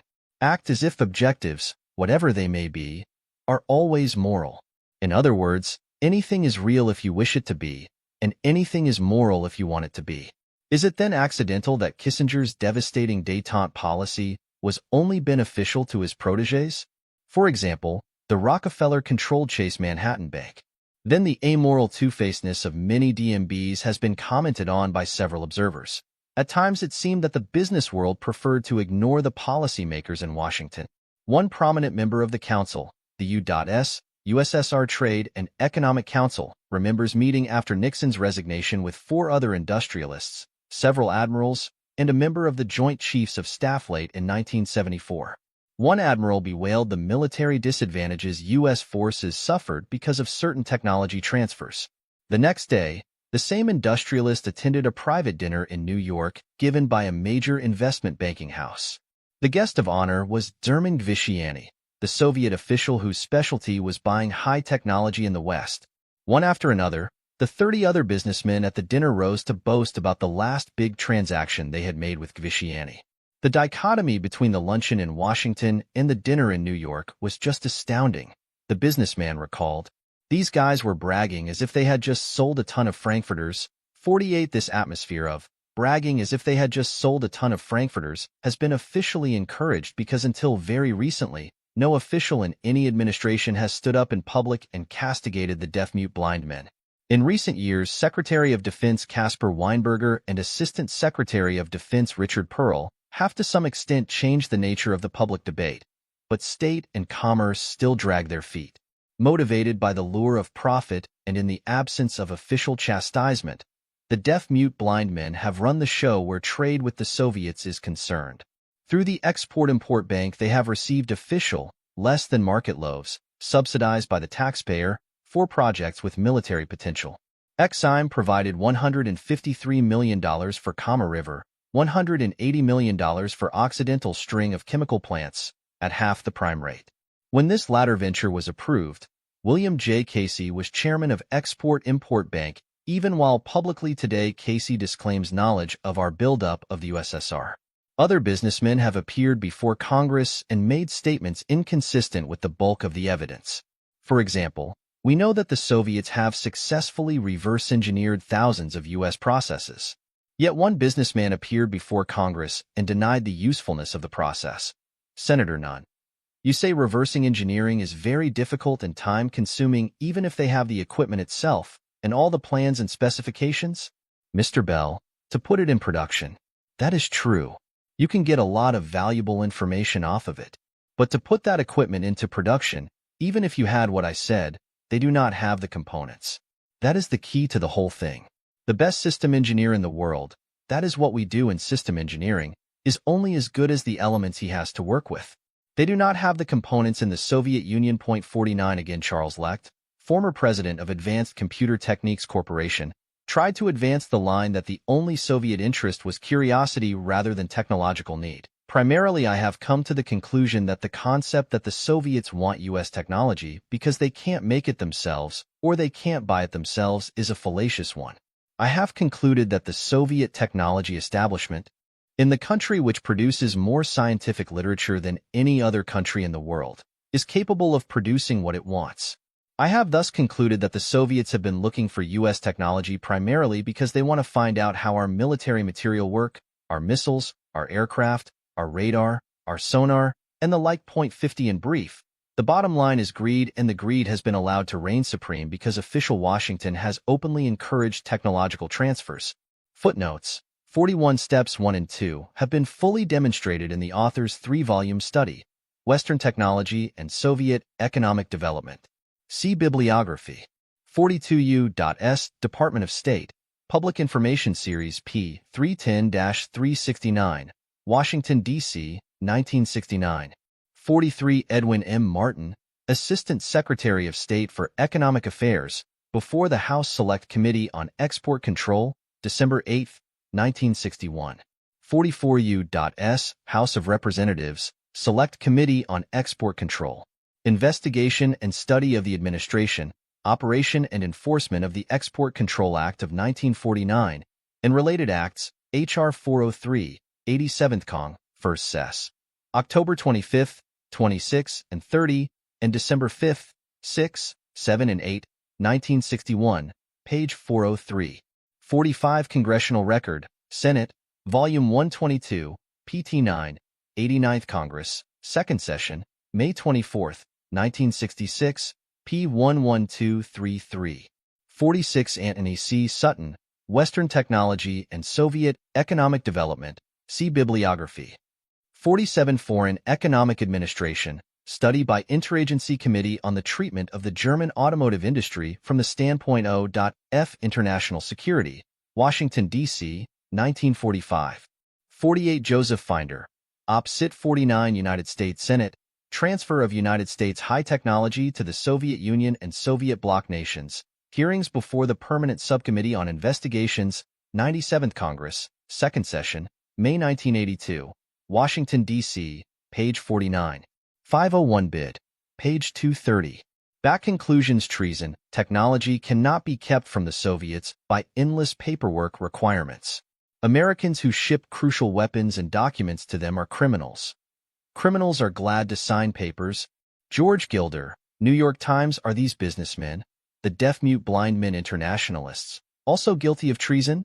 It is interesting to initially look at this question from the viewpoint of the other side, the Soviet side. Avraham Shifrin, a former Soviet defense official, has a blunt conclusion. Shifrin calls the transfers treason and they, the businessmen, should be shot, page 21. To take another example from the other side, the Marxist rebels in El Salvador, the Faribundo Martí National Liberation Front, receive aid from the Soviet Union. At the same time they claim that our aid to the elected Salvadoran government makes our military advisors in El Salvador legitimate targets for assassination, i.e., the U.S. is an enemy just by virtue of economic subsidy. In brief, the other side interprets aid, even with no technological component, as equivalent to treason. In the original version of this book, National Suicide, Military Aid to the Soviet Union, published in 1974, we declined to term subsidy to the Soviets as treason because the vital element of intent was missing. This conclusion was phrased as follows. Do the actions described in this book, i.e. national suicide, constitute adhering to these enemies, giving them aid and comfort? The actions do not legally constitute treason. The Constitution defines the term strictly, for the intention of the framers, with good reason, was to deny Congress the right to interpret treason too freely. Moreover, the body of relevant case law is not substantial. The Kramer and Haupt cases after World War I suggest that both intent to commit treason and overt treasonable acts are required, in addition to thorough proof. While the actions described here could be interpreted as giving immediate aid and comfort to the Soviet Union, there is no specific evidence of intent, and intent is a vital requirement. Idiocy, inefficiency, intellectual myopia, and so on, do not suggest intent, page 240. We need to pose the question again, given the accumulating evidence of the last 11 years. Does this sequence of events and actions fall within the meaning of treason? Specifically, does military aid to the Soviet Union constitute adhering to their enemies, giving them aid and comfort? As defined in Article 3, Section 3 of the Constitution of the United States, Point 51, are the Soviets enemies? The Soviets have always been explicit about their intentions. So was Hitler in Mein Kampf. Objective truth has no place in communist morality, by their own statements. Any statement that will advance the cause of world communism is regarded as truthful, acceptable, and perfectly normal. As far back as 1919, Zinoviev put it well in a statement that applies to the Viet Cong and the Sandinistas as much as to the revolutionary Bolsheviks. We are willing to sign an unfavorable peace. It would only mean we should put no trust whatever in the piece of paper we should sign. We should use the breathing space so obtained in order to gather our strength. Point 52. This immoral dogma, moral only in Marxist ideology, was emphasized by Joseph Stalin. Words must have no relations to actions. Otherwise, what kind of diplomacy is it? Words are one thing, actions another. Good words are a mask for concealment of bad deeds. Sincere diplomacy is no more possible than dry water or wooden iron. Point 53. In 1955, the staff of the U.S. Senate Committee on the Judiciary examined the Soviet historical record and, not unexpectedly in the light of the foregoing statements, came to the following conclusion. The staff studied nearly 1,000 treaties and agreements, both bilateral and multilateral, which the Soviets have entered into not only with the United States, but with countries all over the world. The staff found that in the 38 short years since the Soviet Union came into existence, its government had broken its word to virtually every country to which it ever gave a signed promise. It signed treaties of non-aggression with neighboring states and then absorbed those states. It signed promises to refrain from revolutionary activity inside the countries with which it sought friendship and then cynically broke those promises. It was violating the first agreement it ever signed with the United States at the very moment the Soviet envoy, Litvinov, was putting his signature to that agreement, and it is still violating the same agreement in 1955. It broke the promises it made to the Western nations during previous meetings at the summit in Tehran and Yalta. It broke Lend-Lease agreements offered to it by the United States in order to keep Stalin from surrendering to the Nazis. It violated the Charter of the United Nations. It keeps no international promises at all unless doing so is clearly advantageous to the Soviet Union. We seriously doubt whether during the whole history of civilization any great nation has ever made as perfidious a record as this in so short a time. 54 More recently in the 1970s and 1980s, the Soviets have broken the SALT treaties and used the era of détente to develop an awe-inspiring weapons arsenal. Consequently, the history of Soviet foreign relations from 1917 to the present suggests, for those who can interpret history, two conclusions. 1. The Soviets will not keep their word in any foreign agreement. 2. Their intent is self-admittedly aggressive, with world conquest as the ultimate goal. The 1970s era of détente was a sham. Increased U.S.-Soviet trade, allegedly designed to lower tensions, was entirely contrary to historical observation and rational deduction. Mikhail Suslov, longtime Russian Communist Party theoretician, stated in 1972 that the U.S.-Soviet détente was temporary and that, so far as the Soviet Union is concerned, merely an interlude to gain strength for the next stage of the battle against imperialist aggression. Suslov in 1972 repeated and reinforced Zinovьev's 1919 statement. There is no change of heart or direction.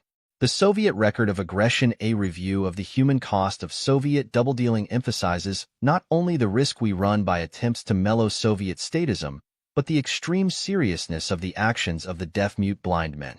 In every year since the Bolshevik Revolution, the Soviets have murdered their own citizens for political reasons, that is, for alleged or real opposition to the Soviet state. The AFL-CIO has mapped Soviet forced labor camps.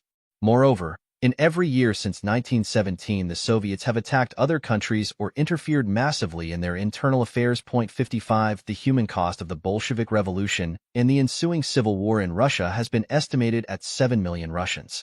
Between 1930 and 1950, more than 20 million Russians died in forced labor camps. Khrushchev personally supervised the massacre of more than 10,000 Ukrainians at Vinnytsia. Soviet agents were in Spain before the Spanish Civil War of 1936 and unquestionably had some role in starting it. Cost: 275,000 killed. The supply of Soviet armaments to the Spanish Republic is known from material in the records of the German military attaché at Ankara, Turkey. 56 Soviet arms shipments began in September 1936.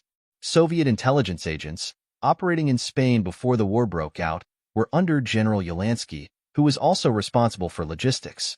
In addition to supplies, the Soviets sent 920 military advisors, 70 Air Force advisors, 100 other officers, as early as September 1936, and 750 enlisted men. From September 1936 to March 1938, about 110 shiploads of Russian military supplies left Odessa en route to Spain, almost all from plants built by the deaf-mute-blind men. Foreshadowing the situation when the USSR supplied Cuba and North Vietnam, only 32 of these ships were under the Soviet flag, and most of these Soviet flag vessels were foreign-built.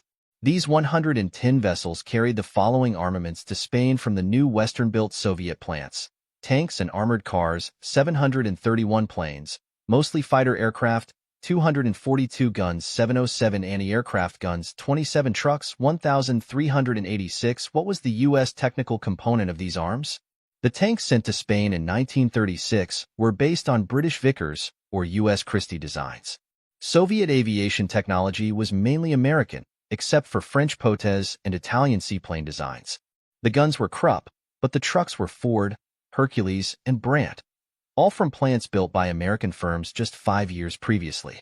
After this, in 1937, Stalin's Red Army purge killed 30,000, the cream of the Soviet military.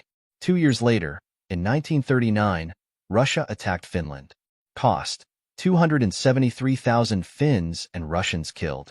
In 1939 or 1940, the Soviets murdered 30,000 Polish officers at Katyn. Persecution of Russians and the peoples of Eastern Europe continued after World War II, assisted by the British-American Operation Keelhaul. In 1946, the Ukrainians tried unsuccessfully to fight for in Appendix A, exchange of letters with Department of Defense, 1971. These letters contradict the statement made by William J. Casey, Director of Central Intelligence Agency, that in 1985 the administration had only recently learned of the impact of our technology on the Soviet armaments industry. Washington was alerted 15 years ago. September 15, 1971. Dr. N.F. Wickner, Special Assistant for Threat Assessment, Director of Defense Research and Engineering, Department of Defense, The Pentagon, Washington, D.C. 2301. Dear Drive Wickner, I am in receipt of a letter from the Office of the Director of Defense Research and Engineering, signed Eberhard Rechten, in regard to an inquiry made by me to the Secretary concerning technical information for a projected book, Western Technology and the Soviet Armaments Industry. In response to this letter, which suggests that I should contact you, I enclose a list of the information desired, b a very approximate and preliminary outline of the structure of the book. I shall, of course, be more than happy to clarify any points that may arise in consideration of my request. With best wishes, very sincerely, Antony C. Sutton, Research Fellow. Details of information requested. The information required is as follows. A. Detailed technical and engineering data on Soviet weapons systems from 1945 to date, in the form of technical handbooks or reports. Maintenance or servicing handbooks are adequate but less valuable. In Russian or English with diagrammatic layouts, cutaways, technical specifications of materials used, and metallurgical analyses. These are needed for the production models in each weapon series from 1945 to date.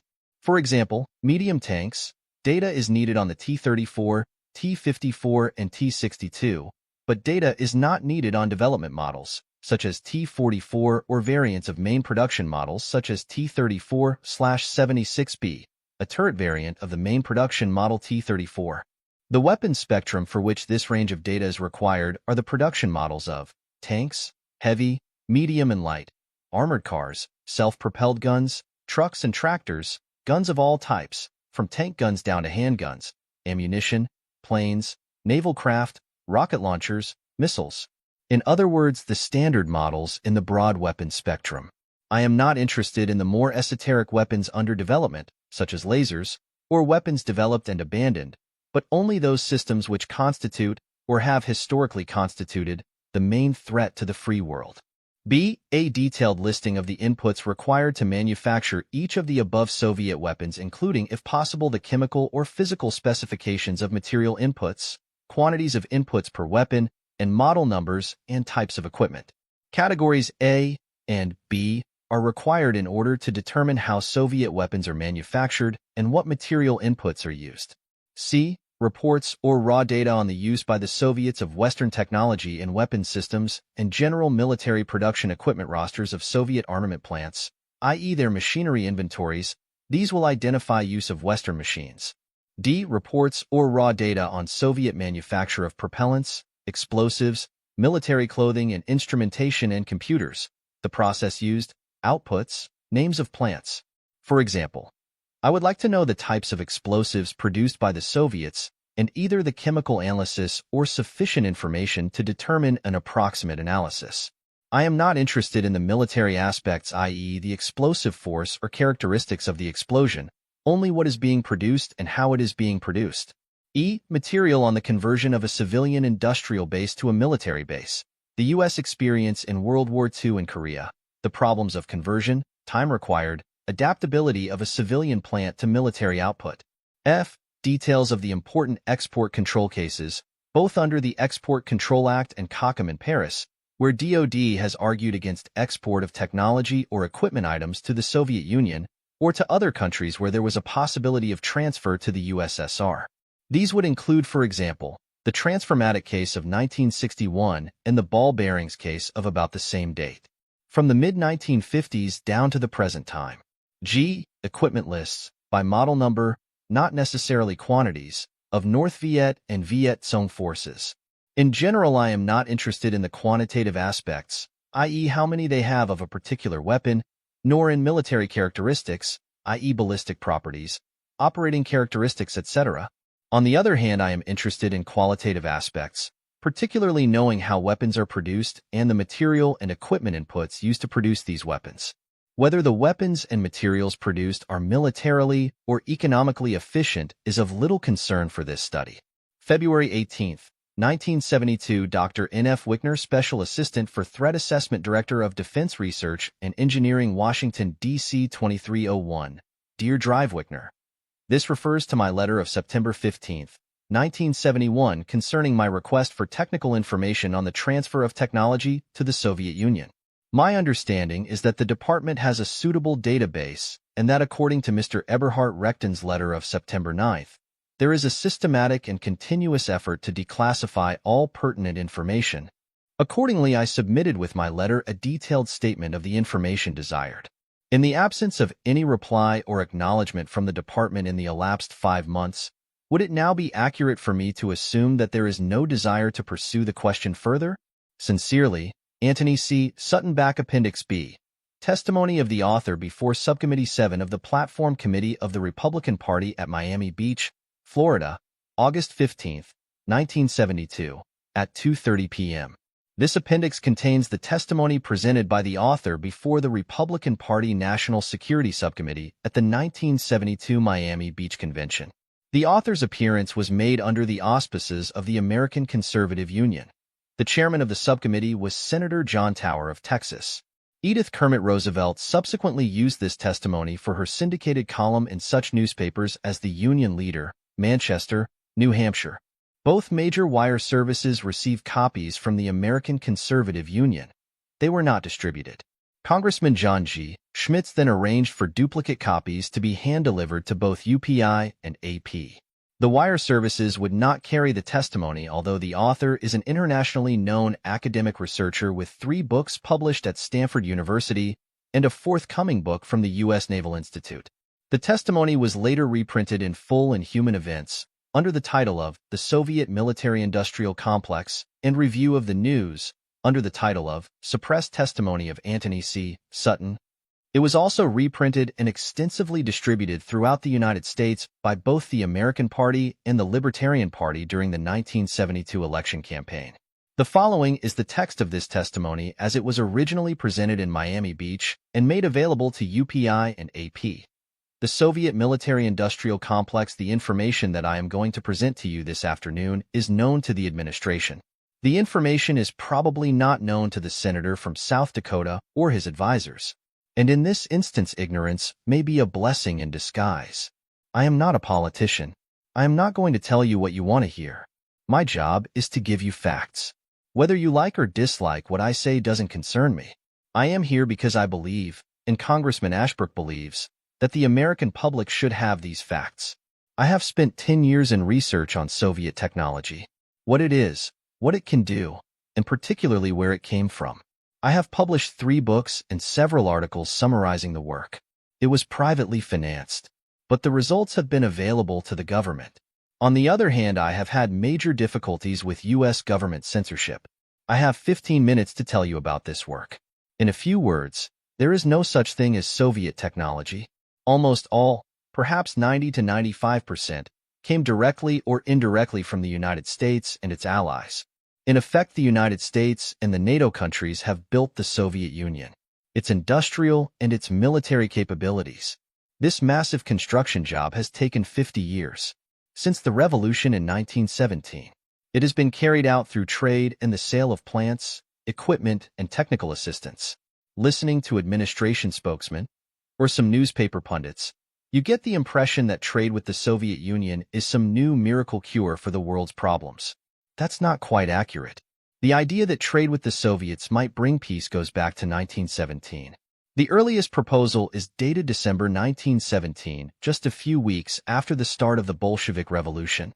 It was implemented in 1920 while the Bolsheviks were still trying to consolidate their hold on Russia. The result was to guarantee that the Bolsheviks held power. They needed foreign supplies to survive. The history of our construction of the Soviet Union has been blacked out. Much of the key information is still classified, along with the other mistakes of the Washington bureaucracy. Why has the history been blacked out? Because 50 years of dealings with the Soviets has been an economic success for the USSR and a political failure for the United States. It has not stopped war. It has not given us peace. The United States is spending $80 billion a year on defense against an enemy built by the United States and West Europe. Even stranger, the U.S. apparently wants to make sure this enemy remains in the business of being an enemy. Now at this point, I've probably lost some of you. What I have said is contrary to everything you've heard from the intellectual elite, the administration, and the business world, and numerous well-regarded senators, just about everyone. Let me bring you back to earth. First, an authentic statement. It's authentic because it was part of a conversation between Stalin and W. Averell Harriman. Ambassador Harriman has been prominent in Soviet trade since the 1930s and is an outspoken supporter of yet more trade. This is what Ambassador Harriman reported back to the State Department at the end of World War II. Stalin paid tribute to the assistance rendered by the United States to Soviet industry before and during the war. Stalin said that about two-thirds of all the large industrial enterprises in the Soviet Union has been built with the United States' help or technical assistance. I repeat, two-thirds of all the large industrial enterprises in the Soviet Union had been built with the United States' help or technical assistance. Two-thirds. 2 out of 3. Stalin could have said that the other one-third of large industrial enterprises were built by firms from Germany, France, Britain, and Italy. Stalin could have said also that the tank plants, the aircraft plants, the explosive and ammunition plants originated in the U.S. That was June 1944. The massive technical assistance continues right down to the present day. Now the ability of the Soviet Union to create any kind of military machine, to ship missiles to Cuba, to supply arms to North Vietnam, to supply arms for use against Israel, all this depends on its domestic industry. In the Soviet Union, about 3/4 of the military budget goes on purchases from Soviet factories. This expenditure in Soviet industry makes sense. No army has a machine that churns out tanks. Tanks are made from alloy steel, plastics, rubber, and so forth. The alloy steel, plastics, and rubber are made in Soviet factories to military specifications, just like in the United States. Missiles are not produced on missile-making machines. Missiles are fabricated from aluminum alloys, stainless steel, electrical wiring, pumps, and so forth. The aluminum, steel, copper wire, and pumps are also made in Soviet factories. In other words, the Soviet military gets its parts and materials from Soviet industry. There is a Soviet military-industrial complex, just as there is an American military-industrial complex. This kind of reasoning makes sense to the man in the street. The farmer in Kansas knows what I mean. The salesman in California knows what I mean. The taxi driver in New York knows what I mean. But the policymakers in Washington do not accept this kind of common-sense reasoning and never have done. So let's take a look at the Soviet industry that provides the parts and the materials for Soviet armaments, the guns, tanks, aircraft. The Soviets have the largest iron and steel plant in the world. It was built by McKee Corporation. It is a copy of the U.S. steel plant in Gary, Indiana. All Soviet iron and steel technology comes from the U.S. and its allies. The Soviets use open hearth, American electric furnaces, American wide strip mills, Senzimir mills, and so on. All developed in the West and shipped in as peaceful trade. The Soviets have the largest tube and pipe mill in Europe, 1 million tons a year. The equipment is Fretzmoon, Salem, Etna Standard, Mansman, etc. Those are not Russian names. All Soviet tube and pipe making technology comes from the U.S. and its allies.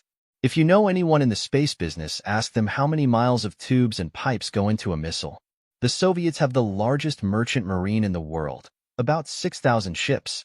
I have the specifications for each ship. About 2/3 were built outside the Soviet Union.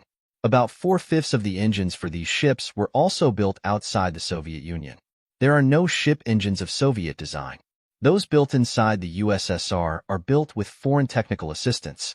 The Bryansk plant makes the largest marine diesels. In 1959, the Bryansk plant made a technical assistance agreement with Burmeister and Wain of Copenhagen, Denmark, a NATO ally, approved as peaceful trade by the State Department. The ships that carried Soviet missiles to Cuba 10 years ago used these same Burmeister and Wayne engines. The ships were in the Poltava class. Some have Danish engines made in Denmark, and some have Danish engines made at Bryansk in the Soviet Union.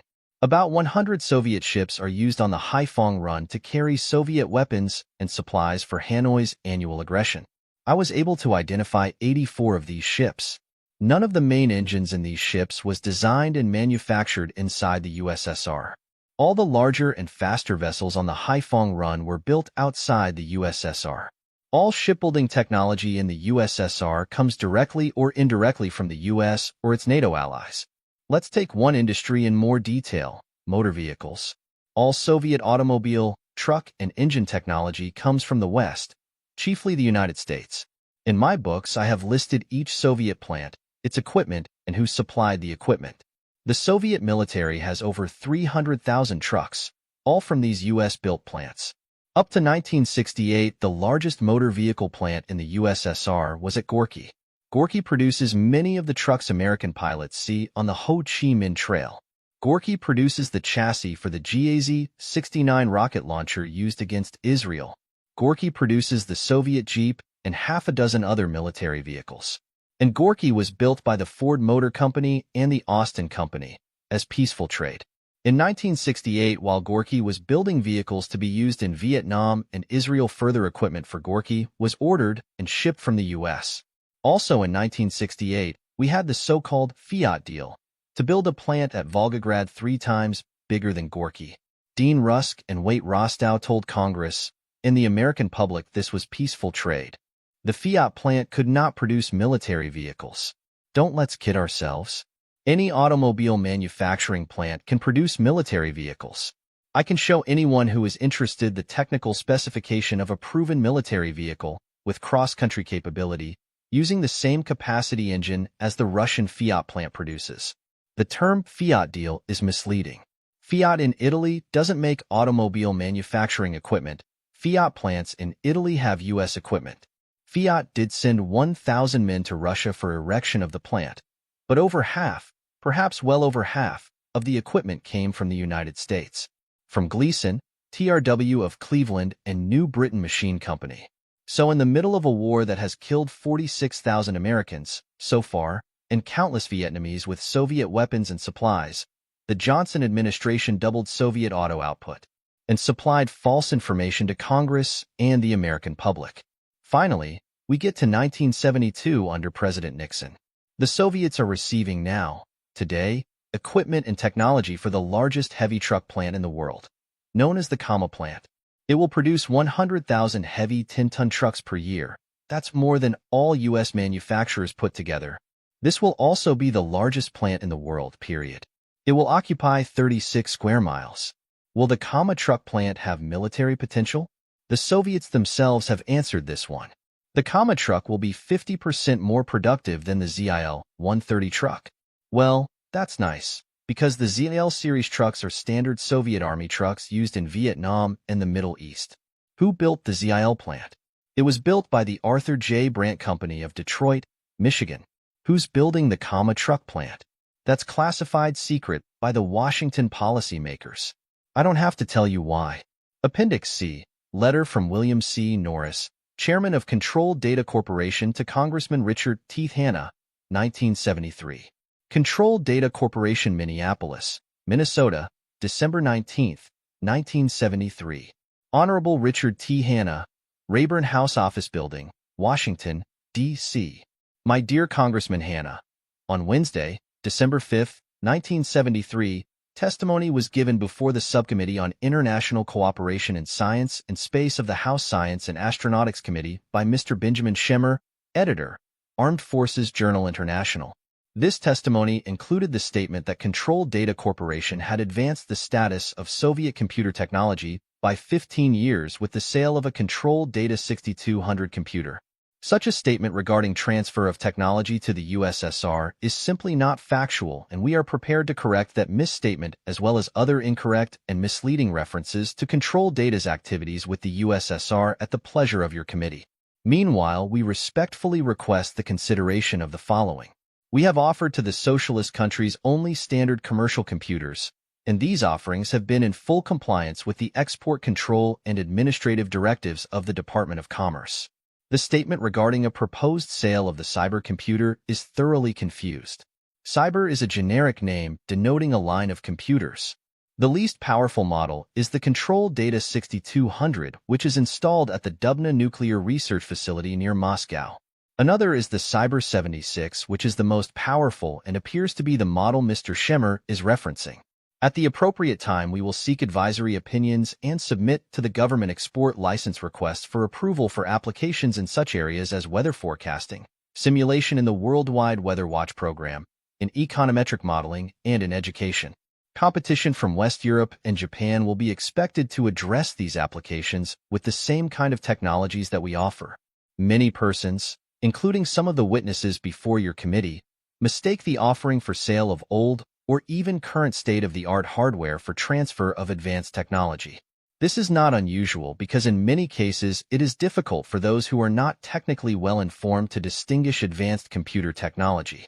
Attempting to treat such a broad and complex subject in an informative and accurate manner in a brief statement results in inaccurate, unsubstantiated, and misinterpreted inferences and conclusions. For example, it is possible that a computer with a slower arithmetic/logic unit and a very large memory may represent more advanced technology when measured by the size of the problem to be solved than a faster machine with less memory. Also, many computers contain circuit technology more advanced than that of more powerful computers. For this reason, it is not possible to properly respond to Mr. Schemmer's remarks in a short letter. However, the following are examples of those which need to be carefully examined before conclusions are reached. All countries, including the socialists, have a substantial base of computer hardware technology on which to build further advances in the state-of-the-art. The major strength of the U.S. in computer technology is its ability to market superior cost/performance computer systems for a wide range of applications. This does not mean that for any given application or group of applications, another country cannot build the equivalent as far as performance is concerned or even exceed what the United States has available. Also, there is no evidence to my knowledge that the USSR has ever been prevented from carrying out a military project because of the lack of adequate computer technology. Further advances in hardware are less significant than our software advances for applying computers. We believe that the United States stands to gain significantly from transfer of Soviet knowledge in the basic sciences. The USSR has many more scientists and engineers than do we, and the better ones in Russia have concentrated on the theoretical fields, such as physics, chemistry, and mathematics, the latter discipline being of particular value in the design of logic and software in the computer field. We respectfully request that your committee review the above points and consider incorporating them into the record. We would be pleased to have the privilege of appearing before your committee to give you our more detailed views on these potential relationships with the socialist countries and in stating our reasons in support of administration and congressional trade initiatives and objectives. Sincerely yours, William C. Norris, Chairman of the Board. Back Appendix D. Letter from Fred Schlafly to friends and supporters of American Council for World Freedom, dated April 1978, asking to mail yellow cards of protest to William Norris. Dear ACWF supporter, I need just a few seconds of your time right now. I need you to sign and mail the 2 postcards I've enclosed for your personal use. Since you're one of the best friends the American Council for World Freedom has, I'm sure I'm not asking too much of you. Please let me explain these 2 postcards and tell you why it's crucial that you sign and mail them today.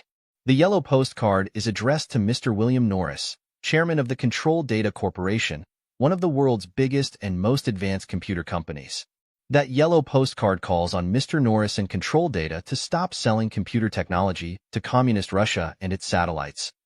Technology that our communist enemies are using to gain military superiority over the U.S. Once before, Mr. Norris tried to sell our best and most advanced computer to the Soviet Union. Only an all-out, last-minute effort by over 300 patriotic congressmen stopped the sale of this highly valuable computer to the Russians. Now Mr. Norris and Control Data are trying the same sellout to Russia again. You and I have got to put a stop to it. And just to make sure that Mr. Norris personally sees your postcard, I've addressed the card to his home address in St. Paul, Minnesota. The blue postcard is addressed to Mr. J. Fred Busey, president of Texas Instruments. That blue postcard praises Mr. Busey and Texas Instruments for refusing to sell American technology to our communist enemies. You probably know from reading your anti-communist magazines and newspapers that a lot of big U.S. corporations are making huge profits selling their products to communist Russia. Now, I'm not talking about selling products like soft drinks and clothing to the communists. I'm talking about U.S. companies like Control Data that sell our communist enemies computers, shipbuilding equipment, and jet airplanes, technology that communist Russia is using to turn itself into the world's #1 military superpower. My friend, let me tell you just how critical a problem we really face. There are over 60 big U.S. companies selling U.S. technological secrets to the Soviet Union. Companies like Union Carbide, General Electric, Armco Steel, Bryant Chucking Grinder, which sells the communists the ball bearings they need for their attack missiles, and Control Data. So why is ACWF only going after Control Data and not these other companies for selling out U.S. military superiority to the communists? The answer is, Control Data is absolutely, far and away, the biggest offender when it comes to selling out U.S. technology and actively aiding the Soviet military power grab. There's no doubt in my mind that if we ACWF supporters force Control Data to stop building the Soviet war machine, then other sellout companies like General Electric and Union Carbide will also stop aiding and abetting our communist enemies. That's why the American Council for World Freedom has set up its task force on strategic trade. Look at what ACWF has already accomplished against Control Data. Just recently, we had a very large, enormously successful press conference on Capitol Hill, announcing our fight against Control Data's sellout of U.S. computer secrets to the communists. Over 75 reporters and congressmen were there. You might want to look at the enclosed note from General Daniel Graham, which lists some of the congressmen, newspapers, magazines, and wire services at our press conference. ACWF just published a devastating expose of how Control Data and other sellout companies are turning America into a second-rate power by helping build the Soviet war machine. We gave each reporter and congressman at our press conference a copy of our study, The Strategic Dimension of East-West Trade by Dr. Miles Kostick, one of America's top experts on foreign affairs and strategic trade. ACWF is off to a fast start against Control Data, but there's no use kidding ourselves. We've got a big fight ahead of us. Here's what needs to be done right away. 1. We've got to flood Control Data and its chairman, Mr. William Norris, with postcards and letters demanding no more U.S. help for the Soviet war machine. You can help do that by signing and mailing your postcard to Mr. Norris today. 2. We've got to support and encourage companies like Texas Instruments when they show the guts and have the backbone to say no to communist Russia. Will you help do that by mailing your postcard to Mr. J. Fred Busey, president of Texas Instruments, today? 3. We've got to print and distribute 28,959 copies of Dr. Kostick's brilliant expose, The Strategic Dimension of East-West Trade. We must get this expose into the hands of America's 10,286 newspaper editors, 9,414 McGinn's editors, 9,309 TV and radio news editors. 4. And finally, we've got to write to tens of thousands of other Americans, 50,000 in May alone, alerting them to Control Data and similar sellouts of America's scientific secrets, getting them active in ACWF's fight to keep America the #1 military power on Earth. I know I don't have to tell you that I'm talking about an aggressive, expensive program. It will cost $28,090 to print 28,959 copies of ACWF's Control Data expose and distribute TAM to 28,959 newspaper, magazine, radio, and TV editors. And it will cost $13,253 to write to 50,000 Americans in May. That's a total of $41,343 ACWF urgently needs. We simply don't have it. Will you help ACWF again, with as generous a gift as you can afford? What I'm asking you for is your contribution, before May 15th, of at least $25, but hopefully more, perhaps even $50, $100, $250, $500, or $1,000 if you can afford it. I know I ask an awful lot of you, but I don't have anyone else to turn to. So please, when you mail your 2 postcards, won't you use the enclosed reply envelope to rush ACWF your support of $25, $50, $100, $250, $500, or $1,000. Gratefully, Fred Schlafly. P.S. Remember, when you mail that yellow postcard protesting Control Data's military sellout of the U.S. to Russia, your card will be read by Control Data boss William Norris because it's addressed to his home. Letter from William C. Norris to each yellow card sender, dated May 5, 1978. Control Data Corporation, May 5, 1978. Dear Yellow Card Sender, you are grossly unfair, woefully ignorant, or being led around by the nose. I suspect it is the latter, otherwise you wouldn't have signed a card with a canned message, along with a request to contribute money to the author. Apparently a Mr. Schlafly of American Council for World Freedom. Why didn't you write and ask about Control Data's position on trade with the communists before signing a form card? You obviously have little knowledge about Control Data's position or activities, nor does Mr. Schlafly. He has not contacted anyone in Control Data.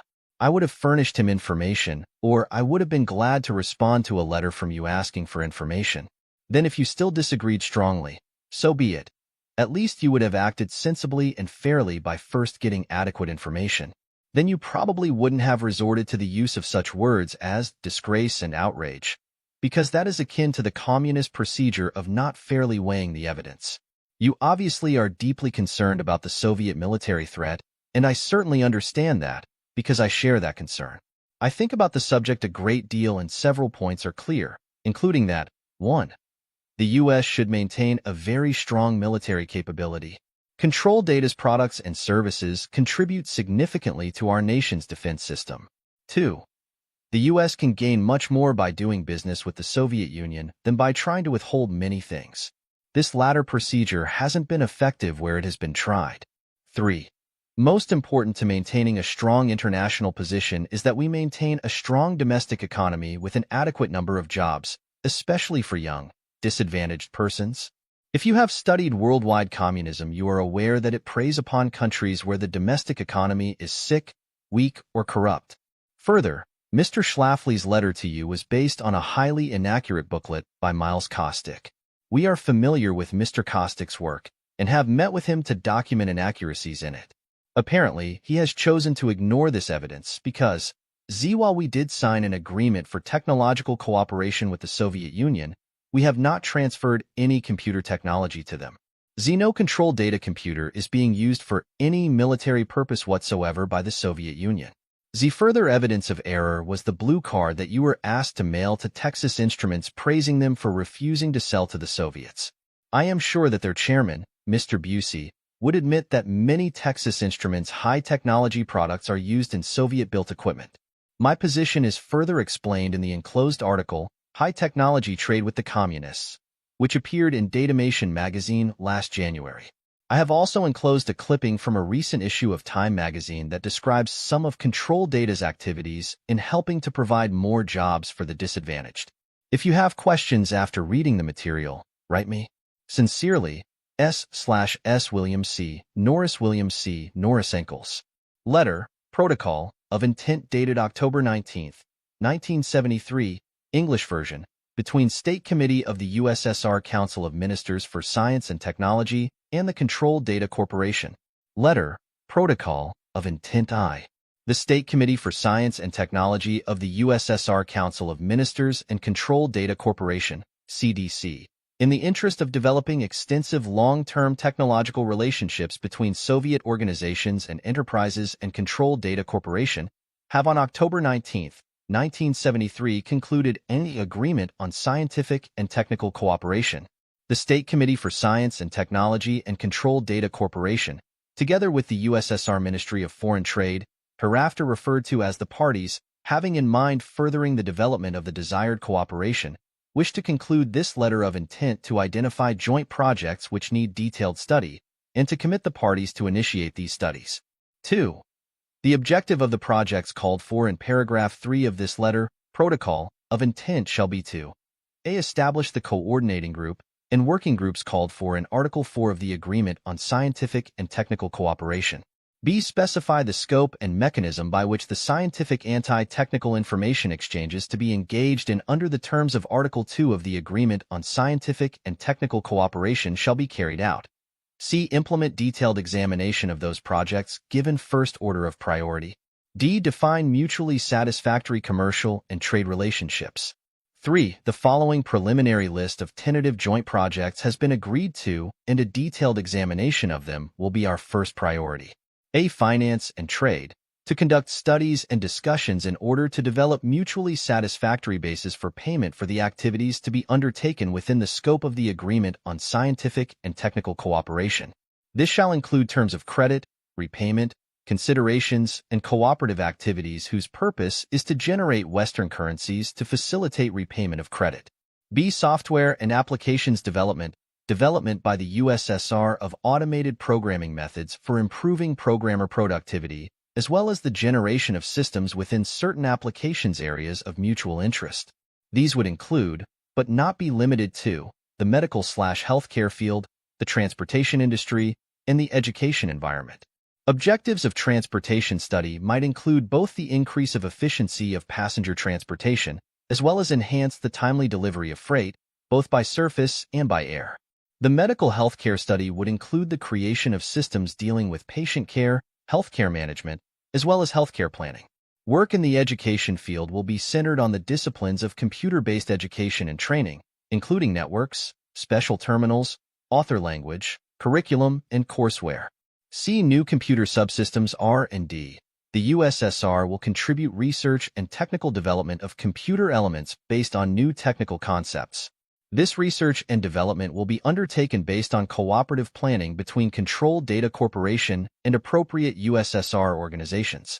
This research and development may include, but will not be limited to, the realm of memory systems, advanced mass memories, thin film, disk heads, plated disks, memory organization, and ion beam memories, might be amongst the technologies to be investigated in research and development undertaken.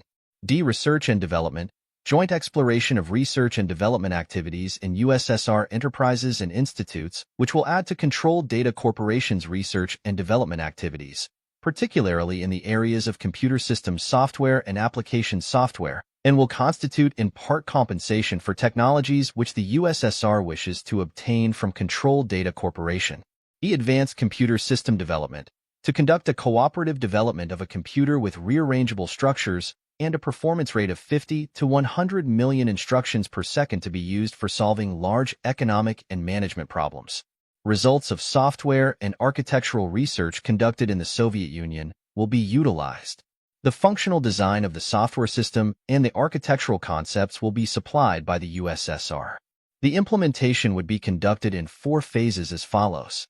1. Feasibility. 2. Detailed design. 3. Prototype construction and checkout. 4. Test and evaluation. The feasibility phase will be used to evaluate the proposed computer concepts, both hardware and software, in order to verify that the system can be implemented with known hardware technology. The following are among the areas to be considered as part of the evaluation: architectural design, software system design, new software techniques, new software applications, components and circuitry, system performance, operating systems, principal applications, manpower, and cost. The entire program is expected to require from 5 to 8 years to reach fruition. Results will be shared on an equal basis. F. Disk manufacturing plant. To build a plant for manufacturing mass storage devices based on removable magnetic disk packs with up to 100 million byte capacity per each pack. The yearly plant output shall be 5,000 device units and 60,000 units of magnetic disk packs. Approximate estimate. It is expected that 80% of the plant output will be 30 megabyte devices and 20% will be 100 megabyte devices. G. Printer manufacturing. To build a plant to manufacture line printers to operate at a speed of 1,200 lines per minute. The yearly output shall be 3,000 devices. Approximate estimate. H. Process control devices manufacturing. To build a plant for the manufacture of process control-oriented peripheral devices, including data collection, analog/digital gear, terminals, etc. The annual plant output for all devices, including data collection, is estimated as approximately 20,000 units.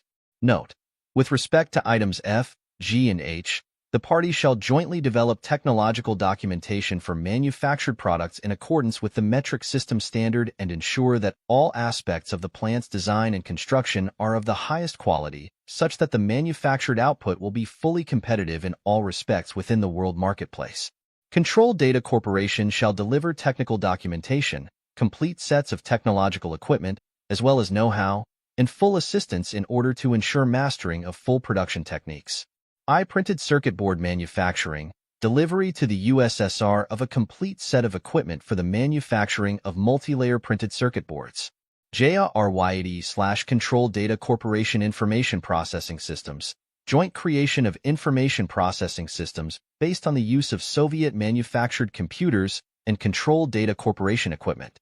Control Data Corporation equipment would include local peripheral subsystems as well as communications hardware, including front-ends, remote concentrators, and terminals. It is expected that the system would include operational software jointly created to make a viable computer system for applications to problems in other parts of the world which could be commercially saleable as a total system. Process control and remote communications concentrator manufacture, to organize within the Soviet Union manufacturing of Control Data Corporation licensed remote communication equipment and analog to digital components for standalone use within technological process control systems. It must be kept in mind that such devices and components must satisfy requirements of both the Soviet Union and Control Data Corporation. Control Data Corporation evaluates that it can buy back approximately $4 million worth of these products. Network Information System, CyberNet, joint study to provide a proposed specification for a Soviet computer communication network. Dimensions of networks to be explored will include both the distribution network between terminal users and processing center, as well as an eventual bulk transfer network between cluster centers and private satellite centers. The USSR will develop systems and application software for this network information system based upon the present commercially available Control Data Corporation network software system. The resultant software will be available and shared by both parties. The various data communications technologies will be evaluated as one of the major tasks of the study. Control Data Cyber 70 Data Processing Centers, joint creation of processing centers which will utilize computers and other equipment of Soviet manufacture and those of Control Data Corporation for organization/applications such as, but not limited to, those specified below. 1. World Hydrometeorological Institute, Moscow, for processing of weather data for forecasting and in preparation of weather maps. 2. Institute of High Energy Physics, Skripokov, for nuclear research, reduction of accelerated data, and basic particle research.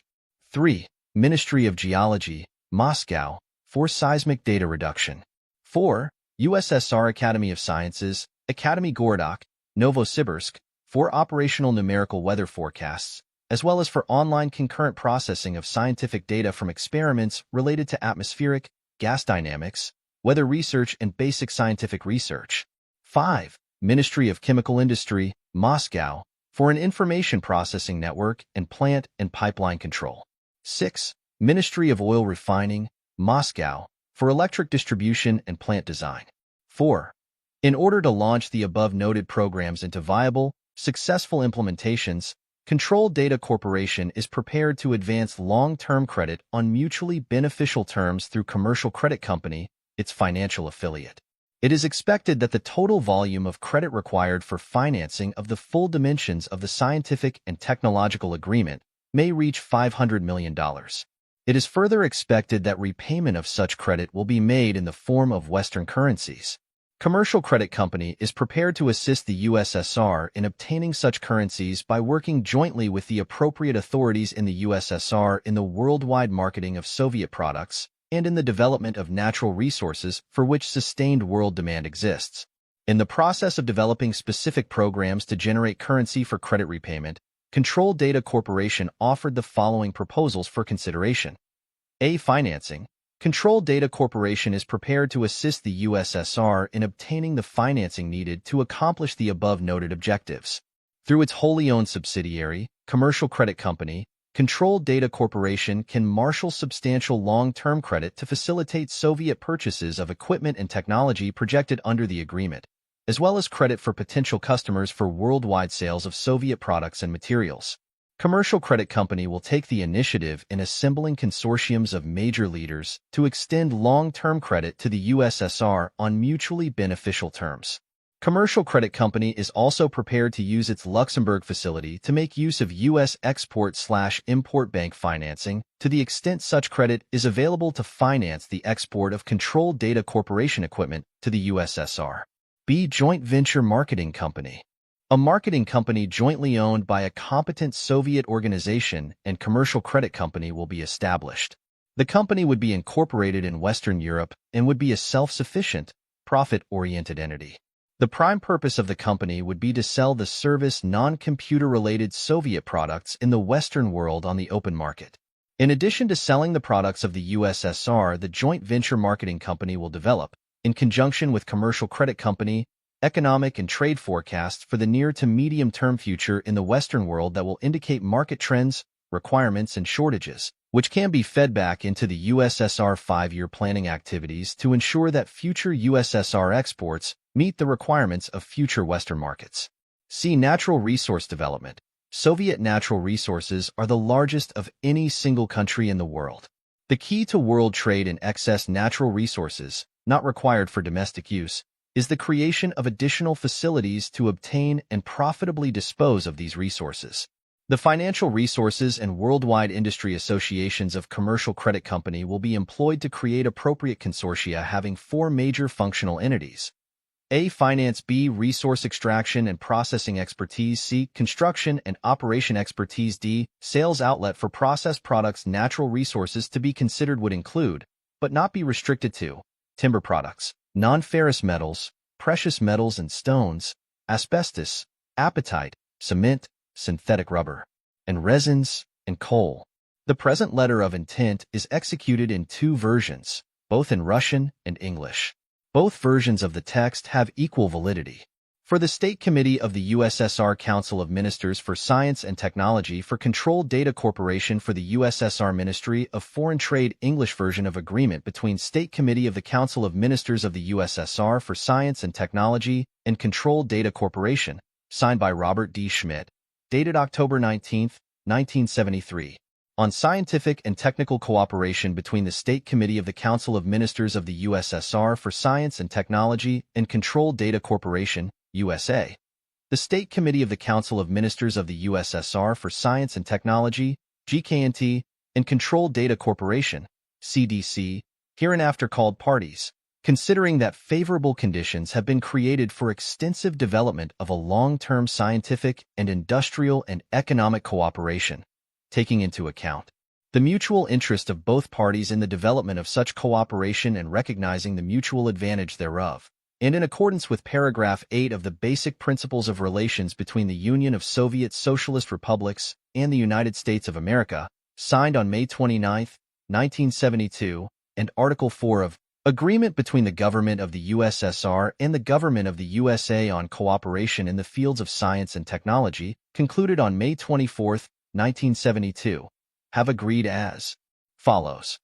Article 1. The subject of the present agreement has to do with a long-term program for a broad scientific and technical cooperation in the area computational technology, and specifically, to conduct joint development of a technically advanced computer, joint development and organization of the production of computer peripheral equipment, joint creation of information processing systems based on the technical means of Soviet production and on the technical means developed by CDC, and the development of software means for these systems, joint development of analog to digital equipment for control systems of technological processes, joint development of computer components, technical equipment for their production, and the organization of production of these components, development of computer memories based on large-volume removable magnetic disk packs and on integrated circuits, etc. Creation of equipment and systems for data communication, application, use of computers in the fields of medicine, education, meteorological, physics, and etc., preparation, training of specialists in the area of computer technology. The scope of this agreement may at any time be extended to include other fields of specific subjects of cooperation by agreement of the parties. This agreement is not limiting either party from entering into similar cooperation in the said fields with a third party. Article 2 Scientific and technical cooperation between the parties can be implemented in the following forms, with specific arrangements being exclusively subject to mutual agreement between appropriate Soviet organizations and the firm of Controlled Data Corporation. Exchange of scientific and technical information, documentation and production samples. Exchange of delegations of specialists and trainees. Organization of lectures, symposia and demonstrations of the production samples.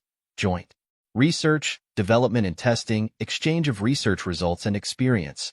Mutual consultations for the purpose of discussing and analyzing scientific and technical problems, technical principles, ideas and concepts in the appropriate area of cooperation. Creation of temporary joint research groups to perform specific projects and to produce appropriate joint reports. The exchange, acquisition or transfer of methods, processes, technical equipment, as well as of know-how and of licenses for the manufacture of products. Article 3 The parties have established that financial, commercial, and legal questions related to advancement of credit and payments for the delivered products and technical equipment, assignation of licenses and know-how, as well as supplied services and performance of the various joint projects, relative to the present agreement, shall be decided by separate agreements between appropriate competent Soviet organizations and the Controlled Data Corporation. Article 4 For the practical implementation of the present agreement, the parties shall establish a coordinating group from authorized representatives, coordinators, which shall determine and recommend a proper course for the cooperation and also to control compliance with responsibilities assumed by the parties, and to take the necessary action for the successful implementation of the objectives of the present agreement. For the preparation of proposals for the concrete cooperative projects, there shall be established special groups of experts whose task it will be to determine technical and economic feasibility of the joint projects and to draw up action plans for their realization. The results of these working groups shall be turned over to the coordinating group for their discussion and preparation of recommendations. Recommendations and proposals of the coordinating group will be presented in the form of protocols, which will be used as the basis for preparation of separate protocols or contracts. Coordinating and working groups shall meet as frequently as is necessary to perform their functions alternatively in the USSR and USA unless otherwise agreed. Article 5 Scientific and technical information furnished by one party to the other under this agreement may be used freely for its own research, development, and production, as well as the realization of finished products unless the party supplying such information stipulates at the time of its transfer that the information may be used only on the basis of special agreement between parties. This information can be transmitted to a third party only with the approval of the party which has furnished it. Information received from a third party which cannot be disposed of at will by one of the contracting parties is not subject to transmittal to the other party unless mutually satisfactory arrangements can be made with the third party for communication of such information. It is contemplated in the foregoing that any organizations or enterprises of the USSR and any wholly owned or partially owned control data subsidiaries shall be not regarded as a third party. Article 6 Expenses of traveling back and forth of specialists of both parties under the programs related to this agreement, as a rule, will be defrayed as follows. The party sending the specialists pays the round-trip fare. The host party bears all costs connected with their stay while in its own country. The duration of the above visits and the number of specialists in each group shall be mutually agreed to by the parties in advance of the visits. Organizational questions arising from implementation of this present agreement shall be discussed and determined by the parties in the course of working. The present agreement shall continue for a period of 10 years and shall enter into force immediately upon its signature. It can be extended with mutual agreement of the parties. The cancellation of the present agreement shall not affect the validity of any agreement and contracts entered into in accordance with Article 3 of the present agreement by organizations and enterprises of the USSR and CDC. Drawn up and signed the October 19, 1973, in the city of Moscow, USSR, in duplicate, one copy in Russian and one in English, both texts being equally authentic. Back for the State Committee of the Council of Ministers of the USSR for Science and Technologies, illegible, for the Controlled Data Corporation, /S/Robert D. Schmidt Appendix E, position of Texas Instruments Company and Chairman Fred Busey on dangers of trading technology to the Soviets. This letter demonstrates that the identification of deaf-mute blind men must be made with care. TI's Fred Busey warns against selling technology, know-how, and turnkey semiconductor plants to communist nations, even as West and East Bloc countries discuss relaxing the trade embargo on high technology. A sharp disagreement has developed between two major semiconductor manufacturers on how far this relaxation should extend. One viewpoint is exemplified in last month's Wescon speech by C. Lester Hogan, president of Fairchild Camera and Instrument Corporation, who wants few restrictions made in East-West semiconductor trade. Hogan stands ready to sell semiconductor products as well as the production equipment, technology, and management know-how to the communist countries. This would mean the communists would manufacture high-level semiconductor products themselves. The French company, Sescasum, a division of Thomson CSF, has already broken the ice with the first turnkey semiconductor plant, sold to Poland and Fairchild, waiting for the trade détente, does not deny having one quote outstanding on an MOS plant for Poland and another two behind that for Russia. On the opposite side is Texas Instruments, whose executives take a dim view indeed of trade agreements with the communist bloc, on the grounds that such agreements are not protected by patent rights and do not offer either open markets or the opportunity to build a decent market share. Jabe Fred Busey, vice president of Texas Instruments, points out that it's one thing to sell high-technology products in the foreign market, but quite another to sell the know-how to make these products.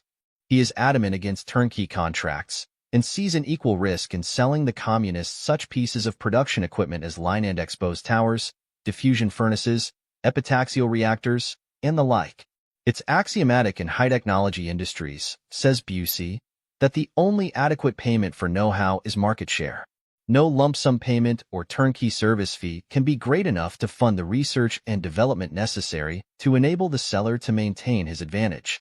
You can be sure, he emphasizes, that if we give away the know-how without obtaining a market share, they won't buy a dime from us, devices, or equipment. We will be giving away the crown jewels. In Busey's eyes, a big question with East-West trade is patent recognition. Because of the long-standing embargo on high-technology trade, few Western semiconductor patents are recognized by the Russians or other Eastern Europeans. Since we can sell into the communist community only through their governments, says Busey, the only way we can participate in their markets is for them to agree to recognize our patents retroactively, pay us full royalties, and/or give us access to sell directly in their markets on an equal footing against their state-owned factories. Busey also feels that if the free world is footloose with its technology, it may be building a monster that soon will gobble up domestic markets.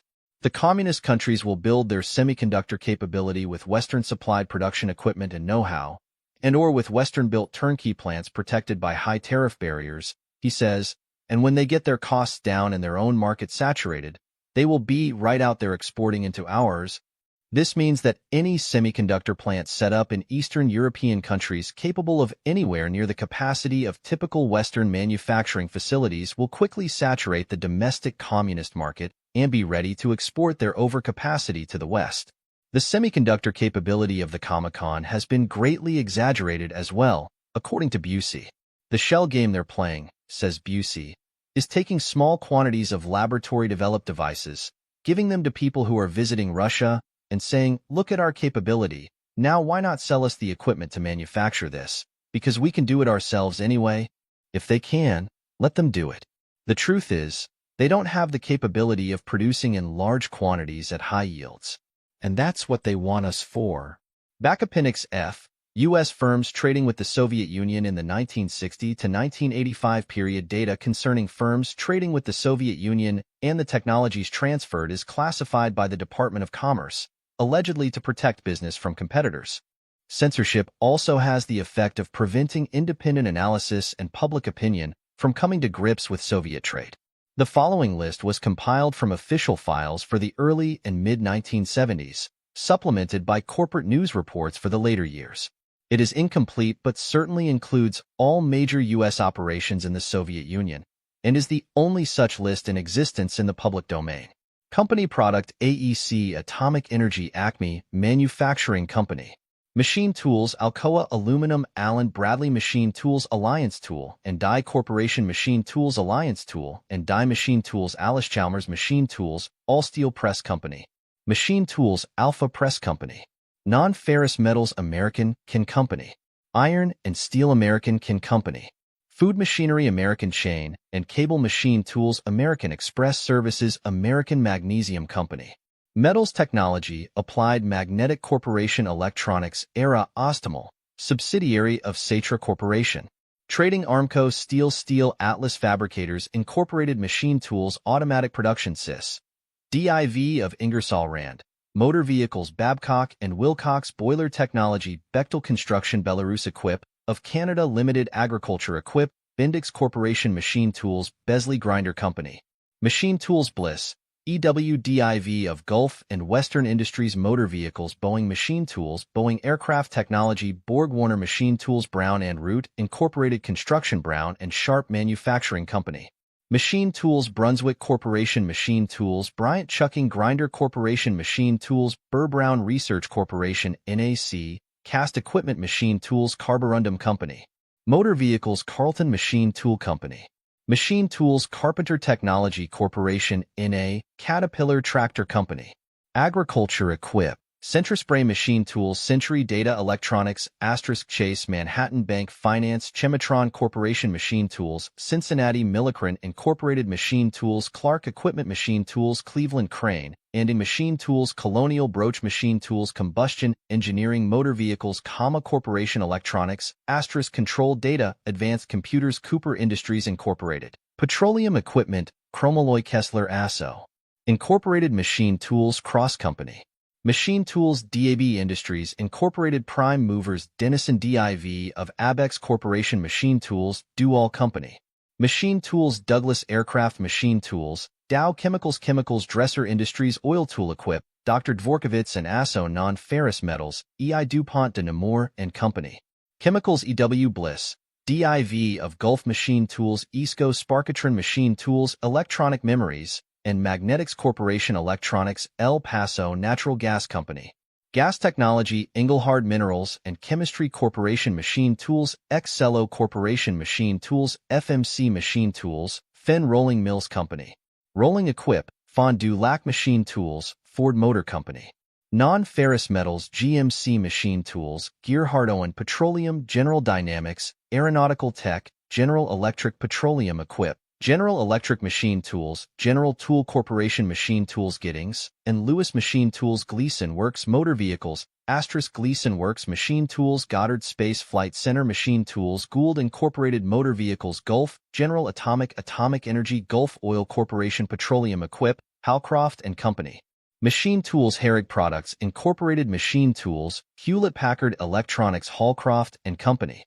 Motor Vehicle Honeywell Computers Honeywell Information Systems, Electronics Hudson Vibratory Company. Mechanical Equip, IBM Machine Tools, IBM Computers, IBM Electronics, Ingersoll Machine Tools, Ingersoll Milling Machine Motor Vehicles, Ingersoll Rand Company. Machine Tools * International Computers, Electronics, Intel Corporation Electronics, International Nickel Technology, International Harvester Machine Tools, Irving Trust Company. Finance Ital Electronics Jones and Lamson, Textron, Machine Tools Joy MFG Drilling Equip, Appendix G. Confidential Government Report on Cummins Engine Company, J. Irwin Miller, and Financing of Marxist Revolutionary Activities within the United States. Introduction. This section has been reviewing available data on various philanthropic foundations in an effort to determine if their activities are consistent with their announced goals. In this instance, we have made preliminary analysis of the Cummins Eugen Foundation, which, although a legitimate philanthropic enterprise, nonetheless would appear to serve as a conduit for funds to support Black militants and organizations which are known to consistently promote radical revolutionary activities. This analysis roughly outlines the data presently available. Obviously, there is considerably more to be learned concerning CF's overall activities. Additional inquiries to the Phil are contemplated and liaison has already been established with the Internal Revenue Service in an effort to develop our respective interests. Unfortunately, the complex nature of this tax-exempt foundation does not lend itself to an easy explanation. It is suggested that the reader make frequent reference to the attached chart, which will hopefully enhance understanding of the organization. 2. Background. The Cummins Engine Foundation, CEF, was established in 1954 as a philanthropic organization by J. Irwin Miller, chairman of the board, Cummins Engine Corral, Columbus, Indiana. Mr. Miller is a highly respected 62-year-old civic leader who in recent years has devoted much of his time and money to various charities and religious pursuits. He is regarded as a part of the avant-garde of the civil rights movement. CF is financed solely by Cummins Engine Company, which is the parent of a worldwide concern reputed to be the largest independent producer of high-speed diesel engines. In 1970, CEC's pre-tax profit was $44,564,365, of which 5% was allocated to CF. CF generally receives $1 to $3 million annually. CF is comprised of two sections. 1. The original county-related philanthropic, CRP, which provides money for educational, health, and social welfare projects in Bartholomew County, Indiana, and 2. The general philanthropic, GP, which was established in 1908. Little is known about the operations of the former, and this report deals exclusively with the known activities of the GP section, which shares the pre-tax profits with the CRP. In an effort to assist in the cultural and economic development of the nation's black people, CF's GP section provides large sums of tax-free dollars which are distributed through program directors in 5 cities, viz. Baltimore, Washington, D.C., Los Angeles, Atlanta, and Chicago. There appear to be no auditing procedures once the funds have been allocated by CF to the program directors. This situation creates broad opportunities for misdirection or misappropriation of monies. The overall thrust of this report, therefore, is to illustrate how a seemingly munificent activity can, by divers means, serve to aid the objectives of radical individuals and organizations. Specifically, CF has provided a vehicle whereby 1. Monies were given to one organization earmarked for the use of another organization which in turn has recruited black activists to participate in revolutionary training in Communist China in December 1971. 2. CF contributed $5,500 during 1970 to the Institute for Policy Studies, IPS. A resident fellow of IPS also serves as the Washington Program Director for CF. 3. CF funds are utilized for the purchase and operation of Printing Equal, mint ultimately used by groups advocating revolutionary social change. 4. A close working relationship exists between organizations funded by CF and certain Marxist-Leninist organizations. One of these is headed by James Foreman, a principal advocate of black revolutionary training abroad. 5. A CF program director was indicted for inciting to riot during a demonstration at a penitentiary in October 1970 while serving as a self-appointed spokesman for prisoners' grievances. 6. The aforementioned program director has purchased a 130-acre farm in his name, apparently using CF funds. The announced purpose for the farm is that it is to be used as a youth camp to train children in self-defense and in African culture. 7. Seemingly irregular fiscal practices exist with respect CF-funded organizations. In Baltimore, and inordinate amounts of money are dispensed for such items as materials. 8. The possibility exists that certain dumb organizations have been created in order to siphon off funds which are destined for otherwise legitimate activity. 3. Details to date. The primary area of investigation into CF activities has been concentrated in Baltimore, Maryland. The paucity of information concerning CF-funded activities in Los Angeles, Atlanta, Chicago, and New York stems from the fact that investigation not yet been actively instituted in those areas. For this reason, the scope of this report will be limited mainly to those activities of CF in the Baltimore, Maryland area. The CF program director in Baltimore is Walter Lively, a 29-year-old black activist who since 1961 has been variously involved with the Socialist Party, CORE, a Jobs for Blacks program he organized in Baltimore, SNCC, and the Urban Coalition. He now heads the Baltimore Neighborhood Commons, BNC, a corporation through whose bank account CF channels a portion of its money. Presumably, CF money enabled Lively to establish the Liberation House Press, which currently offers a full range of printing services at Q-Traits to radical groups. Lively, with his fellow BNC officers, Austin Sidner and Kenya Kiongosi, also operates the Liberation Bookstore. The BNC, the Liberation House Press, Liberation Bookstore, and an office of the International Black Workers Congress, IBWC, are all located at the same address in Baltimore. Lively, Sidner, and Kiongosi also maintain close liaison with the UBWC, the Black Panther Party, BPP, and Soul, School, SS, and significantly, these individuals were arrested and indicted for inciting to riot at a BPPSS rally at the Maryland State Penitentiary in October 1970. In December 1970, Lively purchased for $15,000 a 130-acre farm in Bedford, Pennsylvania, where Liberation Press and Soul School are to build a youth camp to train children in self-defense and African culture. Soul School is a non-profit educational institution whose literature in the past has advocated Black revolution. The matador in which BNC funds are expended seems to suggest a lack of auditing procedures. From December 21, 1970 to September 17, 1971, a total of $46,887.62 was withdrawn from the BNC account. Of this amount, checks totaling $17,135.00 were made payable to cash or an officer of the BNC, usually for reason of materials or supplies.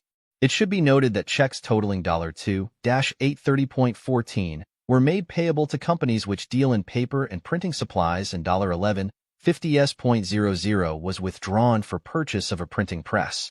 Similarly suspect are the activities of organizations which have received CF funds through BNC and Lively. In 1971, CF made available $12,000 to BNC designated for the National Association of Black Students, NABS, an organization whose stated purpose is to provide a communications network for Black college students. As of November 1971, NABS was recruiting revolutionary Black students to travel to China with a group recruited by William Epton's Marxist-Leninist Collective. The express purpose of the trip is to provide training for student organizers to further revolution in the United States. At least $5,000 from CF was sent to BNC in 1971, marked for the Frantz Fanon Institute, EFI. FFI is allegedly an educational entity dedicated to inculcating Marxist-Leninist teachings in the minds of workers and students. Although a reference to its inception was made by radical activist James Forman at a NABS meeting in December 1970, the actual location of FFI is presently unknown. The available description of FFI's structure anti-program was found attached to an International Black Workers Congress, IBWC, mailing list. It should be noted that James Forman founded IBWC and traveled to Algeria in 1970, ostensibly to gather information for a book he was writing about Frantz Fanon. In September 1971, the three officers of the BNC traveled to Gary, Indiana for the IBWC conference called by James Forman. The purpose of the conference was to instruct local chapters in the techniques of organizing workers in factories to further the cause of destroying capitalism and building a socialist state. Forman, who traveled to Hanoi and Peking in July 1971, had copies of the 16-page manifesto of the IBWC distributed to the 200 conferees, who were present by invitation only. This document includes, among other objectives, the elimination of parasitic capitalistic vultures, total disarmament of the U.S., destruction of all police forces and their replacement with people's militia, and an end to the blockade of Cuba. The program designed to effect these goals stresses teaching workers and students Marxist-Leninist ideology and promotes acceptance of money from white institutions as a good revolutionary tactic. The manifesto concludes with a 6-point methodology for revolutionary work quoted from a 1970 North Vietnamese publication. The precise nature of the relationship between IBWC and BNC is unclear. It is nonetheless noteworthy that in April 1971, CEF's program directors were said to be attempting to organize Black American workers. Ivanhoe Donaldson, CF's Washington, D.C. program director, also serves as a resident fellow for the Institute for Policy Studies, IPS, which has been characterized as a radical think tank. Ty was selected for the CF position because of his contacts with leading Black activists. Donaldson served concurrently as a leader for the Student Nonviolent Coordinating Committee, SNCC, in New York City, and as an IPS Appendix H. From the Phoenix Letter, January 1986 issue, research publication, P.O. Box 39850, Phoenix, Arizona, 85069. Secret U.S.-Soviet group plots treason. A secret U.S.-Soviet operating group based in New York is acting in a manner strongly suggesting treason by its American members, and we do not use the word treason lightly. We have circulated certain information in our possession to close associates. Without exception, they are shocked, shaken, disbelieving, and angry. Before we spell out the details for you, how do we define treason? Treason is defined in the Constitution as aid and comfort to an enemy of the United States. Second, following this, how do we define an enemy? We spend $300 billion a year on defense against the Soviet Union. So logically, the Soviet Union is an enemy. We cannot simultaneously have a $300 billion defense budget against the Soviet Union and give aid and comfort for the Soviet military structure without raising the question of treason. This topic is discussed at length in a forthcoming book, The Best Enemy Money Can Buy. Who is this secret group? Why do we suggest treason? US-USSR Trade and Economic Council Incorporated, TC, for short. This bland official-sounding title disguises a formal joint Soviet-American apparatus to conduit advanced technology with pure military applications to the Soviet Union. The information that follows raises a distinct possibility that administration, spy trials, and pious proclamations against aiding the Soviets are so much hogwash, a smokescreen. This TC group has official sanction and backing. It links to Bush elements in the White House, the National Association of Manufacturers, the U.S. Chamber of Commerce, and assorted senators and congressmen with more political ambition than common sense. The US-USSR Trade and Economic Council Incorporated is a secret organization. Tech will not release its membership list, about 300, to the media. Tech will not even release its list to U.S. firms unless the firm has passed an interview by a Soviet national whom we suspect has KGB links. Now hear this. The Soviet government has a list of members. The U.S. government has a list of members. The U.S. public is denied this information, even though TC claims official backing. We acquired a partial list from a confidential source, reprinted on page 245.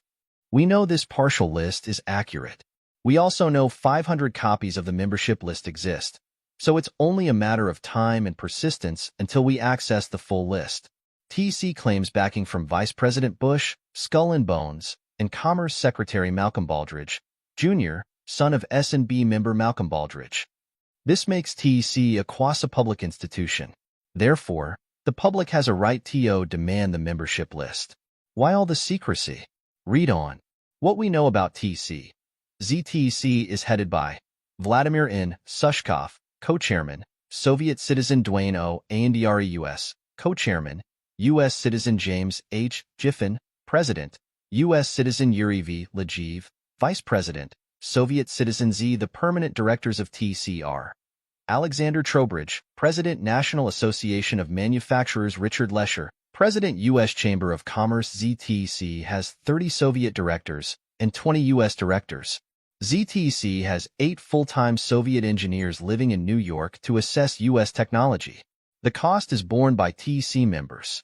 These Soviet engineers interview U.S. businessmen and assess the U.S. technology offered. They select technology required for Soviet military end uses and facilitate the transfer. In a recent White House meeting, the president's science advisor, Dr. George Keyworth, made the following statement: "We all know that the Soviets are robbing us blind. Furthermore, the White House has a list of more than 150 Soviet weapons systems using U.S. technology. Yet Vice President Bush and Commerce Secretary Malcolm Baldrige, Jr. are backing this Soviet technical vacuum operation." We reproduce on page 246 a copy of a letter sent by Baldrige to many U.S. firms in June 1985. The marginal notations are by our confidential source. We left them intact.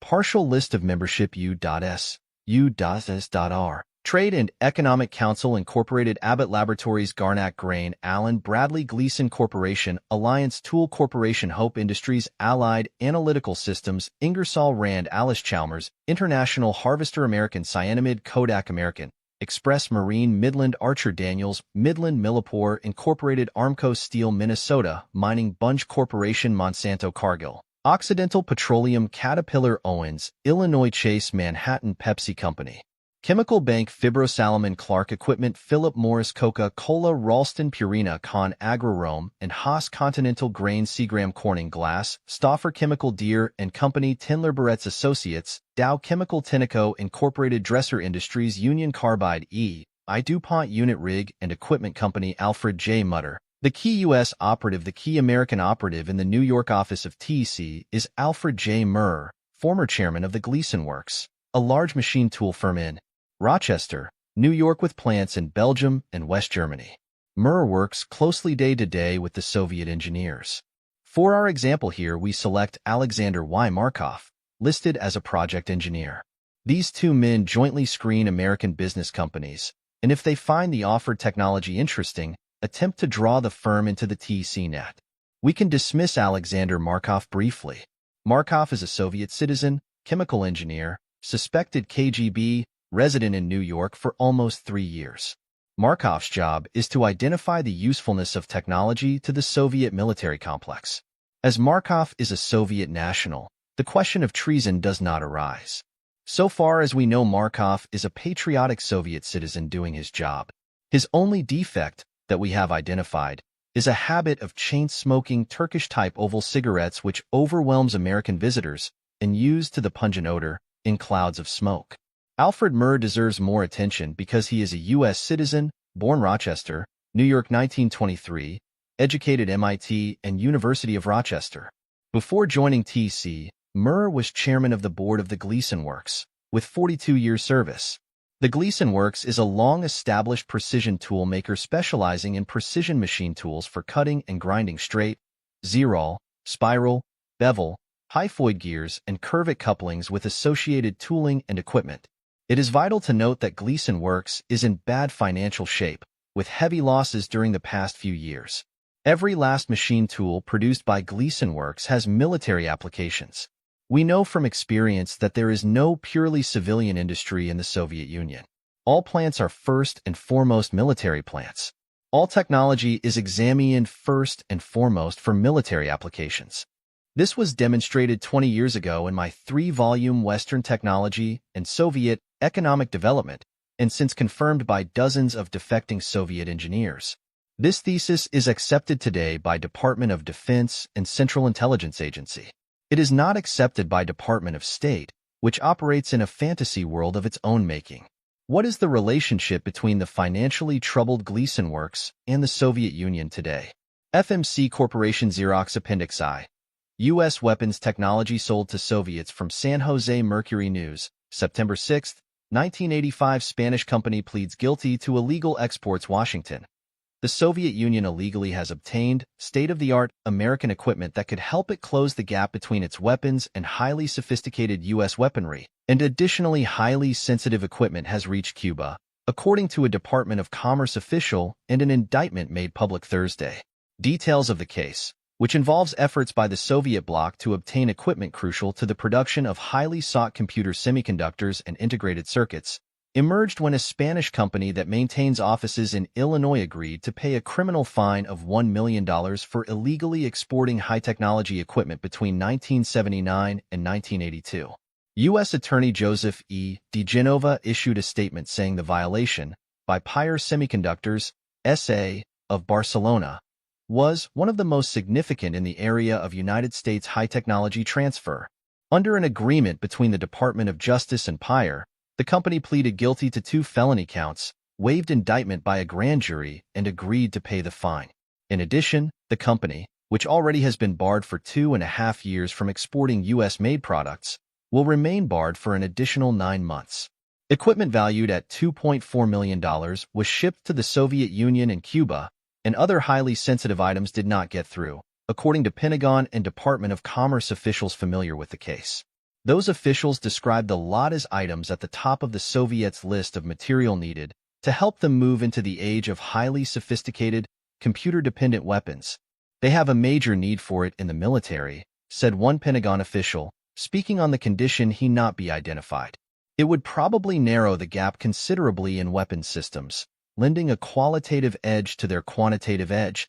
Officials said the Soviet Union, which in the past has tried to obtain semiconductors and integrated circuits produced in the West, recently had shifted its emphasis to obtaining the equipment needed to manufacture the circuitry, the miniature wires that carry electronic data in such common gadgets as pocket calculators and digital watches, as well as in the most sophisticated space weapons. Such equipment is among the Soviet bloc's most highly sought American high-technology goods needed for expanding and improving the bloc's lagging microprocessor and semiconductor production capability, said Donald Creed, a Department of Commerce spokesman. He said departmental documents confirmed that $2.4 million of these goods were illegally re-exported to Cuba and Russia. The most sensitive, state-of-the-art semiconductor manufacturing equipment went to the Soviet Union, after first being shipped to Switzerland. Creed said the material shipped to Cuba, and additional equipment the Cubans were unable to obtain, would have given them the capability to produce semiconductors and integrated circuits. As far as we know, the plant didn't get into production, he said. They didn't get everything they needed. However, according to the agreement accepted by Pier, Cuba already has a semiconductor manufacturing facility in Pinar del Rio. The indictment said two senior officers of the Spanish company, José Puig Alibern and Francesc Solai Planas, reached agreements with Soviet and Cuban trade organizations to obtain the equipment from U.S. manufacturers. The two are believed to be in Spain and out of reach of U.S. law enforcement officials. Pier itself apparently does not make semiconductor manufacturing equipment, according to a spokesman for a Silicon Valley market research firm. To my knowledge, they don't make equipment, said Jerry Hutchison, president of VLSI Research Incorporated, a San Jose company that does market research on the semiconductor industry.